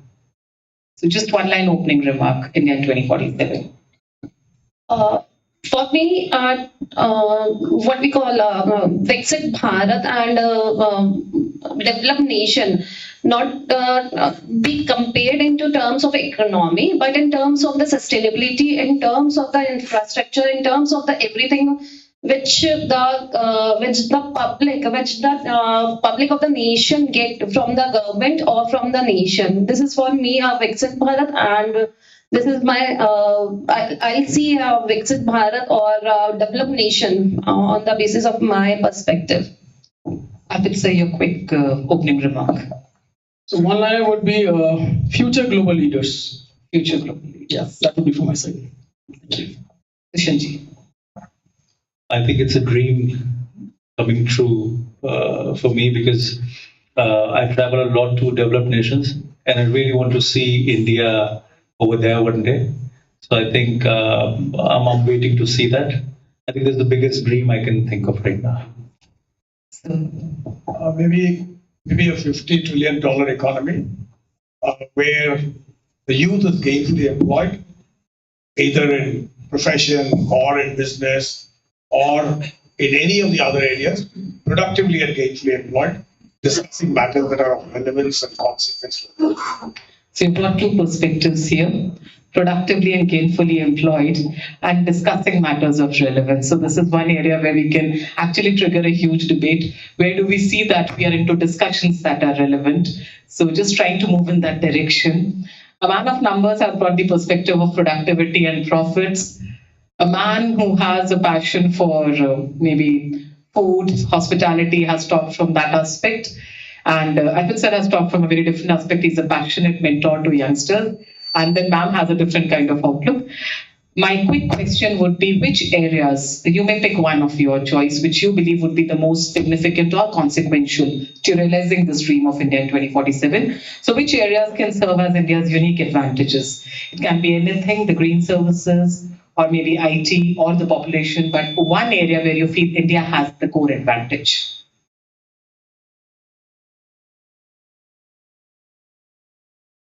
We know that we have the strength where we can capitalize on. So this is somewhere where we can build upon. For me, as a chief sustainability officer, I'm starting everything from now. And I think for now, no business can start, and no sustainability is not an option. It's but become a necessity. And any business who has made their policy, who has created the sustainability as the main core business into their businesses, then that becomes more of becoming the leader in the future. To be very specific from my side, I'll go ahead with just one specific sector because we choose one. That is IT. We are still, of course, like one of the world's biggest, the IT outsourcing organization in the country in the world. And moreover, the kind of tech talent that India has, like, that's right. Of course, we all know all the big CEOs and all the big corporates globally are being led by Indians. And we know that capacity potential. So for me, technology, specifically talking about more specific, and go with IT, which of course includes AI, IoT, and all. And since you've talked about technology, that is going to be the key driver. Where do you see the biggest challenge? Although you identified it as an advantage, but where do you envision the challenge here? Okay, so the challenge that I see is like acceptability and the acceptability and more of a kind of identify whether, since there's a lot of buzz going on with AI kind of thing. So keeping humans at the center and keeping AI and all kind of technology evolving around that versus expecting and assuming AI is a competitor. So making AI as an alliance rather than making it as a competitor. So having that kind of a thought process, it's not a competitor, it's an alliance. So having that mindset is something that we have to say. It's a beautiful perspective. Look at AI as an alliance, not as a competitor. So which area do you think India has the best to capitalize on? I think if we have to move forward, I think the most important thing we have to all look at is sustainability.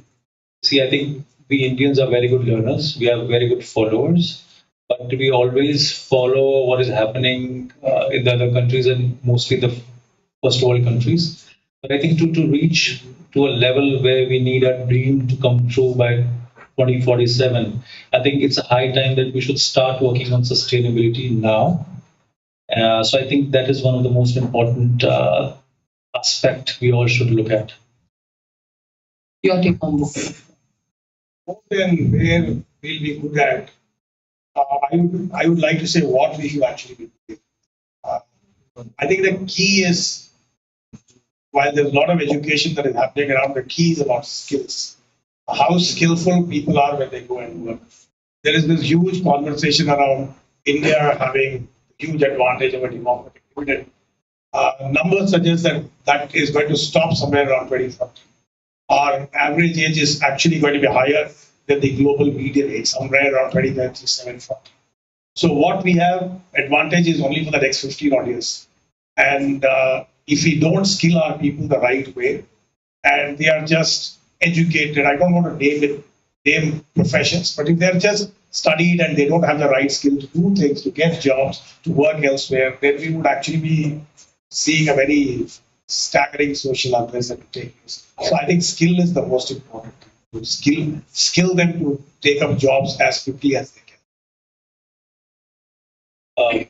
Another thing I want to add here is that we don't talk much about it, but if we want to make a country a developed nation, it's very important that we should give health our priority as well, because India is a nation where you have the most number of people they have the lifestyle diseases, so we have to really work. And if we are seeing a dream which is almost 20 years away from now, we have to be very, very particular about taking care of our health and making our nation more healthier with time, because by the time we reach to that stage, if we are not healthy enough, I think we would be not able to reach there.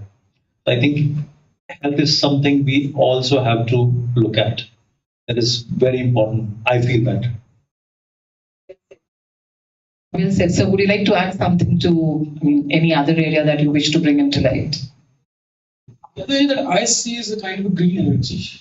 I would say why? Because of course, we all know, like, just before I want to say something, I'm just like people are getting either very but in their own works, but it's like, are you guys with us?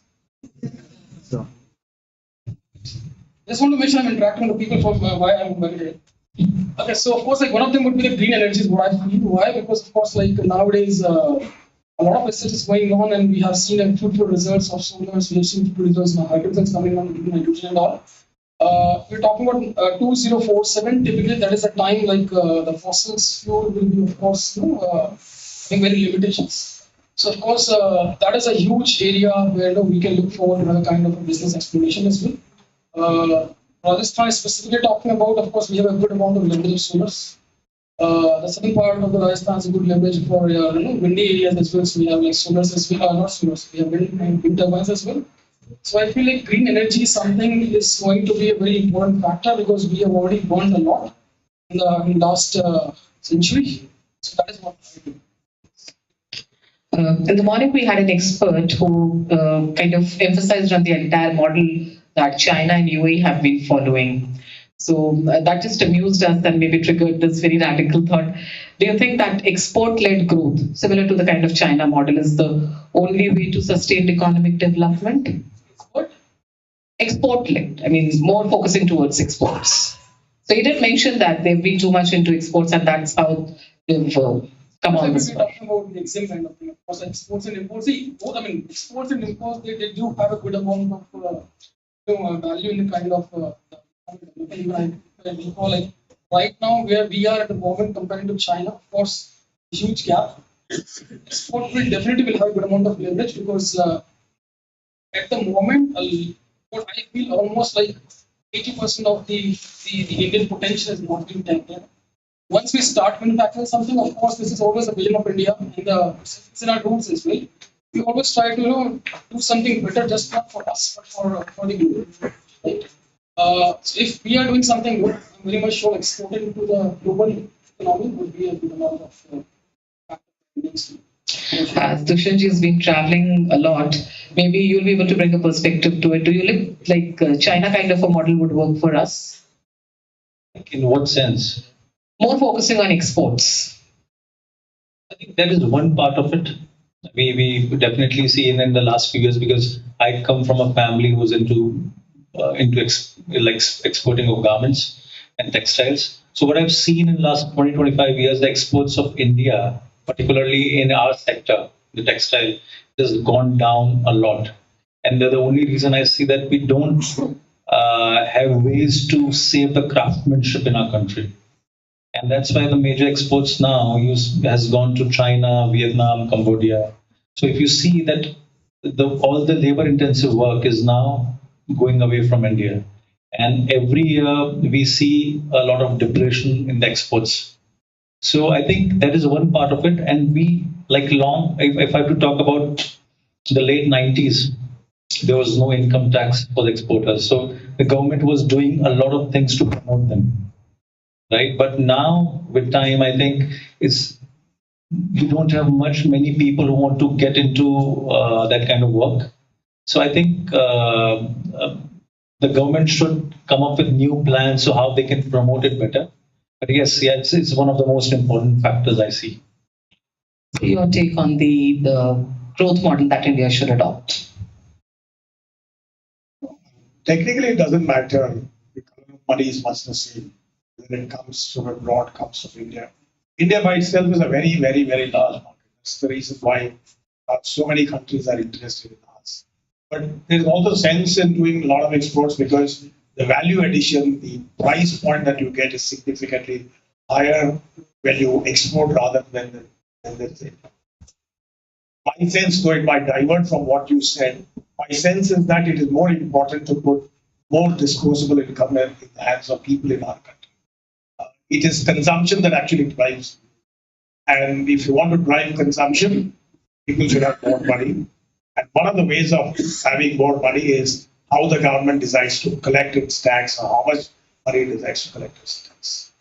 So, sir, from the perspective of more disposable income, that somehow drives towards the idea of consumerism. And you come from a domain that talks about sustainability. So, how do you look at this paradox of consumerism and sustainability? I want to add some more points to this China. There's comparative study about this. China has more exports than comparative to other countries. For this, I will add that we don't have more. If we'll start with manufacturing more of products and start consumption of those products, then it will be will not be dependent on exports. We'll have a balanced economy for this. So China-led export is not equally important, but it is. We have a different economy for this. Similar to what Sir said, that more disposable income and more consumption. Maybe as we move towards the closure, I would invite your perspective on where do you see the biggest challenge And maybe how do you propose that we can be prepared to combat the challenge? When we are looking at India in 2047, the Viksit Bharat, where do you see the biggest challenge? And your perspective on our strategy or our preparation to combat that challenge? Maybe we'll start from Dushyantji this time. I think we are producing more followers than leaders. We need to have people who have confidence in them to become leaders. And it's very important, because I think if you see India, it's very good in following any trend. They're very good. Like if you see the biggest of the brands, like we were just in the other room when we were talking that the only good automobile company which is doing good outside India is like Royal Enfield is doing good. Then another one which is like Mahindra, but end of the day, when I was talking to Sir mentioned that we are only targeting to the two countries which are developing or either underdeveloped countries. Our market of these products is not developed countries per se, right? So we have to think like leaders. We have to increase our risk-taking capabilities, and we have to come up with something that which can cater to the first world countries. Because end of the day, you can only get a good branding when you place your product over there. Absolutely. So it's very, very important that we should think like that. Think like Elon Musk, he's doing projects which we like 5 years ago, we all were thinking such a madman, what is he doing? But see now what all is he doing with Tesla, what is he doing with his boring company, and all the other projects what he's involved in, You have to be a very passionate and a mad person to do something like that, So it's very, very important that now it's time that we all should feel like that we are leaders. So your focus is towards a changing mindset. Yes. A shift in the mindset. I think mindset is everything. It's everything. So let us hear from the technology expert. Where do you see the challenge? First of all, really appreciate what Vishal said. Plus one from myself as well. It was the same thought process. For my is one of them. You said the kind of solution problem. So the one thing is yes, the mindset is what we need. We need a lot of confidence, a lot of risk takers. For that, of course, solution starts at very early age. For example, the schools and university will have to play a lot of heavy lifting. Moreover, there has recently I think there is this government is only doing this called the Atal Innovation Mission, which I also associated with. And what we do is like we are mentoring students, kids typically, you say, starting from 6th standard onwards. Right? So it's like more of a kind of promoting entrepreneurship and then giving sowing the seed of this kind of thing in the back of their mind. There are a lot of things which separately. To think about it, what problem that you see on day-to-day activity. It could be while going from your school bus to your home, what problem do you see and come up with a kind of solution. And then we'll try to figure out what can be done as a kind of a practical business use case. So fostering that entrepreneurial orientation. That is what I see as a kind of solution that we have. What we already have that kind of solution. Implementation of this and expedite the same process.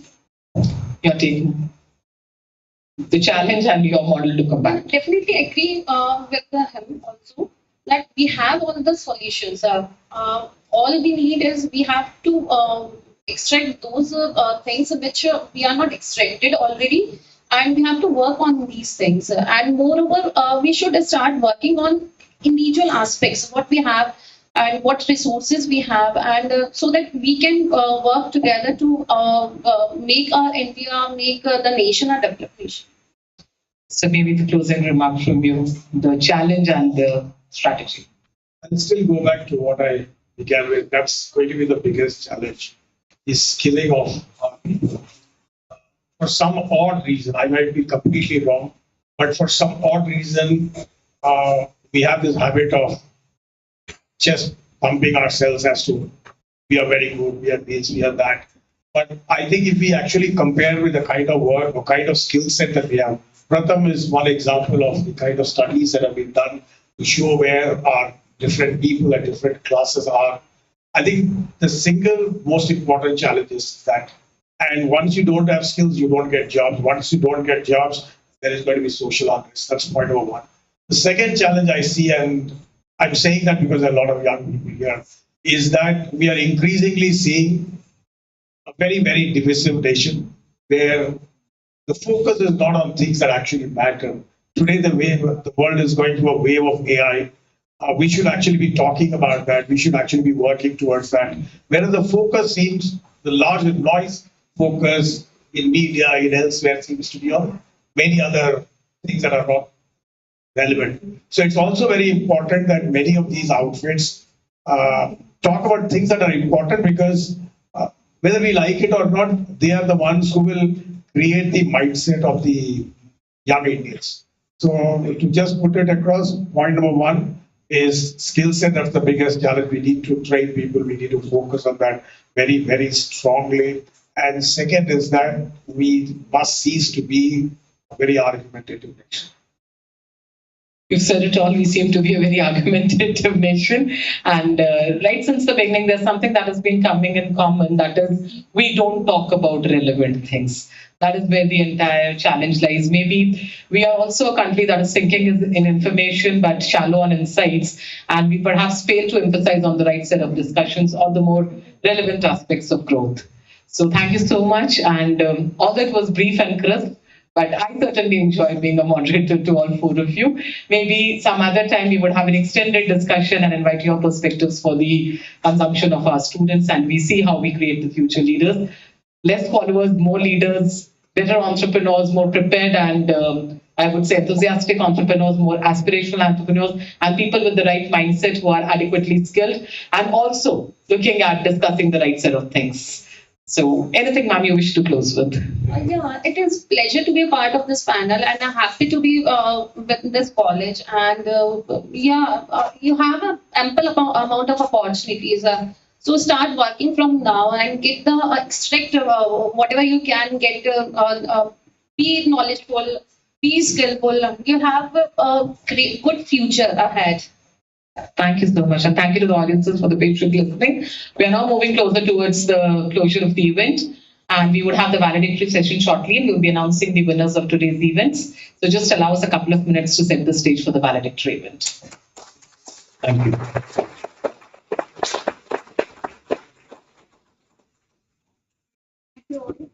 That was truly an insightful discussion, and I would really like to thank you all for your thought leadership.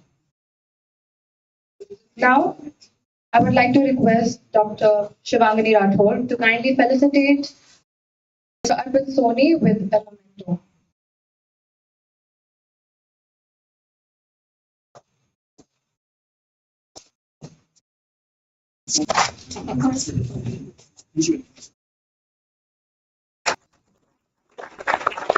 Requesting Dr. Shivangani Rathod to present a memento to Mr. Dushyant Singh.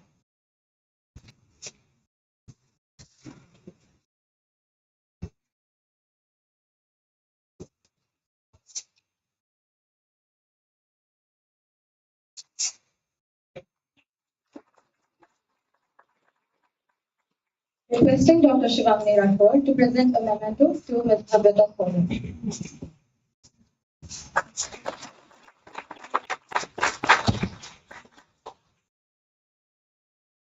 Requesting Dr. Rathod to present a memento to C. Tabbi Ramvi.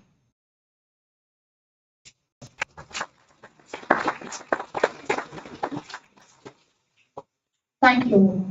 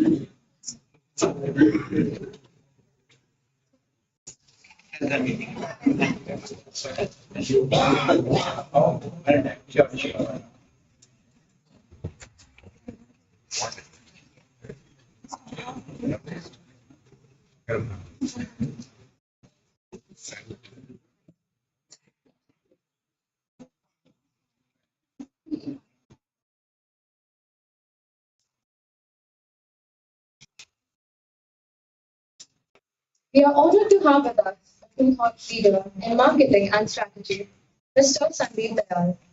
With over 2 decades of experience, spanning more has been a trusted advisor to C-suite executives and Fortune 500 companies across the globe. As the managing director and the head of pharmaceuticals and medical devices practice, his work has shaped strategies of industry giants like Pfizer, Baxter, and Abbott. His experience, he has played a very important role in setting and implementing accounting and auditing standards in India, Beyond his leadership in the accounting world, Mr. Goyal has lent his expertise to banking, finance, corporate governance, and risk management, serving as an independent director for several listed and unlisted companies, including a government-appointed role at the United Bank of India. His deep knowledge has also been instrumental in shaping national financial policies through his contributions to various government committees. As a distinguished author, speaker, and jury member, Mr. Goyal continues to guide and inspire professionals with his insights into finance, auditing, and corporate governance. We are privileged to have him with us today, and I now request Dr. Archana Rathod to felicitate sir with a floral presentation.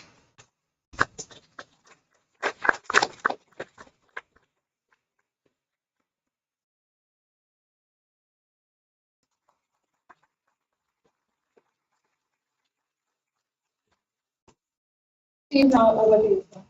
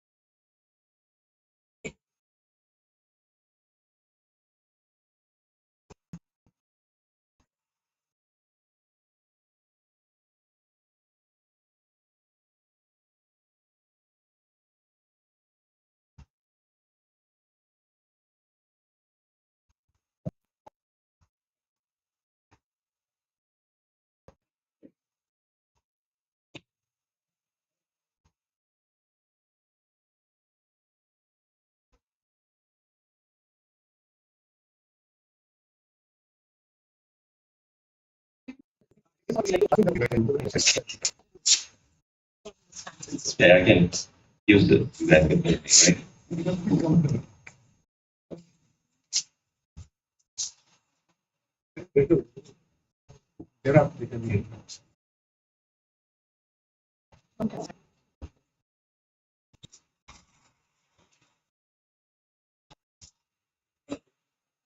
right?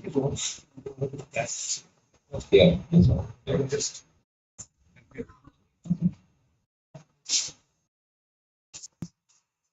Okay. Okay, can you hear me? Yes? Yes, All good? How about there in the back? All good. Fantastic. Okay, so let's get started. But let me get started by actually thanking all of you for being here and for giving me the privilege to talk to you. Jaipur is my home. I grew up here, I was born here, I was raised here, and now I live in Chicago. But this has always been home for me. And whenever I have a chance to talk to you, to give back something or talk to people here in my mother city, I feel really privileged. I feel really special for that. So thank you for allowing me to do that.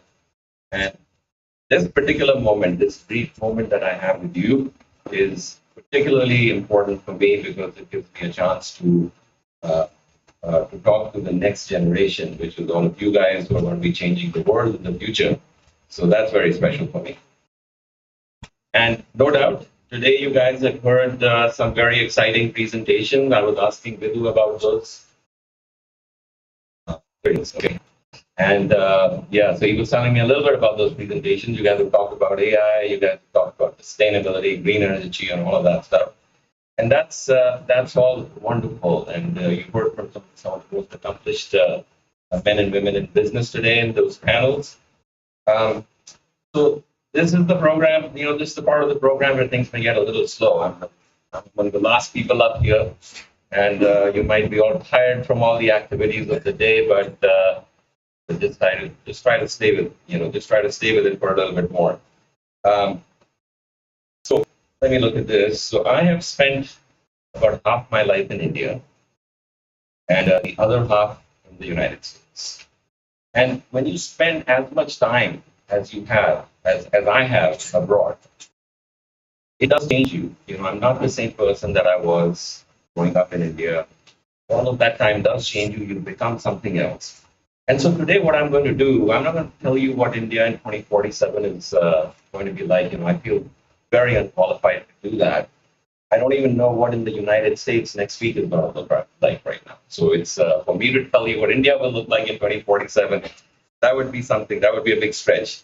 But what I can share with you is what I've learned from my own personal journey, from being an Indian to being an American. Now, having said that, yes, I will always be Indian, but nonetheless, there is a journey that takes place, and you learn something from it. So the question you might ask, especially in the context of the discussion that we've been having today, is, you know, what is this key to success in the future? How are we going to succeed in the future? And in my opinion, and in my view, the answer is it's all about your attitude. It's about people, it's about mindset, and it's about attitude. And that's something that was mentioned in the panel that was going on. I think Arpit brought it up. And it is something that, you know, when you sit in the United States, if you had to ask me what is the one thing that distinguishes the US versus many other countries, the attitude of the people. It's very important that what they bring to it. And we will talk a lot about that. So I'm going to focus the speech on what is this attitude of the future? What is this attitude of 2047 that we're talking about? Because the rest of the things you guys have covered better than me. So a few thoughts there. So one theme I want to mention, which also came up in the panel discussion, that's the other disadvantage, being the last person on board, because lots of things have already come up. But let me give it my own frame to it. And what I would say is that one of the attitudes that we need to change, we want to go from an attitude of make in India to an attitude of invent in India. And that's a very different thing. Today, there's a big drive to make in India, and that's all great.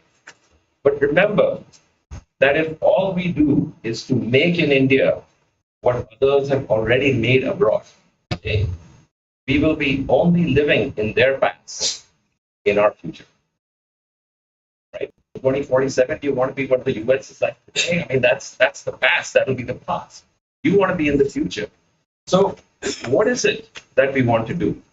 And let me give you a lesson and a little story from a very famous economist at Yale University, Barry Neil. He wrote the book. He specializes in game theory. He wrote this, I think, more than 15 years back. He wrote this book called Thinking Strategically.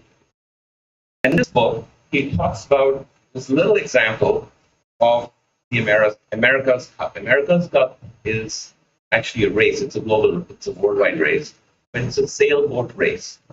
And it's a very interesting, very popular thing, and it's very prestigious. And he gives this example way back in 1983. This was in the final. There were two boats. One was the American boat, sailboat called Liberty, and there was another Australian boat, Australia 2, that was the name. And these boats are competing, and in the rounds that they had, the Australian boat had been behind, but nonetheless, this was the final, and people had to decide on the strategy. Now, you have to remember that in these boats, all these boats are technologically advanced, all this thinking and all this design has gone into these boats, so there's very little difference between the boats. You're not going to win this race just because you have a better boat, because all the boats are pretty much the same. They're all great boats. So what happens is the skill of the sailors and in winning this race lies in predicting how the wind is going to blow, right? If you as the sailor can read the winds better, then you can ride your sailboat into the right winds and win. So what happened in this race was that these boats take off, and the Australian boat made a mistake, and they ended up being disqualified and having to start again, so they were behind. So now you've got Liberty, which is ahead, and what the captain of that boat does is he reads the wind, he sees that the wind is blowing on the right side of the course, and he takes his boat on the right side of the course. Now, you see that Australia 2 is behind, so what should they do? You have to ask yourself, what should they do? Now, if they also go into the wind, it's fine, that's where the wind is, but they're going to be behind because both the boats are equally good. So if you're going at 30 miles an hour, you're just going to keep that distance and you'll never win. So what they did is they actually went into the side on the left side of the course where the wind wasn't. And they went on that side, and as luck would have it, the winds shifted to the left during the course of the race. And Australia came up from behind and won the race. So the moral of that story, and the reason I tell you about that story, is that if you are behind, which it is in many aspects of industries, then you cannot win the race by just following other people and just making in India what other people have already done. So you have to do something different. So my challenge for you guys, again, we're going to talk about attitude. So the attitude is, how do you be different? How do you do things differently and leapfrog what has already been done? Otherwise, you will always be a follower, not just now, not just in 2047, but forever. So that's a point that I wanted to get across, and that's an attitude that I wanted to get across.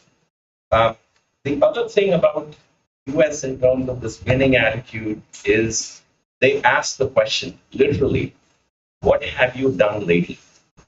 Right? What did you do today? That's a question. What did you accomplish today? That's a question that when I was in my professional life, and I'm in my professional life in the United States, that's a question that you ask yourself every day.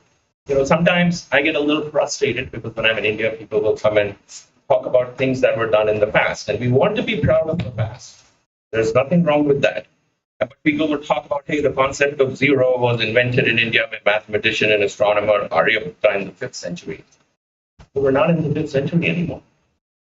What have you done now? What have you done in this century is the question, right? So if you look at just the last 3 years, in the US, there are many things that have happened. You know, we put the James Webb telescope out in orbit 1 million miles away from the Earth. Microsoft just announced a new kind of material that is facilitating quantum computers. But there are many other things like AI, metaverse, air taxis, self-driving cars, space tourism.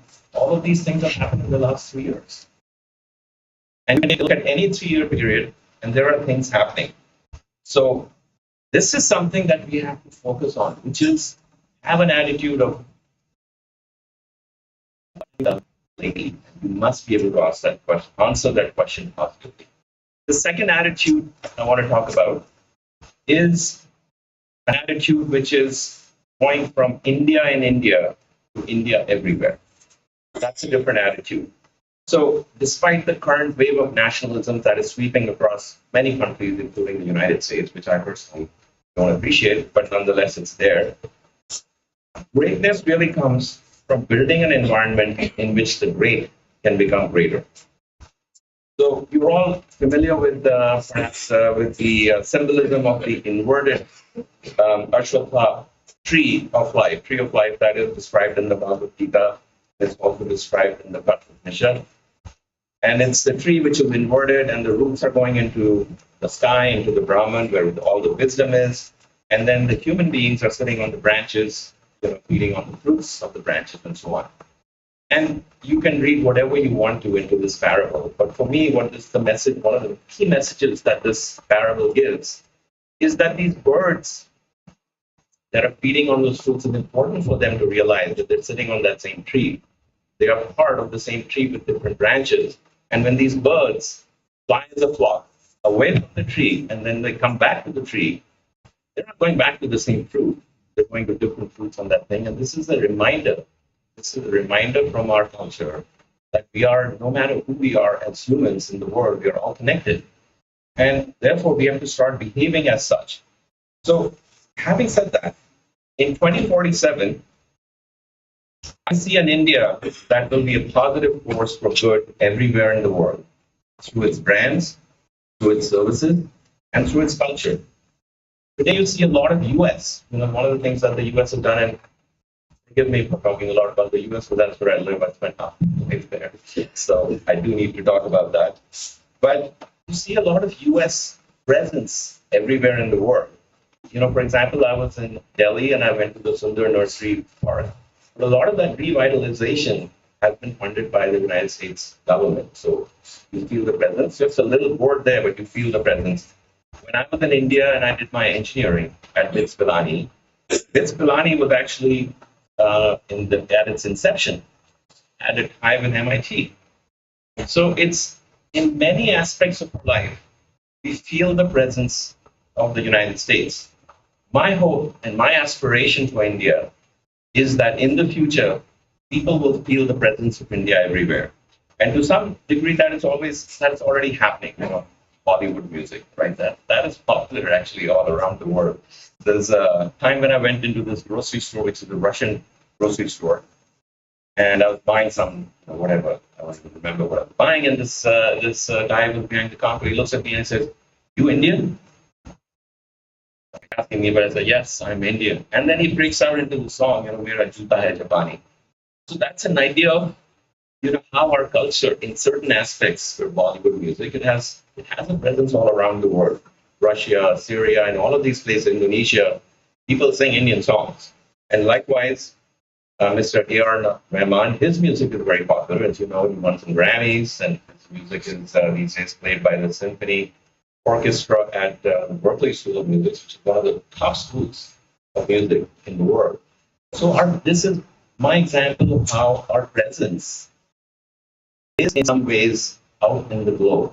But my hope and aspiration is that we're going to have the attitude that we're going to take our Indian presence everywhere, so that it's not just India and India, but India everywhere that we work with. I know I'm thinking about, do I have a few more seconds to, okay. This is a little bit of a difficult one. I was debating with myself whether I should bring it up at all or not. But I do think we should, to be honest, we should. So there's transformation that I would like to see in all aspects of India, which is the transformation that is from corruption as a fact of life to character as a fact of life. And in this particular instance, I want to go back to our past. We're talking about the future, I want to go back to our past. I want to go back 60,000 years into the Satyug, where character was the defining thing of our civilization. And I think that is something that we do need to bring back. Let me give a very simple example. We may think of corruption as, it's there, chanta hai, you go. But corruption really costs. Now here, when I come to India, I get on to dial a number, and guess what I hear? I hear a 15-second message about cybercrime. Okay? So I went on the web, and I looked up, what is this? How many cell phones are there in India? It's a 1.5 billion. So I said 1.5 billion cell phones. If each person makes 5 calls in a day, I'm sure you guys make more than that, but this is conservative. 5 calls in a day, 15 seconds, you have to listen to that. What does that turn out to be in FTEs? And the answer is, India is right now spending the equivalent of 4 million people every day doing nothing but listening to that message for 8 hours. That's how much time is being spent on that. That is the cost of corruption. That is the cost that each one of us is paying. So that is where character becomes important. And so the question becomes, what are people going to do? And we always look to the outside that somebody else should change, but it is about us changing also. But let me give you an example of great character right here in Jaipur. So I'll tell you a story. In 2021, my mother was very sick, and she was 93 at the time, and she was admitted at the Internal Heart Hospital here. And she was getting treatment there, and there was a Dr. Alok Mathur, who was the head intern and cardiovascular CV, the cardiovascular surgeon or something. So he was there, he was getting this thing, and she got amazing service. I mean, I have to say that, she was treated there, she was in the ICU, and she got, service that was world class. And that was amazing. And unfortunately, she did pass away. But it's not the service that she got, which was, perfectly fine. That was a perfectly great service. It was not that medical care that she got that stood out in my mind or was so remarkable.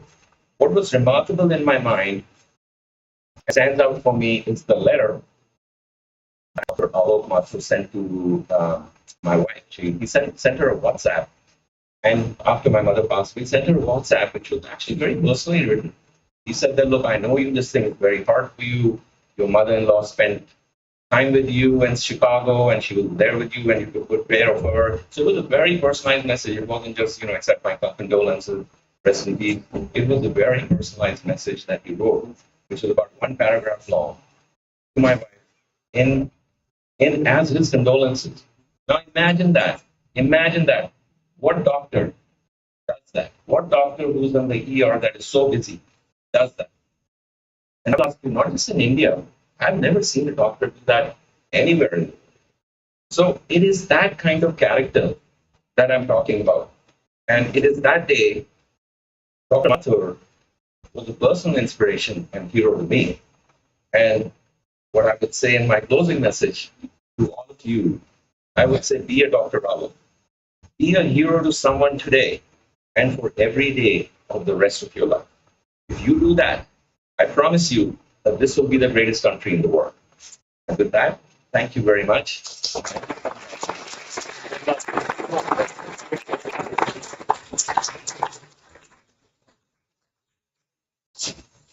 Thank you, sir, for your kind words. I would now request Team Shri Goyal, sir, to kindly share with the audience his thoughts and insightful experiences.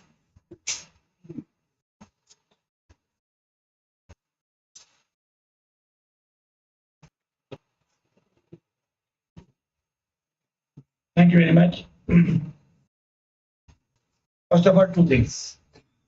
Thanks for inviting me to ICFAI and Prime and sharing my views, my thoughts with this great audience. And second thing is for the great audience, I'm told you are sitting here from 9:30. I'm the last man standing, preventing you from going to home. So I'm sorry for that. I'm not a Bollywood hero. And I understand that only thing is that hero would only be able to tell you such a long time. But we of such young people who are aspiring in their life, who are filled with the energy, enthusiasm, and the longingness to live, and desire to do something in their life, I really feel very, very elevated. I read the theme. It says that unlock, insight, ignite ideas, elevate your business acumen. And what more needs to be said? And this is all this today's session was about. It said it all, and my previous speakers also have said the same thing. I mean, ultimately, what becomes, don't be a job seeker. I think now this is a very, very popular phrase in India, but that's very, very true. I read it every day. In every election, the one party allows will give 20 less jobs, 2 crore jobs. You know, how long do you give rules? We have to understand that we have to become useful to the country, we have to become useful to the society, we have to become useful to ourselves. I would ask my trainees who come to me, and whenever I go for a lecture, and others are I'm working for you, I'm working for X. No, you are working only for yourselves. If you are able to imagine in your mind that whatever work you are doing is for yourself, not for your family also. You are managing yourself, you are able to provide contribution to exchequer, you are able to provide employment to others, you are able to make a profit with probity, provides so many people inspires you. Whatever you are doing, you are into business, you are into service, you are into inventions, you are doing for yourself. So once you gel this thing with passion, once you gel with this in your tagline, I think the whole problem automatically becomes solved. No, India at the rate 2047. Suddenly it has become very, very popular topic. What is had in the budget was the Viksit Bharat. Very good, really very, very good. And I'm sure that you had long discussions on this topic today. Discussions, good discussion. I don't know, essays and budget, etc. So, let's try to identify some problem which India has and try to become a part of solution. So that will be a sufficient contribution to make India a Viksit Bharat. At the individual level, one cannot provide all solutions. But a little solution provided by each one of you will go a long way. And yes, please question, please question, please question. If you don't question, you are depriving not only yourself, but also your entire audience, because they might also have the same question in the mind, but are hesitating to ask. For the reasons of our culture, we are trained not to ask questions. I feel it is one of the very bad things which can happen to our population. I mean, all argumentative Indians. There's a book on that. No, we argue without asking questions. No, that is not correct. The Constitution gave us the freedom to speech. The Parliament said, and the court said, the freedom to speak involves the right to ask questions. And it involves the right to have information. And that is how the RTI Act came into vogue. That's how we ask the question from the government. What I'm trying to tell you, don't accept status quo. It is status quo? No. I don't accept the status quo. Why it can't be changed? Why it cannot be something be done about this thing? Many questions, many issues have been touched by speakers, and I am the last speaker. I don't want to repeat them. I even don't know what you are discussing about. But one question and one problem which we all are facing, it is a very big problem. It is like elephant in the room. You have to address it, and I know alone you cannot address it. The height of corruption has crossed all the limits. We now talk about this is honest government, this is honest government, this is honest party, this is honest CM, PM, I don't know. But in the life of common man, the country is so all pervasive. I don't think I have seen any improvement in that thing. And young person, you have to fight with it. That is India, one hand, illiterate India and corrupt India. No, these are three impediments which I find we are dividing on caste, we are dividing on religion, we are dividing on residences. Maharashtra only for Marathas. These type of things will not make India great. These type of things will be not rewarding the genius, the intelligence, but only making slots for not so good people in that stage. Have you heard anything like this in USA? In USA, from everywhere in the world, people are no example of creed, nothing is there. Just you should be good. We all have to work upon, and I know a government support is a must, but this is one impediment which is really a very big question for us. As far as our second issue is concerned, that's by my previous speaker also, we are doing so many things but no innovation. I am sorry, but no innovation. We didn't Gmail, no electric car, no space satellite, no Twitter, no software, but we are very good in promoting what they are giving us the work. But what happened? The growth strategy or story of the IT industry started basically with the Y2K. When Y2K happened, the digits which were fitted in the US system was 2 digits only 2 last digits. So when in 1999 we moved to 2000, there was a hava. But they were dependent on that it will not capture 00 as a digit, and all things will stop working. No bank, no train, no flight, no computer, blah blah blah. So they outsourced to India.